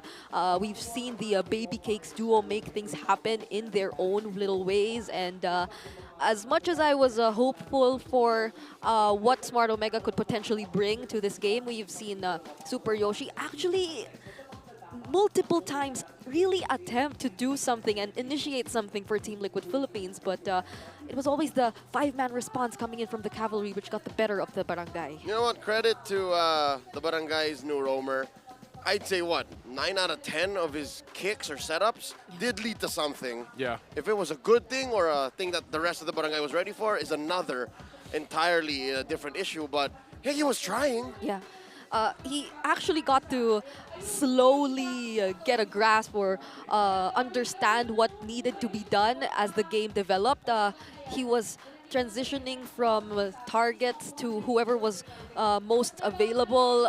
Even the kicks onto Sanford, it did result into a pickoff. But again, Team Liquid Philippines, even despite losing Sanford, still had their damage dealers alongside them, still had other modes or means to set up. They have Sanji, who either picked up the Way of the Dragon, or they had JP on the Jawhead, who also has the Ejector or the Unstoppable Force, and this was the sequence, the final sequence, which surprised us with the massive amount of shields Oheb still got after popping his immortality.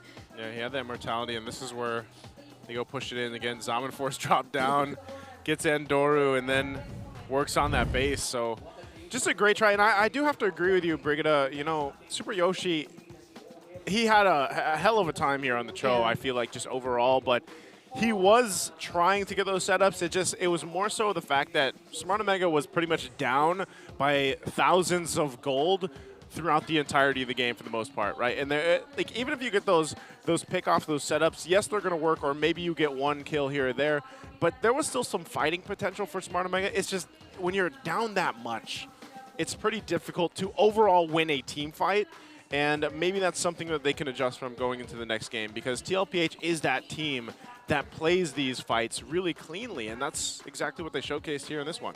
Yep. It's, I think the draft wasn't that bad. It was it was a great exchange. Even the glue, just unfortunately, whenever he tried to go in, he just gets immediately punished. And Omega had the right pieces. Yeah. They just weren't in the right places at the right times.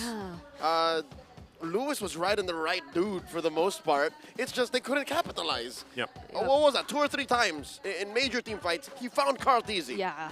So I'd say that's a good job. It's just, where's the artillery from that? Big J, he was playing, but he wasn't playing in the right places. You just didn't feel the impact of the gold lane, and that's I don't want to completely say that's Jome's fault here. It's Entirely? really, yeah, Not entirely. not It's his not fault entirely his entirely, fault yeah. at all, but. Really, when you look at the games, like you just don't feel that impact yet from that gold lane in comparison to, for TLPH here, for OHEB, for example. So you've got the rich guy here. It's actually Carl Teasy, because he was farming out of his mind. He was going to be my silent MVP, Silent if not MVP? the real MVP, because Yeah. he had a wild game on the Suyo. Yeah, so that's the Baby Cakes duo, getting both actual MVPs. Still wondering who is the baby and who is the cakes. I don't think it's... Or are they not? it's Are they one not or the separate? other. It's like... They're just baby cakes. Correct. But they assigned the baby and the cakes yesterday. They? Yeah. They did? I think it was Sanji who assigned it, because he was the one who gave the name Baby Cakes. So it's all started because of Sanji. It's his fault. I don't know if OHEB and Carl are happy with that. We gotta ask him. We gotta ask him. Sanji just opened his eyes. That was him. We didn't even get to mention it, but his eyes were closed. Hey, that can work. If you want to close your eyes and throw things out like that, that works. But also, I think in just a second, we have a packed arena in here, by the way, yesterday and today. So we're looking for the Smart Power pose. All you guys have to do is put your game face on and make your Smart Power pose. We'll see which one of you guys are going to be winning some in-game codes. No, we don't want to see your phones. We want to see your poses, guys. They're showing it alongside their poses. No smiling. No smiling. Look at Carl's face. Carl's not smiling. No smiling. Oh, I think that's no smiles. That's Oh. almost 99% There's accurate. no movements either. No movement. Look at the angle on the elbow. Okay. These folks are doing it right on. These folks are doing it right. I can't decide between these two. Stable line. I think this guy gets a buff because he's wearing OG Echo merch. That's true. That is OG Echo merch. Who's the guy on the phone? I think that was a Chaknu. Shaknu. That's pretty good. He has the idea. It's just not well executed. Are they going to pick him? Or okay, he did. He did. Congratulations, sir. Fortunately, it's not up to us. It was a... Carl isn't slouching, though. Fortunately, it's not up to us. But now, oh man, now he gets the movements again. Because it's done. Because it's done. Oh, by the way, what? That's a box they hand them, right? It's an envelope. Oh, that's an actual that envelope? immediately contains their prize. The codes. Ooh. I really wish I had diamonds. I really wish I didn't spend all my diamonds earlier. He spent a whopping 53,000 diamonds. Why does it keep increasing? What do you mean? We went from 45,000 to now 53,000. No, I just said 73. Dude, Leo, I feel so bad we're going for to you, dishearten the people that want to go and play the KOF. Bingo. I mean, you get free tickets by playing, right? Like, you just follow the thing. There's an event Yes, where you can you pull. can get free tickets. And not spend 153 diamonds like Joseph has. But if I would... 1,000 diamonds. That's a whole lot. If I would suggest you guys out there, maybe wait. Because there's a lot of great things coming out for MLBB skins. Like and what? I don't know. We've been throwing out hints all around. Yeah. Since week 1, man. And if you've been watching earlier, we had a special guest who was wearing... His name was Exort. An old RSG tribute skin line? Yeah, but we had another guest. Could you imagine? No, we don't. We don't want to give things away, Brita. Who was our other guest today? I just remember someone with white hair. And sandals. You got sandals here? Yeah. Alan Tanon is also wearing sandals, probably. Prime Oheb is back. What do you think about this? Do you agree? I'm afraid that whatever's happening here and come playoffs, whatever we see there is more powerful than Prime Oheb. Oh. Whatever we see in playoffs? Yep. What is more powerful than Prime? Like, Because if you say look, I'm in my prime, here's the thing. What is higher than Prime? Here's the thing. Is Prime Oheb Filipino Sniper M3 Oheb? Yeah. Okay. Is it? Yeah. Yes. He was playing with a team. He was playing for a team. Yeah. Here, he's literally just baby cakes mode. He is MVPing back to back to back. That's true. So I dare say this is a stronger form of Oheb. I mean, we've yet to see it get real results consistently, but I'm really wondering now what the criteria is to be a baby cake. I think there's just like room for two. Why? Why does it even matter? Why do you want to try to? No, I'm not saying I don't want to be a baby cake. You're saying it, but that's not. I'm just curious. No, it's based off curiosity. Oh, you just want to know. I just want to know. So, I don't know. Bring it out. I thought you were going to answer that. No, I also don't know or can't imagine how it feels like to be a baby cake. Maybe no, you don't have to know what it feels like. You just have to know what the criteria is. What it takes to be a baby cake. I don't know. You know how like sometimes you have to do like, what is it, 1,000 push-ups, 1,000 sit-ups? I can't do that. I don't think being a baby cake is a physical state. Okay, it's just a look. It is it's a connection. Ah, you can be a baby cake. Who? You three. The wee bear Well, room. I was going to say, there's not a third person here except you. So yeah, are we baby cakes? You know? By the way, the baby cakes right now is the golden month for MLBB. I'm not sure if that's connected or not, but hey, that's definitely on the criteria. Big shout outs to Flap. But yeah, get a chance also, guys, to just join and also get on a video call with your MPL idols when going to our barangay communities out there. There's a whole lot of them, actually. So they went to a couple of barangays, even out of Metro Manila in Dau, Mabalacat. Aren't some of our friends out here right now also? Yeah, Rockhart drove out. He flew out. Makabebe, Pampanga too. So we're going to the vicinity of the north here. Yeah. Imagine wanting to video call your idol so bad. And Who would you video call, Brig? Like, quick. As the players? Yeah, yes, of course, your MPL idol.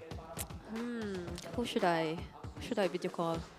You want to video call, what is that, 7 times 8? I should pick a coach. 56 players equally. Okay, maybe that's the... All of them equally. Yes, that's the perfect answer for me. Thank you for putting it into words. You're welcome. Also, shout out to the live streaming players out there, all streaming. Well, there's so many actually amazing streams and restreams going on. Catch them out, and you can also watch their streams for a chance to win and get codes and the opportunity. I think more people would actually be interested in this. Yeah. Get the opportunity to play with some of their favorite players out there. Yep, so every Monday following, you get to play with the likes of Kirk, Renegade, and... I think that was Sanford, yeah. Sanford. Play with 40. You get to have a follow back and play with them.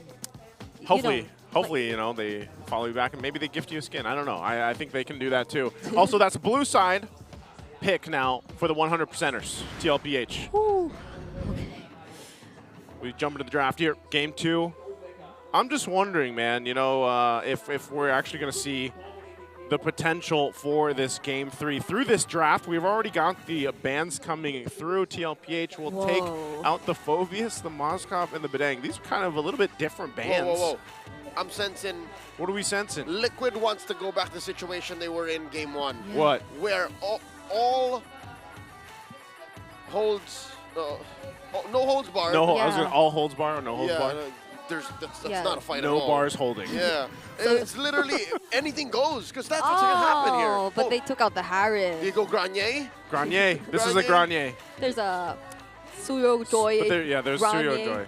How did we forget? This is surprising because, like... There's a fan.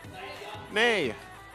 Carl Teasy is known to have a love-hate relationship with Fanny. Yes! That's exactly why this is a surprise for a lot of us. Oh my goodness, okay. Year in, year out, Carl TZ has to prove he deserves to play Fanny. I feel like when I've seen him playing it on stream, like he's usually either really happy or really frustrated. It's the same situation in high-profile tournaments, man. Yeah. He's done it internationally, he's done it in league, and it's never 100% sure what the young goat does with this Fanny. Okay. So, it's been a very bold move for Team Liquid Philippines to go with this, but at least for the rest of their members, I feel like they're getting their comfort picks so far. The Tro can be potentially flexed still. Also somewhat of a deny against Smart Omega, but we might be likely seeing this in the hands of JP instead of Sanford, since there are a lot of XP lane matchups that are still available, and XP lane heroes too for both of these teams later on. So, Smart Omega looking to ban out mid laners, I'd assume. Yeah, I want to get rid of that. And then Farsa, Valentina, maybe? Liquid wants the... How does Liquid play this? Yeah. Oh, there you go, see? Omega wants to get as... Oh, yeah. Liquid's going to take out possible counters to the Fanny. There's still no roamer. Like, what would that be? There's a Tig. Would we even see, like, a Kufra in the hands of Smart Omega for Super Yoshi?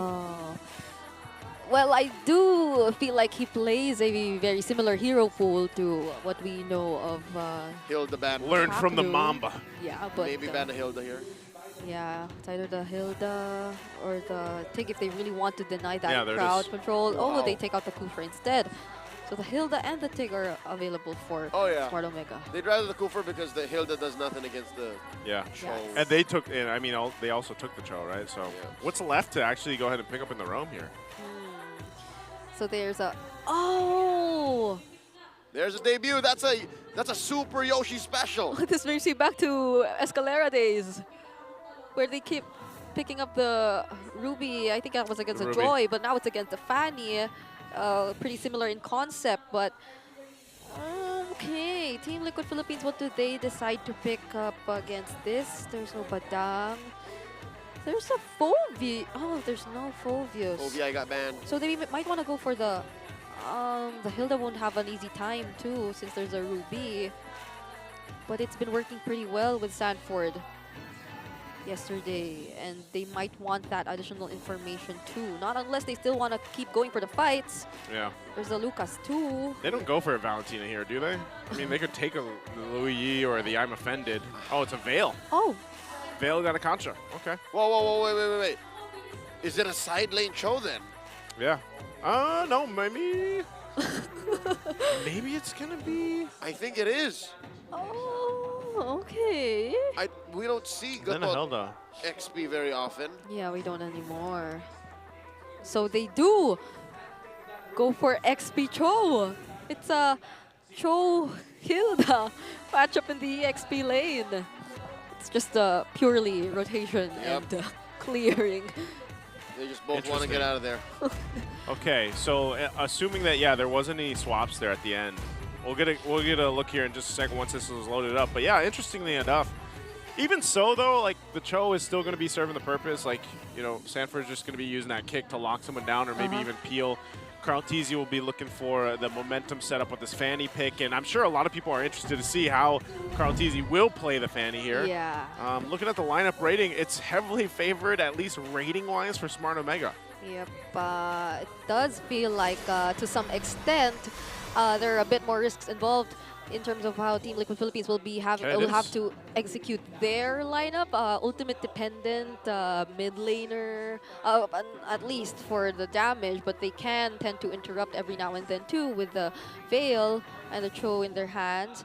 But the Fanny might just really be the X factor here. We'll have to see whether or not it will be denied by Smart Omega, or will it be able to play out of his mind and just get the constant pickoffs or pressure on the map. And it's always a showcase when you get your chance to go ahead and watch one of the professional players play the Fanny. But I think that's the thing too, is especially seeing what Carl TZ did with the Suyo in the previous game. And Doryu can actually do the same thing here. He can just go ahead and farm out of his mind, get that pace and momentum in his favor, and hopefully that can translate to a lot better of an early game and even the mid game for Smart Omega. They don't want to fall behind this lineup, because if you fall behind, then it's going to scale heavily in to favor of Mobile TLPH and Legends. probably be one of the quicker games so far that they've played here. So again, I feel like Smart Omega should be able to match this out, but we'll see how it all plays out in this best of 3. Right now, TLPH up 1 in the series. Can it be evened out and played through here for Smart Omega? Yep.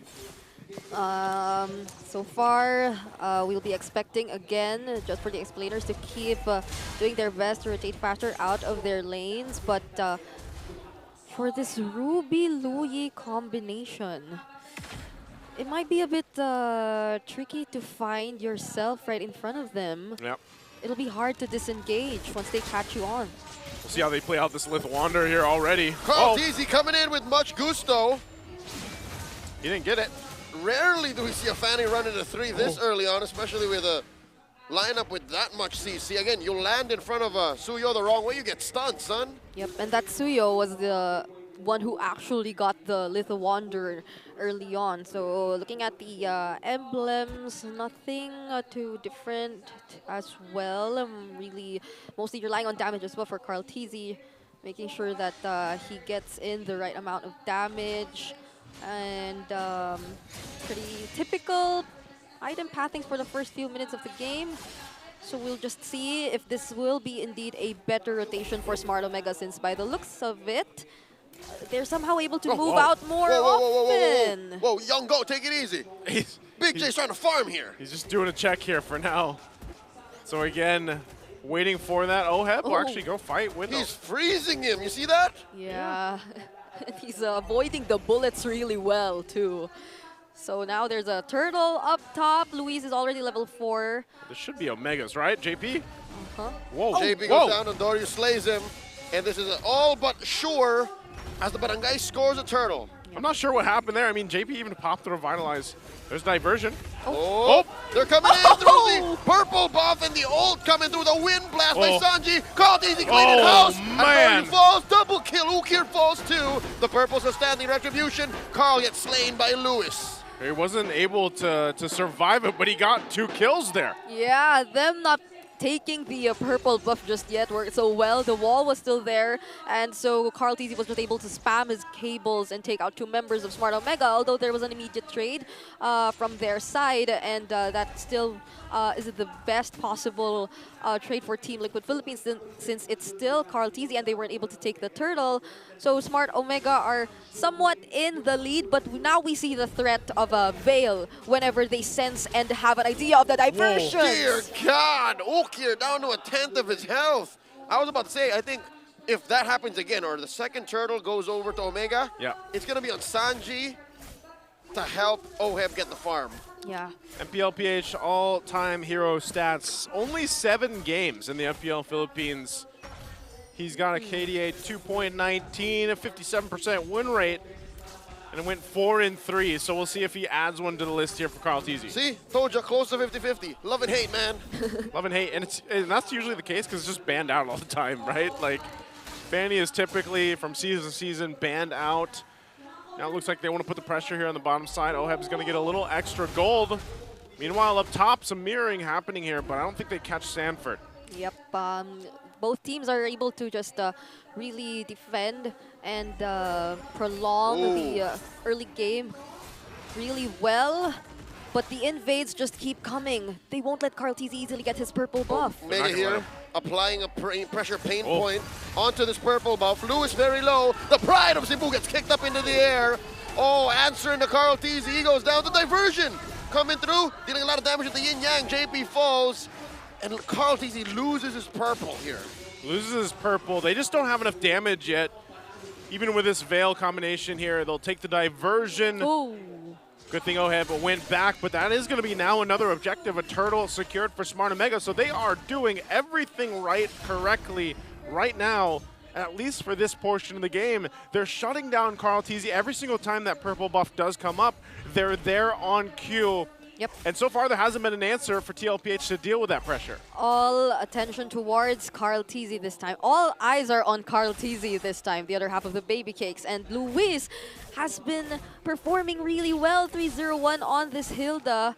which pretty much sums up why you really would not want to have a Hilda in the enemy lineup. Oh. But they catch on Doryu! 40 gets the kick, serving up a kill to Carl Teasy. Finally finding sweet revenge. I don't think Andori was ready for that. Yeah, I don't think he was at all, but again, how do they shift forward from here? TLPH looking to go ahead and close that little gap that is building, but look at the focus here on the bottom. He's cutting that wave, trying to make up for lost time. All this while, Daddy JP protecting Oheb. Yeah. Another thing is Super Yoshi, when he finds the right openings, there are some really reliable flicker combos. Oh, another I'm offended.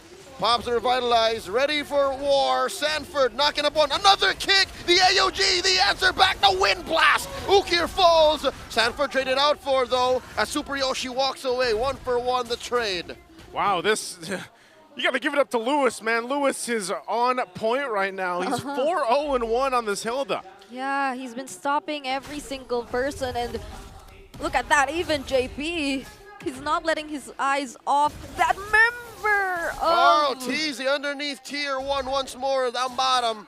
He was happy Lewis wasn't there, so he's going to take every single chance he could with Big J. Gosh, what does Lewis even have right now? We got to get a little item check here in just a second because he's got courage. He's got more than courage. I think it's just the Dreadnought armor. Oh, kick. Oh, finding the knock-up and the wind blast. Not enough of a kit to finish the job. Ukir walks away. Yeah, not even that Sansan engage had enough damage. They won't be getting another turtle. Oh, 40 with a knock-up. Can they finish the job here? Super Yoshi gets knocked out. It's knocked out. Lewis going to be focused by 4. All right. Can they finally end the Cebuano Prodigy's onslaught? No. Lewis is just kidding. He keep going. Gets a sprint out. That's about it. There's just not enough damage yet. You know, coming out from TLPH's lineup, and Sanji needs a little bit more time to get the items on this Veil to really come online. He's been hitting the combinations and really even utilizing it with JP when he jumps in with the Avatar of the Guardian. Yeah. But they're just not converting it. Here's the item. Kick! Big J! What? We only saw the tail end of the sequence. I was just supposed to say that at least for Team Liquid Philippines, they have Carl Teasy. They have the Fanny to at least manage the waves, manage the map up until the point where they feel like they're confident enough to fight. But that was just so perfect for them to find an important kill towards the top. I feel like Joe just wanted to defend that lane, but he had no idea that Sanford was probably there too. Oh, Carl Teasy, it's as if the first 5 minutes of the game didn't happen. Sitting at 5-2-0, pulling 187s across the map. He's just doing work on this, especially the side lanes. Lewis will go up, and yeah, we did get a glimpse. He had the anti-Karas. He was working on his next item, but man, Jome. Oh, hold on, Carl. Whoa. He can't go 1-on-1 against Lewis, man. Yeah, you can't. You can't go there. So once Lewis is there, he can't. Lewis is the biggest problem right now, and especially when that sprints up, you know, you're not going to be able to really catch him. So it's just buying time. He fears no man. Yeah. Except the Cebuano Prodigy. Oh, I'm offended by Super Yoshi. Sanford down to a third of his health. The answer, the wind blow. JP charging up, throwing a little bit more damage. No caution to the wind. That is a Queller canceled. JP fighting with 3 here. Yeah. JP just staying on that course now in the mid lane. This is a Lord up now, and I have to say, Smart Omega controlling all turtles. We'll see if TLPH actually wants to go ahead and contest this one now. Sneaky chubby wave down bottom pushes 1. What JP's trying to do might just work for Team Liquid Philippines if they're able to block off Lewis and allow Carl Teasy to just get to his targets. Because if again Lewis is present in the team fight, I don't think it'll be. They're gonna go for purple again. Yeah, I don't think Carl Teasy will be just pursuing it. But hold on. 4 members of the barangay, ill intentions. Carl Teasy gonna get to secure. Okay, secures his buff at least. Lord still untouched for now. Managing those waves. Pressure in the mid. Sanford knocks up 2, gets the kick onto Andoryu. The AOG, no one home. 40 down, gets a kill for Big J. And that's going to be Oheb taken down by Joe as well. All that Liquid get is Super Yoshi. All for 3. Even JP falls. Oh, Sanji trying to run for his life. He does pop the flicker. Jome with a triple, though. That's what he needed to come online. Are they actually going to go for this and take the risk to try to steal the Lord away. 3K for Big J, enough to force Carl Easy to respond. He gets out of dodge, but will not be able to steal. Omega gets a big one. And you would have sworn that it could have been a really good start for Team Liquid Philippines. It was a perfectly targeted way of the Dragon from Sanford onto Andoryu right before the objective. But aside the fact that they weren't just able to burst him down immediately, all other members of Smart Omega were just within the area too. They were immediately able to respond, and that didn't work for Team Liquid Philippines. Now they're on the defense. They're on the defense now. Position that they have been in the past. Diversion's going to be used though. Placing the team here. Conceal used. Super Yoshi looking for a hook here. This Lord gonna continue, finds Sanford, gets popped by Jome. Point blank pistol blast to the face, and they'll take down this Holy Shield down bottom. It might even get the inhibitor as well. Lord's gonna go down here, so they hold on. Carl Easy won't get his purple buff again, so it's Smart Omega not letting up. They're starving the goat, man. Yeah, this is not looking too good. Sanford doesn't have any magic defense just yet, so he really does the damage. Sanji goes into the back line, shutting down Big J. Ukir falls as well. Andoryu takes down Sanji, and Yoshi falls. 1 for 3, real quick for Liquid. Man, what a placement and utilization of everything they have, all the tools there. Sanji on that position just made so many possibilities for Team Liquid. Sanford with a flicker set up, fails to find a kill, all just to zone out Omega as they take that tier 1 in mid. JP coming through, pops a revitalize, it's a lot of damage. Andoryu barely alive, surging away, trying to survive, running away. Lewis survives with just 2 more basic attacks in the tank. And it looks like JP got the purple that they stole there. A diversion to cut them off. You're going to be a little bit too late, though. Not the right placement. So Smart Omega still holds on, but we got to look at the replay here because look at this. The setup from Sanji, Avatar the Guardian. Carl Easy comes in, cleans up, and Oheb just runs on to the side to help finish off of that fight. Again, that is something that Smart Omega has to watch out for, but they do hold control of this game by a little bit. Technically speaking, to explain what Sanji did is he blowed him up. He blowed him up.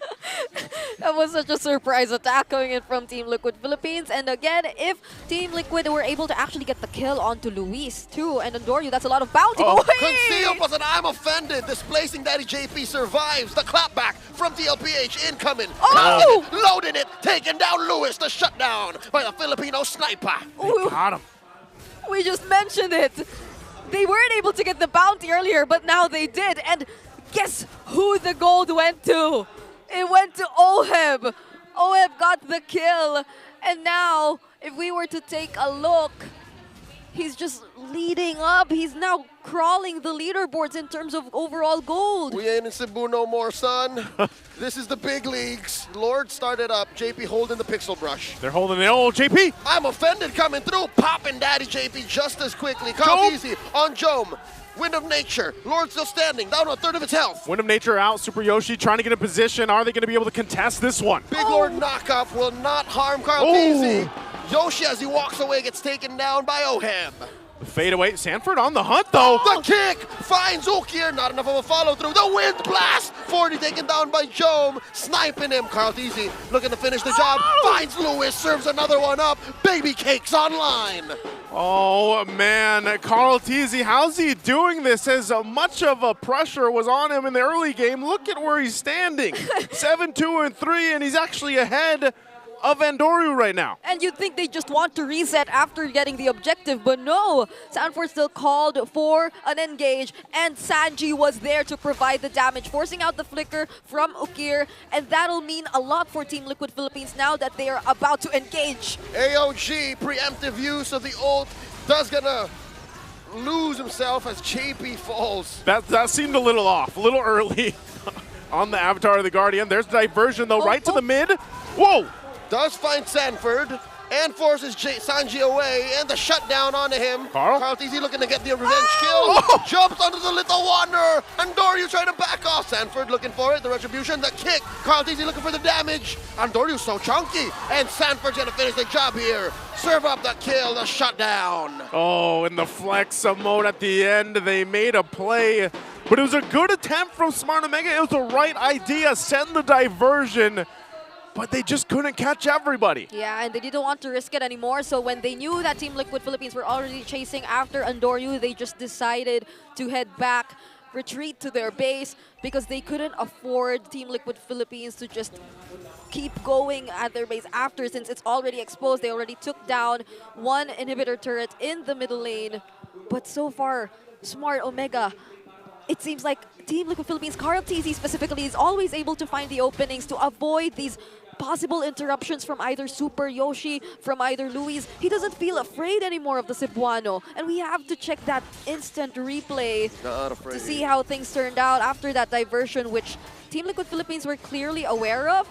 But Smart Omega just had their eyes set on Sanji. Sanji is becoming such a huge problem for them now, and not to mention that missed cutthroat, but still they were able to make Andoryu go down, still making it in time though for this next objective. I think Andoryu exited that situation the wrong direction. Should have gone the other way. Yeah, if he did, then he would have survived. But you know, regardless, to take down Sanji. Yeah, I mean, even with that happening here, Carl TZ will go ahead and get his purple buff. Same on the other side. They're still working for it. Lord is up in 10. So item-wise, too, I mean, even Oheb really has just been having kind of free reign when he pops the heavy crossbow, and then he's kind of just following up on a lot of this. So Smart Omega, as they approach this next objective fight, they should get a little creative here, having that diversion. Maybe they use that to go ahead and find a better positioning. You're still going to have some pressure, though, at least on this side lane. You're seeing it here. There's also a glimpse at the stacks right now for Jome. 630, and then he's got 48. He's got the 48 at least on the Sky Piercer. Yeah. Smart Omega just have to be extra careful of wherever they are planning to use the diversion, because once Sanji gets to sense wherever they're about to come up, then they will have to face the Wrath of the Windstorm. They will have to face the Sansan duo, either running towards them or the AOG denying them of whatever they want to start and try to do prior to the objective. So now it does feel like they will be planning to go for the diversion, but let's see how they're planning to time this. Luis can provide the information anyway, and Andoryu is just nearby if ever he does need to use and contest with the Retribution. Okay, so it is going to go for a reset. You got Carl TZ. You might actually go ahead and put some of that pressure. Does want to get his orange and possibly his purple before the fight breaks out. Andoryu knows his timing is actually going to go ahead and start this. I'm not sure if they fully commit to it, though, as purple's already being worked on by Carl TZ. So it's at half health. It looks like they might actually want to go and just try to blitz this, but the information is already there from JP. Quarter the health. Coming in, the knock-up and the response. AOG coming through. Andoryu still secures. Carl TZ jumping through too. Looking for that pocket finish. Super Yoshi down. Oheb gets the kill. So far, a Lord for a body. That's actually okay. Yeah. It's a good deal for Omega. Team Liquid Philippines, they were just focused on the heroes. Smart Omega, on the other hand, with the sacrifice that Super Yoshi did, were able to secure this Lord and, again, minimize whatever Team Liquid Philippines could have potentially done if it did go into their hands. But I'm pretty sure Team Liquid Philippines will just decide to take down this Lord right here. But they have to be aware. He's going for Jome. Carl TZ finding Big J. I think Big J popped the win of nature there. Yeah, he did. He already popped the win in the nature. He does have an immortality, but that's what Carl wanted. He just wanted to get that out of the way. He knew the rest of the team could go ahead and work on that Lord as they did. Now they just need to clear up the lanes. Masterful by the young goat, isolating the main damage dealer from Smart Omega, making that Lord pretty useless. Yeah, currently leading in terms of damage leaderboard too. Carl TZ is just really making it happen with this Fanny. He seems to want to put an end to the love-hate relationship allegations that people have in terms of his Fanny, but it doesn't feel like they have this in the bag just yet. Smart Omega are really starting to fight back, and they're slowly getting a hang of what they need to do in order to prevent Team Liquid Philippines from getting the successful fights once again. If there is another unsuccessful attempt from Team Liquid Philippines to engage, it is so easy for Smart Omega at this point to just go for the punish. They already have enough damage, even just from Okir, even just from Jome. And mind you, Okir is also on the Brave Smite. This has been a common trend ever since the past few months, so it isn't an easy task entirely Yep. for Team Liquid Philippines to just take him out whenever they decide or they want to. This is, again, where you get to the point of the game. We're reaching the 20-minute mark. This next Lord, very crucial. Also, the immortalities and everything else. Sanford might be going for a play here. 40 going through.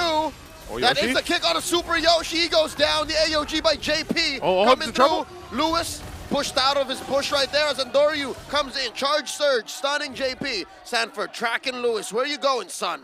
Oh, they might actually want to re-engage here. So they do get out. They go regen up. JP still holding on, but Sanford, does he actually want to make a play again? 40 full on dashing through. Does not have a kick. Threatening one from Omega. They might actually disengage here. They do take a couple shots. A lot of this little heat checking right now. The Lord's going to be up in 13, and Super Yoshi will be back up in 20. So Smart Omega, they can just place themselves if they need to, utilizing the diversion. Joe finally picks up that win to nature again, though, as he traded it out earlier on. Liquid strong-armed Omega in that engagement. Yep. Something tells me they're not happy with the trade because Sanford used his flicker. Yep. It's off for a minute. He's not going to have it for this Lord. Yeah, and he was low at the time. You would think they would just want to reset after taking one successful pickoff and prepare for the upcoming objective, but they just really wanted to force another engage against Smart Omega before doing just that. But Super Yoshi is already back in the game, though they won't be able to position themselves first. Again, they have the diversion. They can just go whenever they need to since Luis is already giving them the vision. But they have to be careful. Sanji and JP are nowhere to be seen. Yeah, that's the advantage right now with that Louis Yi. So it's a half health from the Lord right now. They're going to blitz it. It looks like they have to make a move here. Going for the burst finish, the response. Can the diversion come in time as JP preempts it? Coming in, the I'm offended, already spent by Super Yoshi. Lord still standing at the end of its health. The reset. Carl Teasy backing off. It's going to be a reset. They take the safe route. Jome also swapping once again, picks up the immortality, and so does Carl Teasy here. So we're back to square one. Yep, but there's no flicker. I'm offended from Super Yoshi. That was close for Carl Teasy. Nearly went down, but fortunately he has the immortality now. Oh, he's going for Luis. Carl Teasy does not know Andoryu's here, but he smells something's fishy. Half health for Luis. Again, immortality. Multiple members on both sides at this point, so it's going to be a crucial fight of just kind of mechanics for this Lord as we reach almost that 23-minute mark. Yep. Smart Omega just really has to take into consideration wherever they're plotting the diversion, because similar to what happened earlier, it wasn't Sanji who used his skills in anticipation of the diversion. It was JP with just the taunts, the unbreakable that could that the members of Smart Omega could potentially face. So they have multiple tools and resources that could actually allow them to respond to these surprise diversions from Smart Omega. And similar to now, where are they going? The diversion down bottom sends a handful of barangay members. Carl Teasy senses it and gets out of there. Yeah, he gets out of there then. Lord is up, so diversion not available, at least for now. TLPH will go ahead and slowly start this up once again. They give it a go here, still positioning, trying to get that orange buff for Andoryu as they set up for this fight, possibly again. Taking a shot with the Queller. Lord under the half health mark. And this might be the point of no return. Lord down to a 10th, the kick by Sanford, and they collapse in. The blast, the blow, the jump. Carl Teasy down to a 10th of his health as well. I'm offended by Super Yoshi, taking down JP's immortality, and Super Yoshi still alive, wailing away. The Lord gets reset one more time. Oh, diversion. Oh, there's a diversion. And a wind blast into that brush. JP says, let's re-engage. We can do this. As they blast away at Andoryu. Popping his immortality. Down goes JP. No one from the barangay falls just yet. A wind of nature. Super Yoshi still alive, popping his immortality as well. And immortality goes down. They re-engage. Yoshi gets knocked up. Kick. Carl! Blasted here. Carl Teasy is godlike. Oh, he gets out of there. He gets out of there at this point again. It's just one each down. Oh, flicker by Sanji. High risk maneuver coming in. Does not get punished. The Blade Surge didn't connect, but that was a very brave move coming in from Sanji, though Carl Teasy, was he able to get his purple buff? Yes, he did. Smart Omega might just be able to secure the Lord this time. They might actually be able to get this. Again, a little item swap for Jome. Carl Teasy gets the information he needs, relying on the rest of the team to show up here. Can they go ahead and take this one? Not easy, running through the back here, trying to compromise Ook here, and the combo coming in from Sanji. Down goes 40, down goes Ook here, the Lord goes to the barangay. Andoryu trying to survive, gets taken down by Oheb. Baby Cakes pushing forward. Those are such long death timers, but they do get the Lord, and they still have Jome up alongside Lewis. But there's 4 members of TLPH. Are they going to look to go ahead and try to end the game after they clear this out? They've got the decisions to make, but first they'll take this purple buff. Yep, and they have to mind the Lord, which is marching down bottom. Or do they ignore it? But they might just go for the ignore. There's 3 members from Smart Omega who can potentially attempt to defend this. 2 tanky members at that, but they still go for it. JP with the unbreakable, compromising Yoshi's position. The pickoff. Lewis, 2v1. Now a 4v1. Cebuano's pride trying to take down Oheb. Oheb survives. Oheb survives. Lewis down. Just Jome left. Oheb survives, and there is still a Lord to deal with in the bottom side, so Smart Omega will stay in the game again. 26 minutes into this game 2. Could this be the longest game we've seen so far? What is our longest record right now? We might just be breaking records. We'll have to confirm whether or not this is going to be the longest game. But meanwhile, while they clear the Lord, checking out the instant replay again, Carl TZ this time around was able to gain much more access towards the targets of Smart Omega. Oheb too, as much as Smart Omega wanted to focus on this gold laner of Team Liquid Philippines, he was just free enough to keep on throwing out the damage. He even swapped out his items, already picked up the Rose Gold Meteor too, just in case. There's another attempt from Smart Omega! Oh, Sanford! Sanford finds one, kicks him to the wrong side. Ukir closer to his fountain. The base! Jome gets blasted with a wind blast, and 40's down. This might be too much. TLPH bit off more than they could chew. They thought they could force that one in for the end, but not able to get. There's the diversion to cut him off. Into the river brush as Sanji gets popped here. He's gonna survive, but only for a second longer. Look inside the base. Oheb here. JP in the back line. Oheb versus 2. It's 2 of them on him. AOG by Daddy JP back. Lewis and Super Yoshi versus 1. Gets Lewis, he's healing back up. What? Oheb's healing back up. How did he stand that long? And here comes Carl TZ now. I can't believe Oheb's alive. And he walks away. And he literally just swerved. He saw that people were going after Sanji. He decides to, oh no, I'm not going that way. I'm gonna fight the members left here near the base. And he still gets 1 from all that. Just goes to show how much damage already coming in from Oheb. Also has the Wind of Nature. Those Haas claws, man. He didn't even break a sweat. He was like, yeah, I knew that was going to happen. Oh, Carl TZ here walks into a brush. Didn't know there was company. Gets shut down. Oh, right in time for the Lord to come up. What a play for Smart Omega. That play's going to haunt Carl TZ. Whoever made that call, I salute. That was a very well-timed decision from Smart Omega, now earning them the advantage for this upcoming Lord. But Team Liquid Philippines just the same. They might not want to just give this away. They will somehow gain some information, but they don't have the retribution in their hands. Oh, you're still 40 seconds away from Carl TZ being up here. So TLPH, do they delay this? Do they contest it? Do they let it go? It looks like right now for Smart Omega, they'll start up the Lord. They'll take it slow. They want to go ahead and see exactly what TLPH wants to do, and Sanford moves forward alongside JP. Lewis holds down the front. Lord here down to 1/10 of its health. Big wind blast, AOG back. Oheb just barreling away, firing at everyone who's in his way, and Dory secures the Lord, and Liquid get nothing in return. He decided to fight, but JP also used the AOG just to get away, so there was an attempt from Team Liquid Philippines. And at least Carl TZ is about to get back, but he won't be having his purple buff anytime soon. Miraculous how Liquid did not lose anything. Yeah. They didn't lose anything at this point, but right now this is a pretty big base defense they have to pull off. At the flick of a wrist, a twitch of the eye, Smart Omega could have turned on them and killed 3 members. Woo! Stacks! Almost 1,000! Almost 1,000! We have to be getting close to the longest game here. Almost a 30-minute mark. Yeah, we are. 1K for Big J. Can he make it?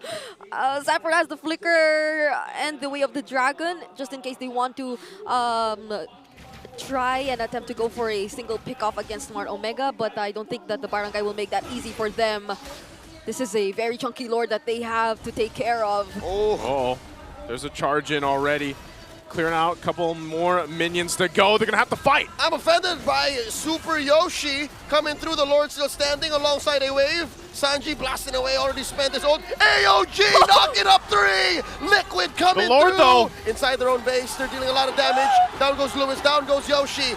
Big J blasting away at that base. Down goes the Lord. Finally, Sanji's fallen. JP as well. Big J gets 2K. And they're forced out. They're waiting for that wave. Oh, Carl on the hunt. All 5 members are still up. Carl TZ will force to cut the waves. OHEB fortunately still alive, so they have some form of wave clear still. But that's a quick diversion onto the top lane. It's just Baby Cakes left. It's just Baby Cakes at this point. They're trying to cut OHEB. He's left to his own devices. He gets pulled. OHEB can only do so much alone. Ladies and gentlemen, we're going to game 3. And there you go, another game 3 to round out week number 2 here. Finally for Smart Omega, they get their first game win. Can they win the series going forward against TLPH? My goodness, we made it to the 30-minute mark. I am now firmly believing that this is indeed the record-breaking longest game so far of the season, and it has been an honor to be part of it. I thought you were going to say you are now a believer in the mother and daughter of all series. Yeah, because again, mine's the long game kind of curse. And it did happen. Kudos to both of these teams, though, for really prolonging that game. Yeah. They were really holding on, especially for Smart Omega, who multiple times Team Liquid Philippines felt like they were just forcing the end to the game. But I think at the same time, it really backfired. Like those decisions to force the game, even when it clearly wasn't endable just yet. It was a risk, but yeah. This right here is Liquid's first game loss in all of Season 15. So one first game win for Smart Omega, one first game loss for TLPH. And it was 30 minutes of that. Okay. Here we go. Again, our MVP of the game has to be none other than Ukir. This was the game-winning. I feel like, yeah, it started with that diversion where they caught Carl TZ, and from that point, it really just went in their favor. So great usage, and that's what I was saying, man. You know, at that point in the game, when you have all these item swaps happening, you're capped down on everything that you need.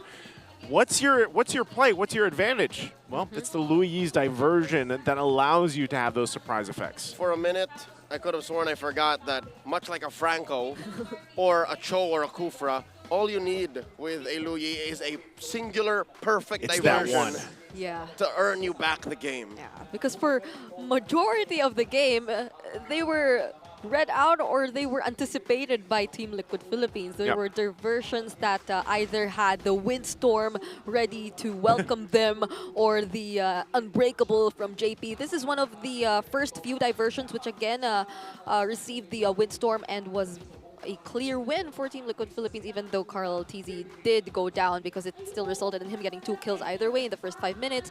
And eventually, Team Liquid Philippines just felt like they were finding ways to deal with it. Even the knockups from the Jeet Kundo were already enough.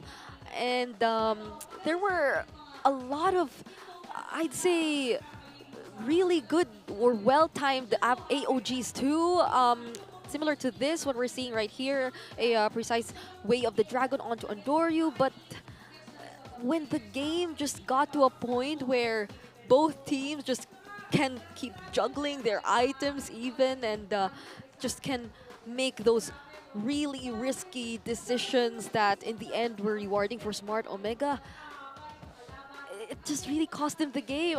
I don't think it was even a matter of chemistry at that point. It was just like This was just really good. I like to see this from Smart Omega with the change that happened here too with the lineup. Yeah, it's not really a question of chemistry or anything like that. It's just really, you got to remember too, these long games like this. Talk about the endurance test. This is, it's funny because this diversion was the one that just changed the course of that, you know? So it's like the one that you're not really expecting, like, hey, let's throw it over to the top lane in that bush, get a surprise, and then it results in this. And also, even this base defense is quite impressive from TLPH. This is what, the 5th Lord of the game? And they're able to go ahead and juggle through and mostly clear it, but then unfortunately couldn't stop that push from the top side. You know, that's why Carl TZ went down there to stop that lane pushing in from the bottom, but, you know, Oheb, he can't just defend that himself either. Yeah. Even towards the end where I was really looking at Oheb if he's going to be able to survive all that.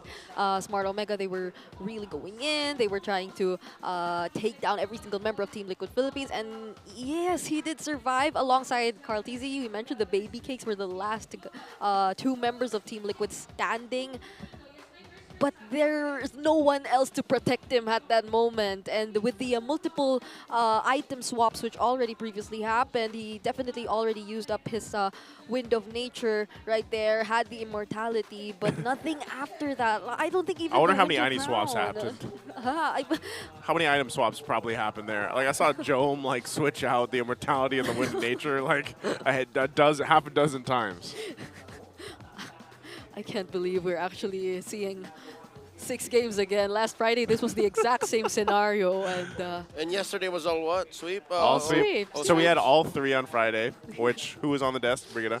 And then we had Saturday all sweeps. Brigida wasn't there. And now we are here on Sunday. All 3. All 6 games again. Who's on the desk? Brigida. So obviously, if we put 1 + 1 together, it equals Brigida. Yep. So there's 2 things that's guaranteed when Brigida's on desk.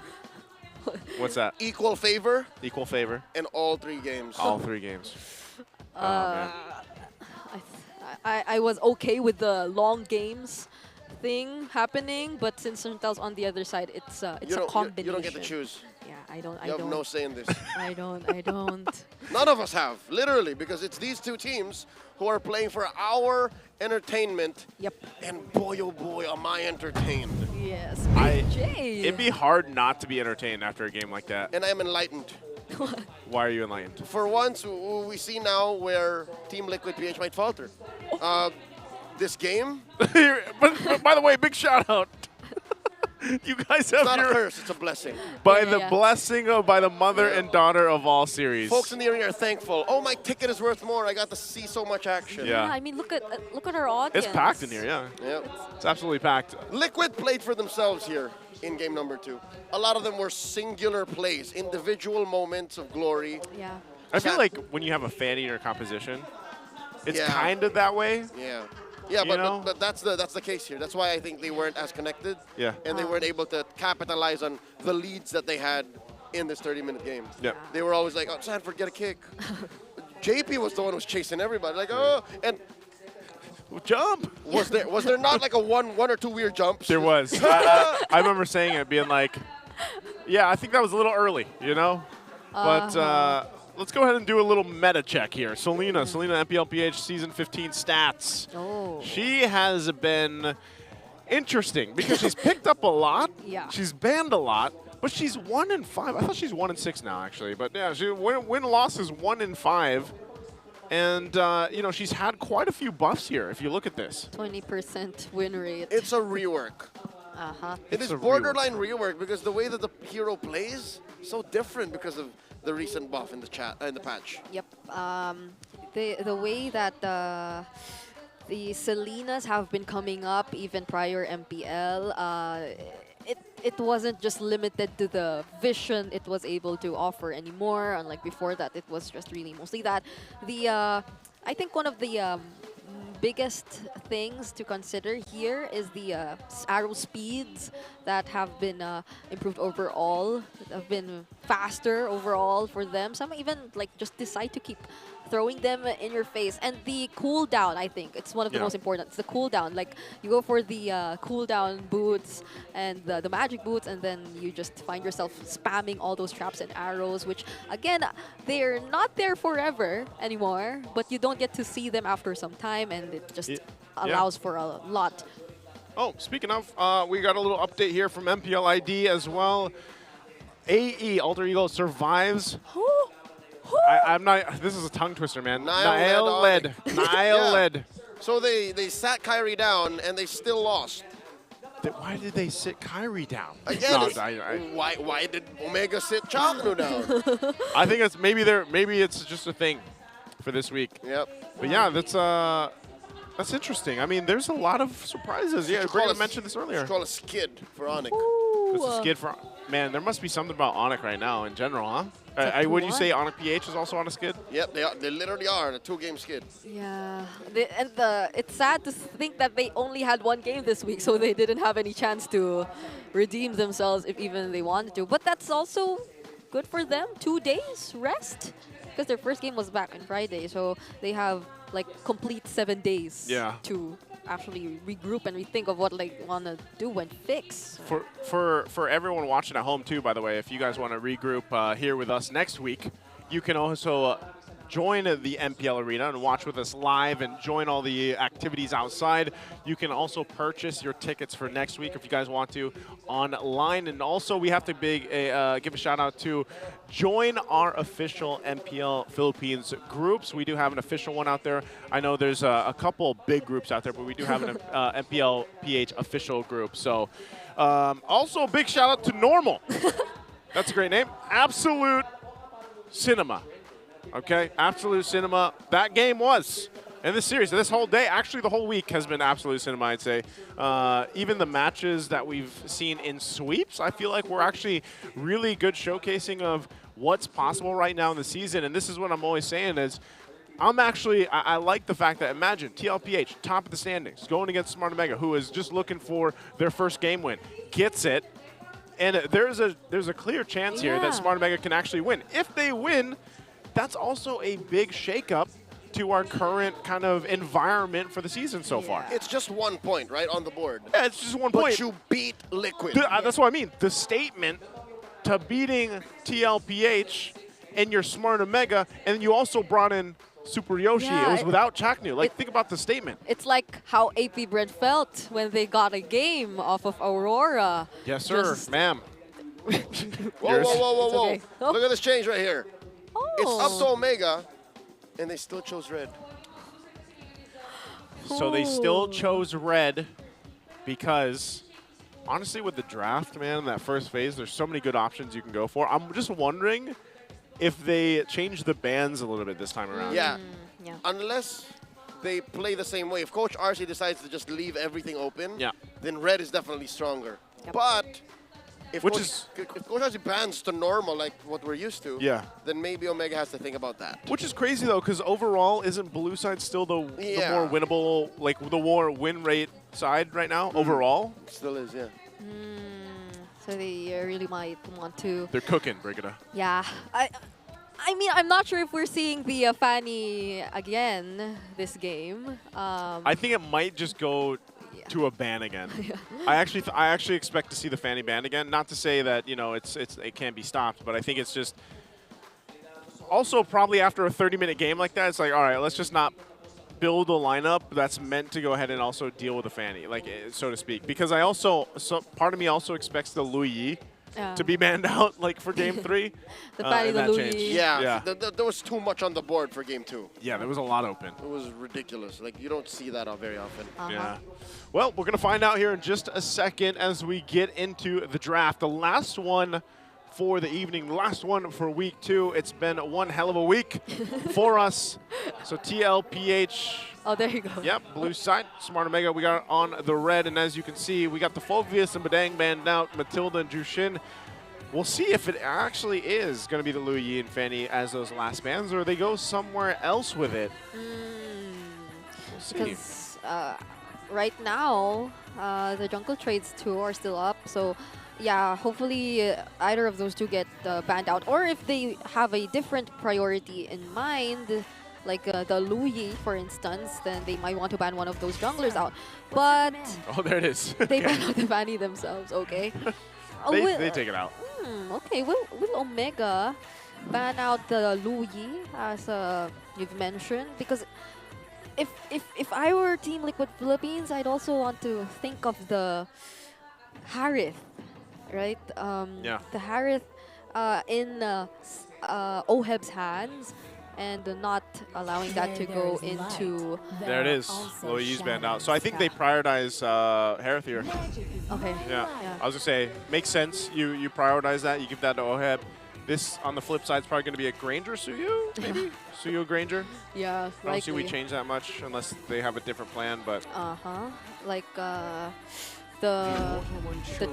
Cho's there too, although I do agree that it might be better to go for the Granger and then reserve whichever other options you have in mind for later, since you wouldn't be revealing much. You don't need the Granger technically right now since the Harith is up, but... It's just an option if you guys want.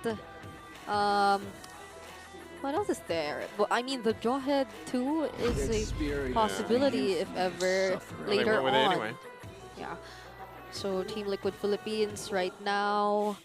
The Badang? There's no Badang. The Hilda's there. If they wanna take it out of Luis' hands and the Farsa.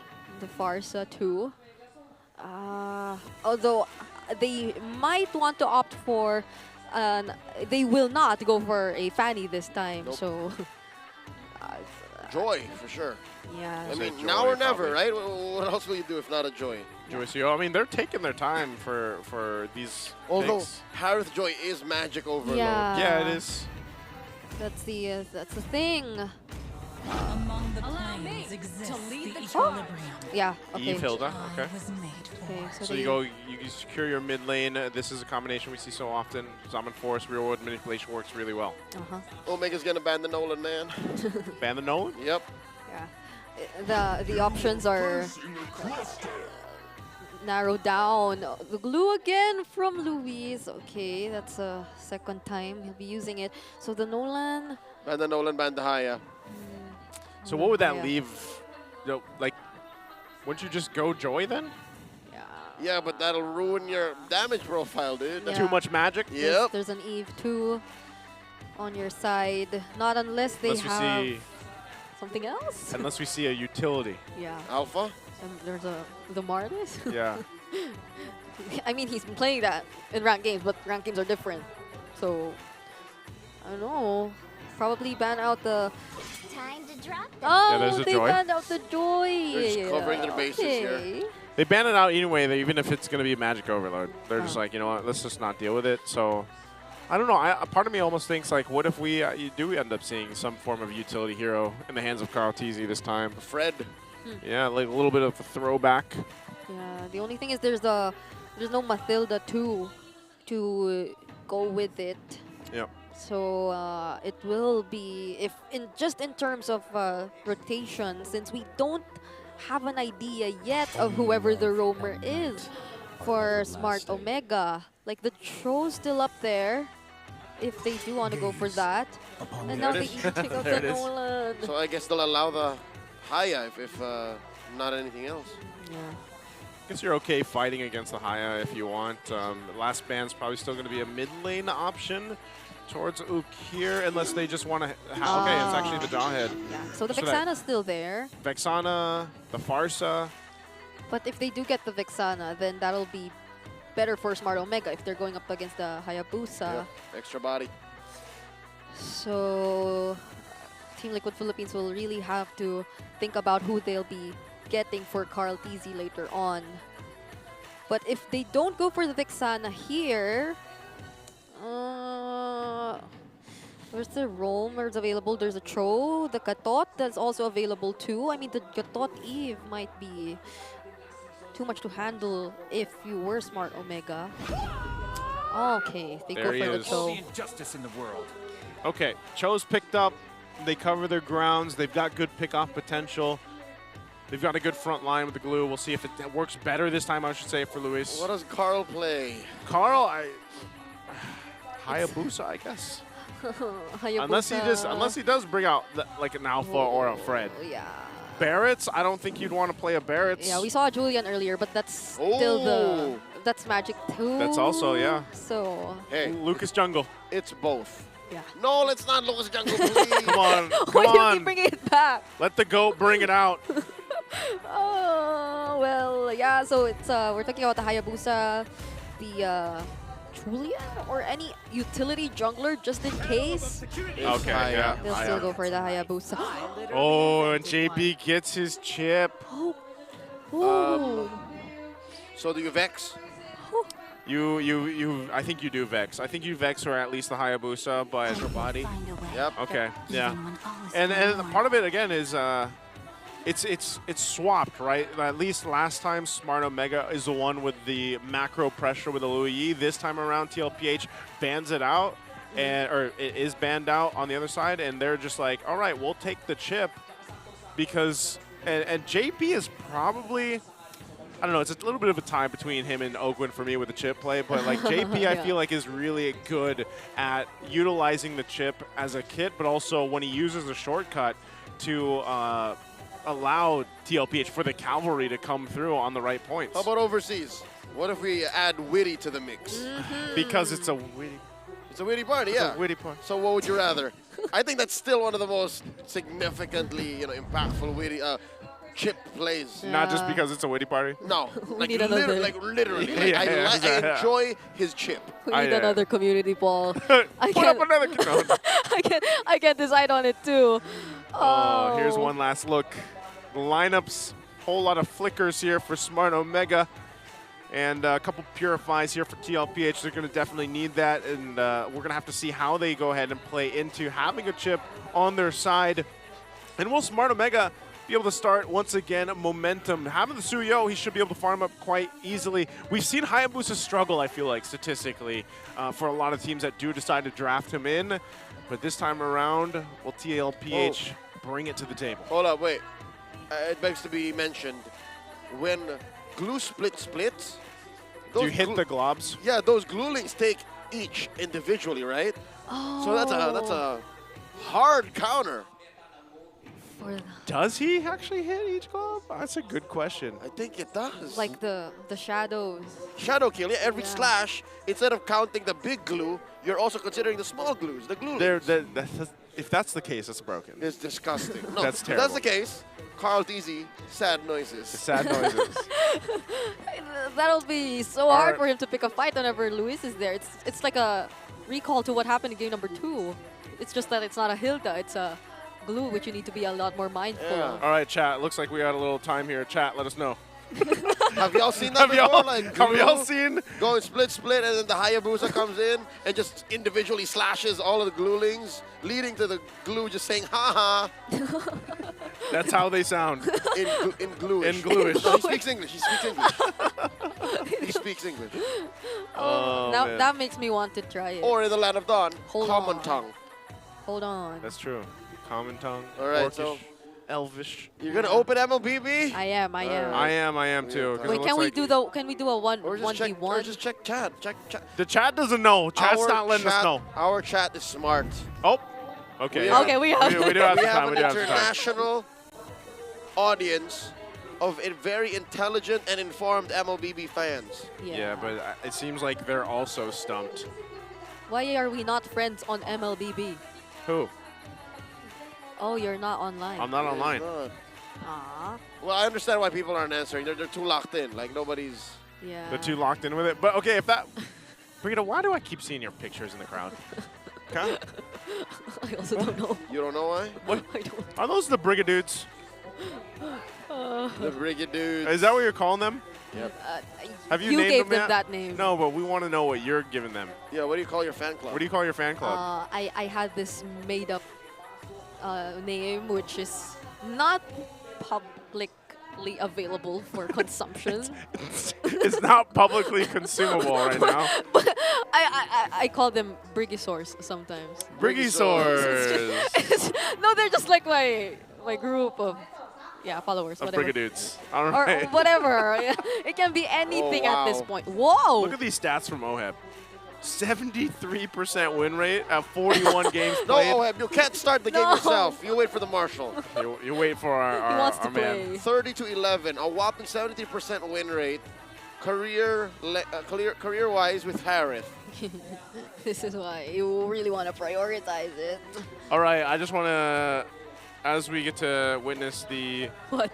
the stats here from OHEB. What do you see? Chat says Why am I laughing? Chat does say that Hayabusa's ult does go for small ults. See? Oh, yes. I don't know if that's right or they're trolling us. Ruined. No, I think it's true. I think that's right. Ruined. The glulets. Yeah, because if you're, let's say you're an Atlas, right? And you go for perfect match. Yeah. Hayabusa will hit both Atlas and whatever the big piece of armor is. By the way, folks. Beta? No, sorry. Atlas. Oh. Yeah, Atlas is the thing inside, not the armor. Yeah, no. The perfect pair. Perfect match. pair. Yeah, perfect. Yeah. So like. What are we seeing here? I'm seeing a lot. There's the #1 That's cheer. Mima.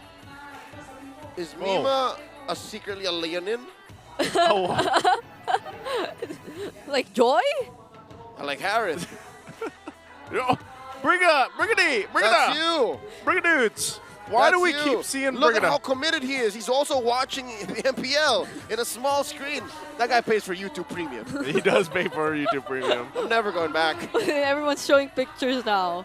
Everybody is. Oh, Oh man, that looks like a Congratulations, join the Fansiklaban. fancy Glaban. I'm seeing a crying child.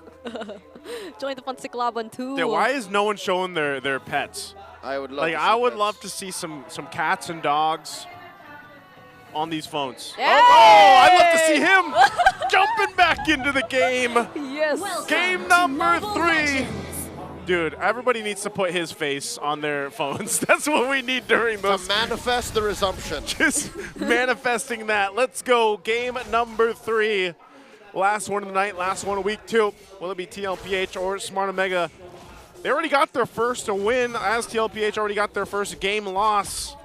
Will Smart Omega get their first match win here after this one?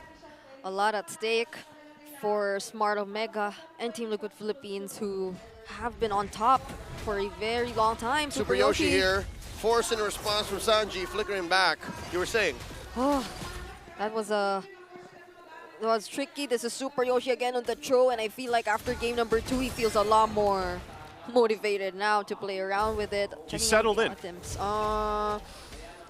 Nothing too different in particular. I'm just looking at the timings here for Team Liquid. Because again, considering first turtle, Luis will definitely be there. So like, how do they take that into consideration if they do want to go for the engage? But at least they have the shortcut. I'm not just entirely sure if they will be immediately getting their ultimates right before the turtle spawns. Yeah, and the fact that Sanji had to burn his flicker early on, that early, he has to be pretty defensive here. Yeah. That's why he's just hugging the turret for now. Knows that Super Yoshi's around the corner, and he still has his flicker, so a couple shots on JP, though.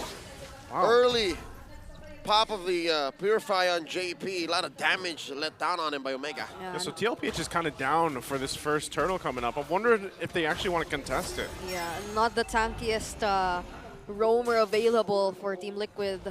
Chip has been poked quite low, but they're still going for it. Turtle very low. Andoryu is in range. So is Carltese, but Omega scores the turtle. Down goes 40. Gets that grab by Lewis. First blood drawn by the Nightmare. It was a great team fight for Smart Omega to go ahead and play the part where they had the advantage from the start of the game. Again, because of just that interaction where they got some resources. Oh, Super Yoshi. Oh. Real world manipulation by Sanji. Swiping away. Super Yoshi gets hit with a shadow kill. Ukir all the way in the back. Happy with the body block right in front of him. Grab onto JP. Lewis, let's go. Alleviates the pressure in mid. And Sanford waiting. All right, that's a full dispersion of the fight. I consider that as an athletic usage of the real world manipulation too. Like it saved him. What kind? What'd you say? Yeah. Athletic? I'd consider that too. That's a good job. Those reflexes Proud coming of in you. from Sanji. Oh! Way of the Dragon onto Daddy JP. Calling in the shortcut. 40 gets taken down. Oh, it was 40 who caught all the damage. He caught the smoke. Diamond Force in. And the retreat. Down bottom. Oh, Joe! Taking down the flicker forward by Big J. 187. Suspect is a Granger. Oh, man, Big J. I've been waiting to see him activated, and finally in this series against the #1 seed right now, TLPH, at least in the standings, he has been activated, so he gets a nice kill against Oheb. Yeah, imagine you get an assist, but by the time you get back to your lane, you miss a card and you get taken down by your opposing gold laner. So clearly there is an advantage in Dome's hands right now, more than 500, around that amount. But now Smart Omega, they're transitioning, even putting in their attention towards Carl TZ. Oh, they're compromising his purple already. 4D forces out a split, grab, and that's all she wrote. Sanford gets taken out by Ukir. Sanford having a tough time, 0-3 now already. Lewis able to find him multiple times with this glue. You know, this glue it's only been picked up twice now, right? Twice by Lewis, so they're going to go ahead and start up this turtle. Smart Omega with the control, a nice lead too, and JP looking for the angle to come forward. Real revelation by Sanji, swiping away. Andori securing the turtle, dashing around. Andori gets taken out by Carl TZ. Baby Cakes doing work as Sanford gets taken down once more. The kick by Super Yoshi. Sanji gets popped. Big J gets one. This isn't the scenario you would want to be in if you're Team Liquid Philippines. Their lineup, we're now seeing the pros and cons of having them up against Smart Omegas. The glue, there's no one to stop the glue. They have little to no crowd control.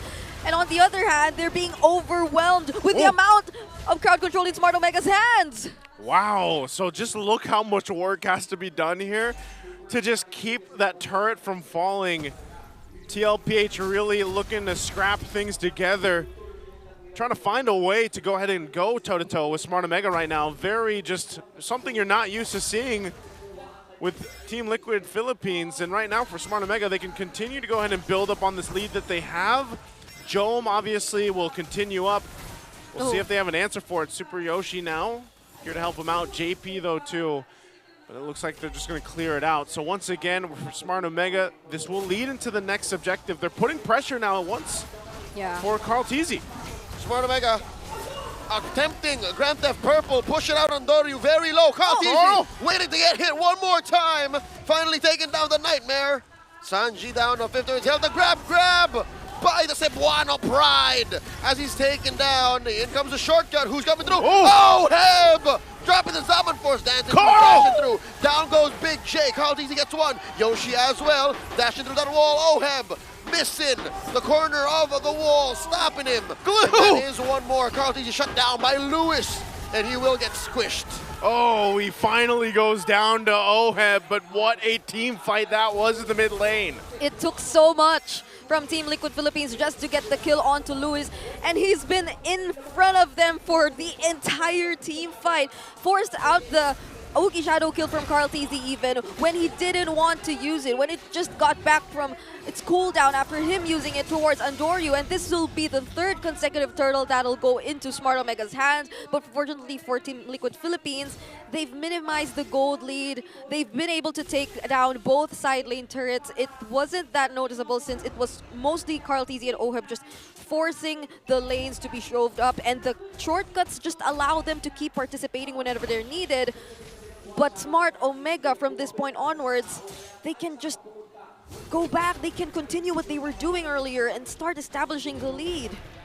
We'll see if they are able to do that. You know, they hold on to nearly the same lead. Oh, no. Andoryu? Looking for the shortcut. Swiping away. Sanji does get one. Look at the back line. Underneath tier 1. Andoryu forced to surge out of there. And Ukir gets a kill. Zaman Force oddly placed. Oheb gets ridden down on him. Lewis, let's go. Look at this, the front line. Sanford barely survives. Finally, Lewis falls, but Chom gets a push. I can't believe it. You know, he was able to, it was JP that went in, dropped the shortcut under the turret, and they couldn't catch Andoryu, so then he ends up getting punished there. Yeah, Luis is becoming a really big problem. Aside the fact that they were unsuccessful in taking down Andoryu, they have to be mindful of whether or not they'll be pursuing the fight when they start and don't get to take out whichever member they've been trying to take out in the beginning. Looking at the in-game equipment so far, yeah, Oheb is behind by at least 1,000.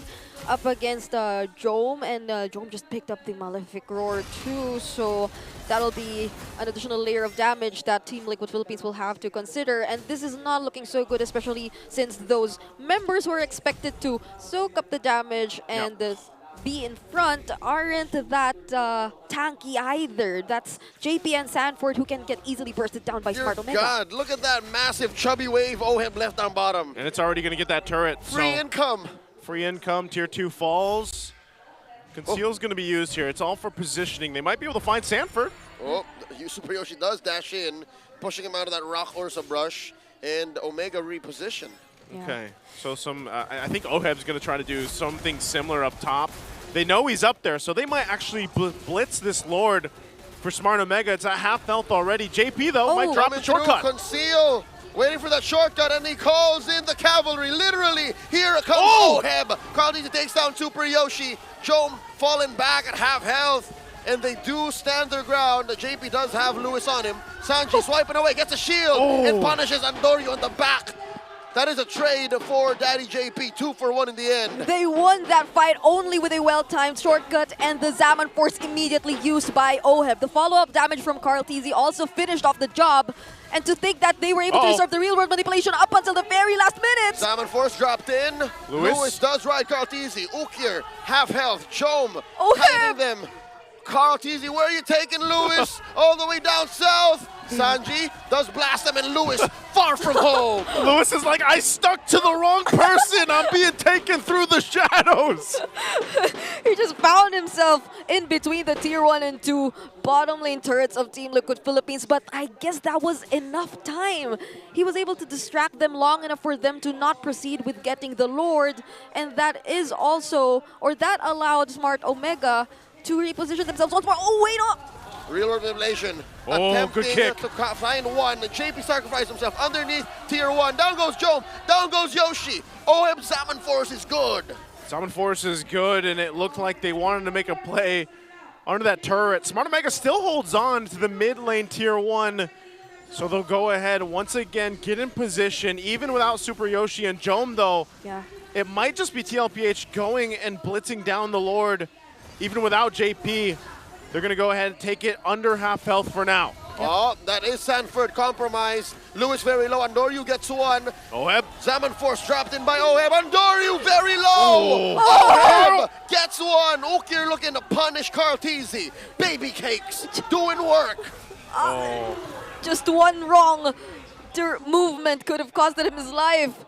Carl Tizzy very mindful of where he was supposed to go, and that Oogie Shadow kill was timed right after Sanford's sacrifice. The split, the grab was used onto him, and so he received it right after going he got kicked down. What? To the wrong direction. To the wrong direction. OHEB didn't even need to use the Purify. He knew midair. I'm fine. He's going one direction, and that's where he's going. Right now, didn't even have to use the Purify, so with that, they caught up. You know, look at this across the board here. I mean, look at the lead that Carl Tizzy has on the Hayabusa. He's at 9-1 and 4, man. It started with that double kill that he got in the early game, and now he's just massively ahead of Andoryu. And Andoryu's been doing a good job at least getting the retributions off, but can they actually deal with this push in from the Lord now?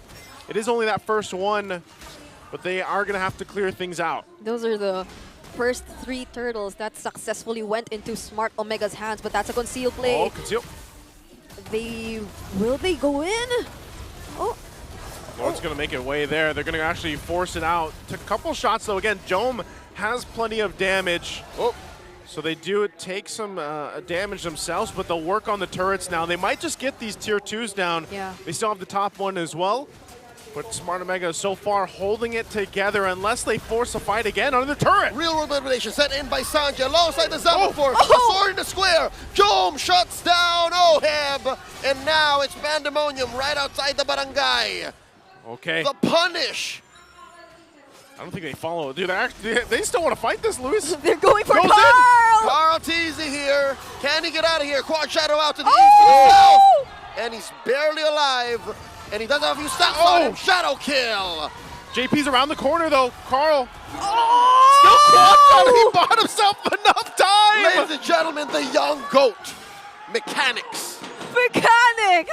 He just showed us the best way to escape and get away from 5 members running after you. And to think that everyone else, they were just also running for their lives, but he still decided to go in, cast the last-minute Ogi Shadow kill, and by the time it was done, he already had the Quad Shadow again. Here's how and why. Maximum cooldown reduction build. Oh man, I could just see everybody watching that moment. We're gonna take a look at the replay here too. Whole lot of pressure on that side of the jungle, but look at this. Yeah. Right, it started out, he's so low here, Andoryu jumps in, Andoryu, and Carl TZ goes back because he knows that he'll get caught, so he shadow kills, buys himself enough of that time with all that cooldown reduction he's got, and Quad Shadow's back out to safety. So wait, that means his Quad Shadow's cooldowns at 4 seconds. Yeah, about 4 seconds. Give or take. That's max CDR. Can't believe it. And even when Jome kind of like... Oh, Sanji already burned the flicker. Yeah. Super Yoshi. These are full or almost full item builds though. Jome has the full item build, but Oheb still lacking one item. But still, they will have plenty of time to prepare and set up for this upcoming Lord. Oh, they want to fight this one. There's the RWM. Sanji swiping away, spacing out the Lord. Can Andoryu go for the steal? Card to use, he secures. He secures it. Super Yoshi! In comes Yoshi, and the shortcut for good measure. Down he goes. Oheb gets a kill. And Oheb. the Omega squad backs off. Oheb gets a double. Power of wildness and the crash course from JP.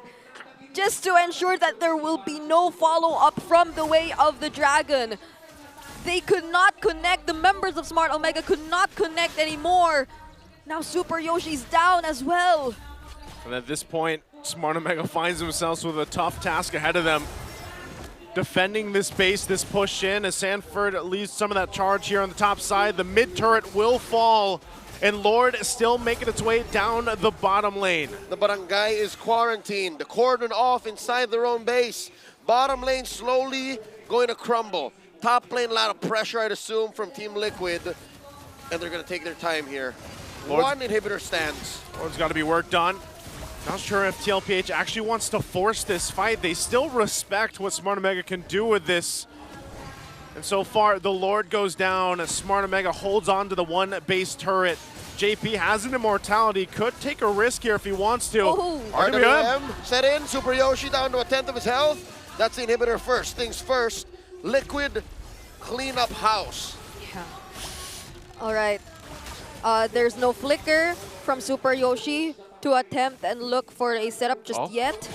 But he comes in, gets punished hard. The Saban Force, the EG committed. In comes Lewis, flickering, finding a target. Who can I ride? Sir! Gets popped by Oheb even before anyone gets grabbed. And now Sanji looking for the Void Crystal. Ukir blasting him. No waves. Omega defending. Waves on the top side. They're going to clear out the base minions, and Smart Omega 3 strong.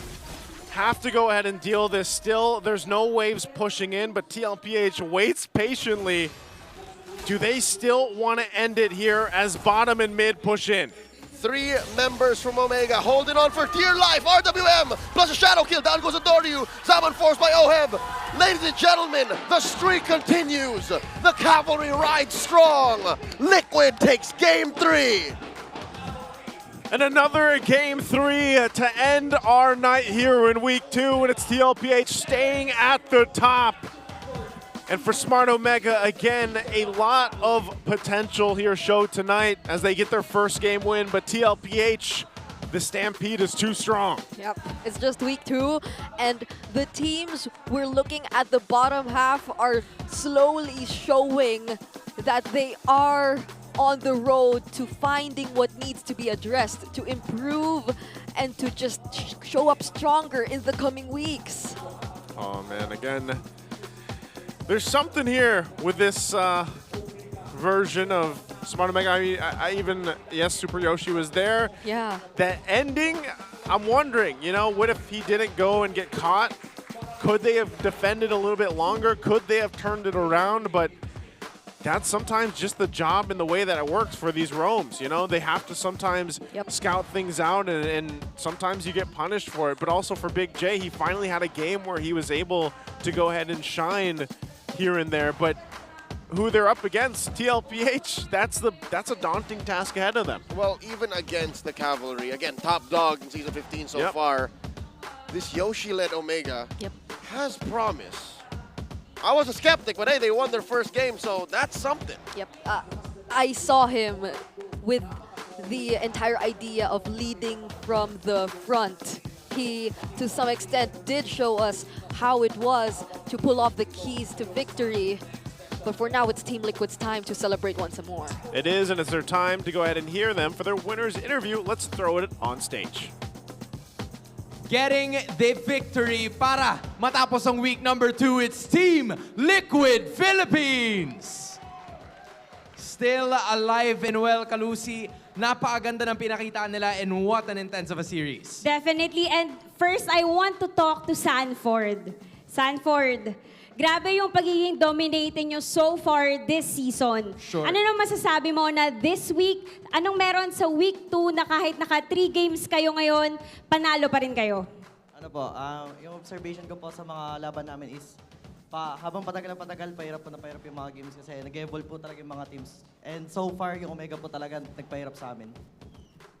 Honestly, we saw it and we were talking about it and sobrang nagkakaroon talaga. I actually have another question kasi in terms of the matchups that we're seeing from you, meron pang mga teams na hindi nyo nakakalaban. That's Onyx Philippines, Aurora, and TNC.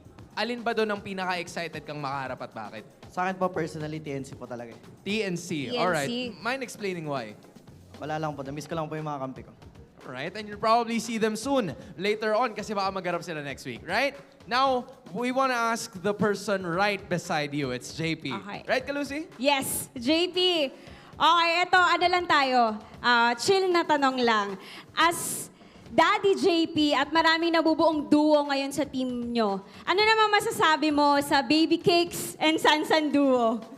Ano po yan, solid. Kasi Solid. sila. Proud siya. Proud si JP.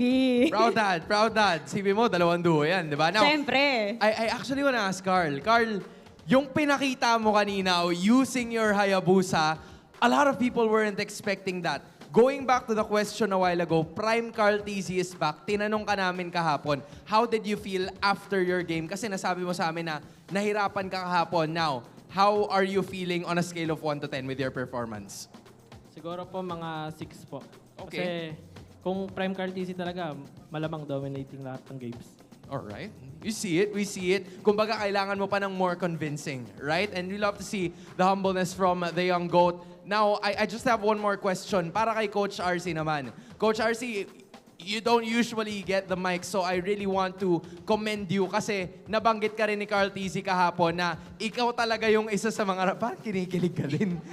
Parang kinikilig ka din. Pero nabanggit niya kasi kahapon. So, with this game na natapos, specifically in game number 2, Team Liquid Philippines holds the shortest game of the season and the longest game of the season. Para ba sa'yo, personally, ano ba ang Team Liquid Philippines? What kind of team are you? Are you guys, or are you the team that dominates in the early game? Or do you want to take it to the later stages? Ano ba ang Team Liquid Philippines? Siguro simple lang, pasisimplihin ko lang. Ang Team Liquid ngayon para kaming blank sheet na minomold sa kung ano yung dapat i-mold this season. Yun lang. Alright, they'll do whatever they can to make sure that they get their victory. Congratulations once again, Team Liquid Philippines! Congratulations, boys. You may now take your walk of victory. Wow. Just an incredible performance. They may have lost one, but again, boys, you may now take your bow. Continuing what I said, Kalusi, they may have lost just one game, pero hindi natin may tatanggi na sila pa rin ang pinaka-dominanting team so far in this season. Exactly, Hans. Tuloy-tuloy nga ang pag-arangkada ng Cavalry. And it makes you wonder, may makakapigil pa ba sa kanila? Well, we're about to find that out in the upcoming weeks, pero sa ngayon, tunghayan muna natin kung ano masasabi ng ating mga casters. Thank you so much for the winning interview there, Hans, Kalusi, and also for TLPH. Great victory there. I like what they said, too, especially the fact that, you know, the teams are just getting better. That's one of the main things there that we heard from Sanford, and he's just like, you know, they continue to improve, and that's what we've been talking about through this week too already, is just how much improvement has been there. But for TLPH, they stand on top, and the MVP of Game 3 is none other than Carl Teasy on the Hayabusa, who just had, again, a phenomenal performance. And what did he give him his rating? Was he a 6? Yeah, he said he was a 6 a out of 10. 6 out of 10? Because if it were really Prime Cartesi performing right now, he said it would have been dominating for all games, or it would have probably been a sweep. But that didn't happen. Yeah. So according to him, he rates himself a 6 out of 10. But based on what we've seen, at least for game number 3, like, not to mention the highlight, which we're all looking forward to see in this sequence, he's just been really focused on farming for the most part, knowing that they were already sort of behind in the first few minutes of the game. And it is also because of Carl Teasy why it's not just one Tier 1 turret that was taken down we're seeing here in the 6-minute mark. It was both the bottom and top Tier 1 turrets that were taken down, because he was just very consistent on managing the waves alongside Oheb, and it was just the placements and the timings of the shortcuts just allowed them to be very consistent in doing just that. So they were really able to minimize the advantage that was in Smart Omega's hands, and eventually once they were able to find the openings and work on their team fights, shutting down Luis and the threat he was able to bring in when Oheb already had the right amount of damage to deal with whichever commit they wanted to go after, then Team Liquid Philippines, they were just unstoppable. I mean, even towards the last few minutes, wherein there were supposedly some plays that could have been made by Super Yoshi to get a trade away from Team Liquid Philippines. That just didn't happen anymore. It feels like Omega fell to the folly of Liquid in Game 1.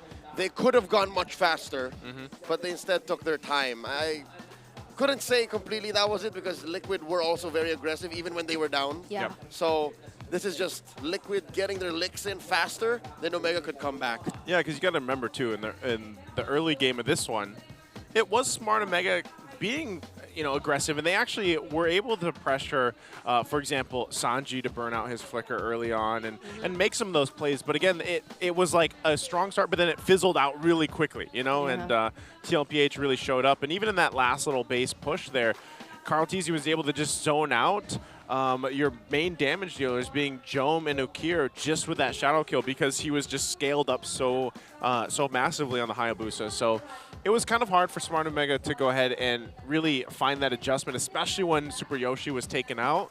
And so, again, it's just TLPH really utilizing the lineup that they had. I think even JP, like, he had a couple shortcuts that were like, oh, did he mean to put that there? And yes, probably so, because JP, his idea is, let me put this here. Sometimes also, you got to remember, the shortcut takes the attention of the turret too. So it does buy some of that time, and then it allows Oheb to just kind of come in with his Amin force, and that's what we saw here. So again, a great performance all around from them. And I know the glue it's still winless. It's 2 times that it's picked up. It's 0% win rate, but I gotta say, man, Luis played that glue really well. Yeah, he did. It was a really great start too for Smart Omega. Again, unfortunately, they were just unable to sustain it and put an end immediately. The lead was always minimized. It was always, or Team Liquid Philippines, they just found multiple ways to catch up. Yeah. And once they did, those major threats, such as the glue, it just felt like they were already immediately able to burst him down. So, yeah, props to Smart Omega for showing some improvements here. We're looking forward to see more from them, especially as they probably found the first step. Well, let's see if that moving forward, but also calling all college students. Join the MSL Collegiate Cup Season 2. You can register for the March Open qualifiers. That'll open on March 10th for you guys. There's a 500,000 peso, I was about to say dollar, 500,000 peso prize pool, 100 million diamonds. No, 1 million diamonds. Sorry, $1 million. $1 million diamonds. Not how much you spent today, but how much you can win. You've been throwing me off with all the diamonds. Plus a chance to qualify for MDLPH Season 6. That is the big part. You get to qualify for MDLPH Season 6. through this. So visit the MSL Collegiate Cup Facebook page for more information, or moontonsiph.org/MCC to register. Make sure you guys check that out.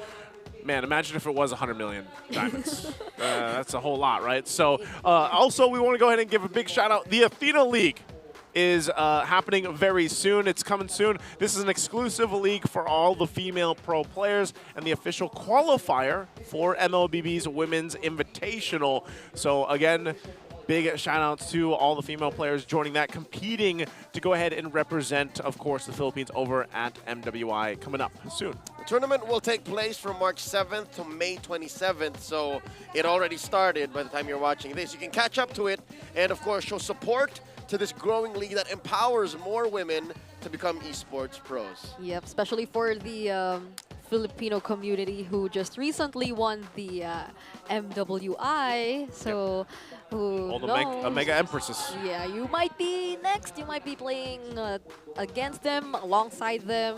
This is a really great place to start. Brigitte wishes she was there. I do. How did you know? Well, you know, again, any final thoughts for you guys right now before we wait for some of the updated standings and everything else here for week 2? I would like to say in MPL Philippines and in life, there are a few things guaranteed. One of them is we always get a mic check after a match. I wish I had a mic check in real life. Let's throw it over to the mic check for this win.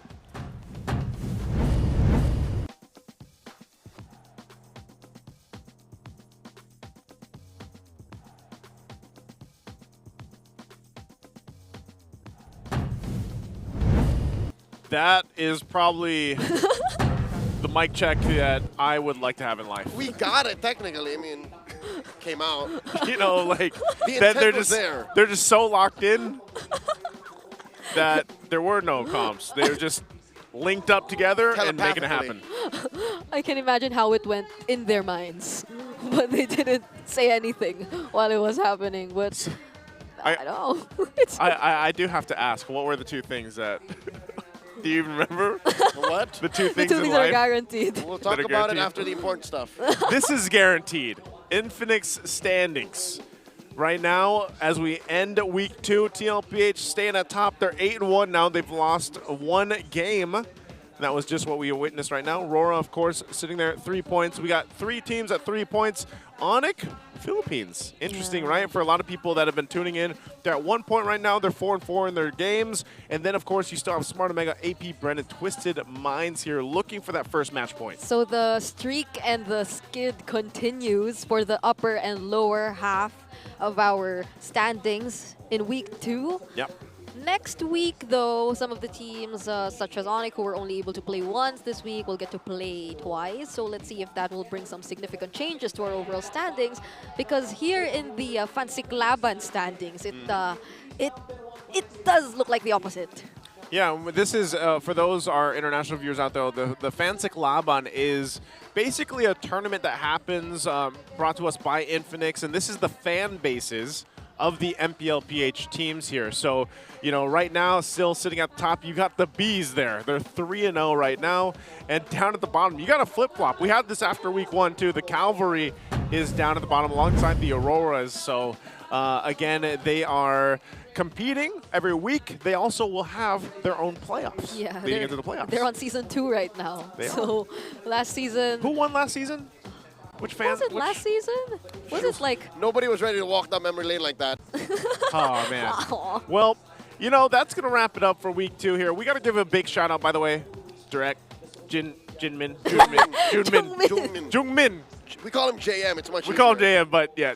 JM, advance happy birthday, man. You did a great job this week. I'm really proud of you. And I know they are too. So, again, guys, thank you so much for watching week 2. We'll be back here next week for more action. I'm Naisu. This is Leo. And that's Brigitte. And we're going to be thrown over to stage to close out the show.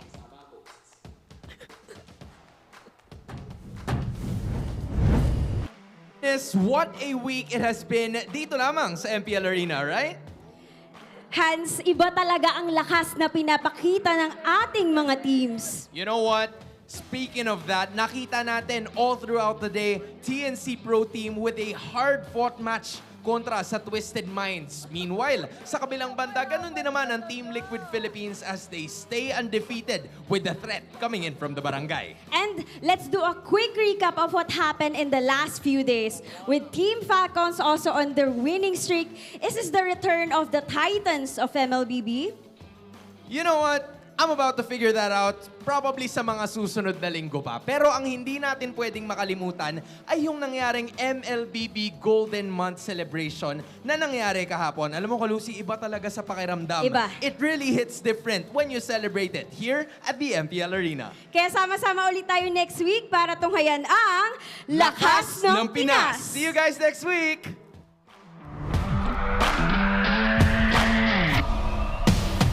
The 15th season of MPL Philippines is brought to you by the following sponsors. Infinix, the MPL official tournament phone. Lakas sa laro with Infinix. Smart, the official telco partner of MPL Philippines. Our partner in Esports, Time Zone. Join the fun at Time Zone. TT Racing, for those who dream, work, and play. TT Racing has your back. Don't miss any MPL action by following our official Facebook and subscribing to our YouTube channel. Follow MPLPH on TikTok for more content. Experience the Lakas ng Pinas of MPLPH Season 15 action live at Green Sun Hotel. Grab your tickets now via official MPLPH website. All the regular season tickets are now available at 200 pesos. MPL Philippines is monitored and supervised by the Games and Amusement Board.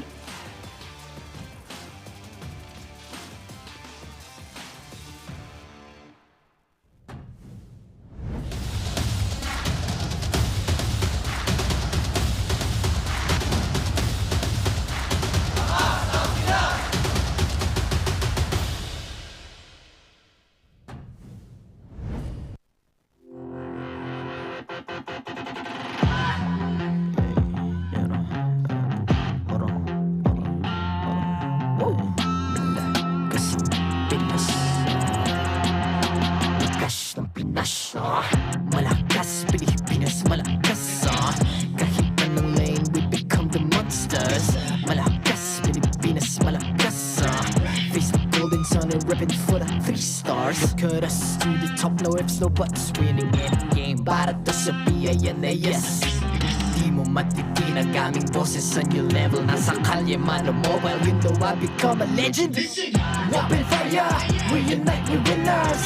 Built with pressure, the diamonds are made of. Switch in a lane na parang gera. HP Racing may reset up. Built agad ang buhat ni Hilda. Full load SS parang Lyra. Susundan ko ang iyong bakas. Kasama patas. Tagumpay natin doon ay tayo'y malakas. Para sa Pinas. Nasa amin ang alas, hindi tuwa atras. Kinikilala sa taas kasi kami ang malakas. Para sa Pinas. Nasa amin ang alas, hindi tuwa atras. Kinikilala sa taas, ganito kami sa Pinas. Wow!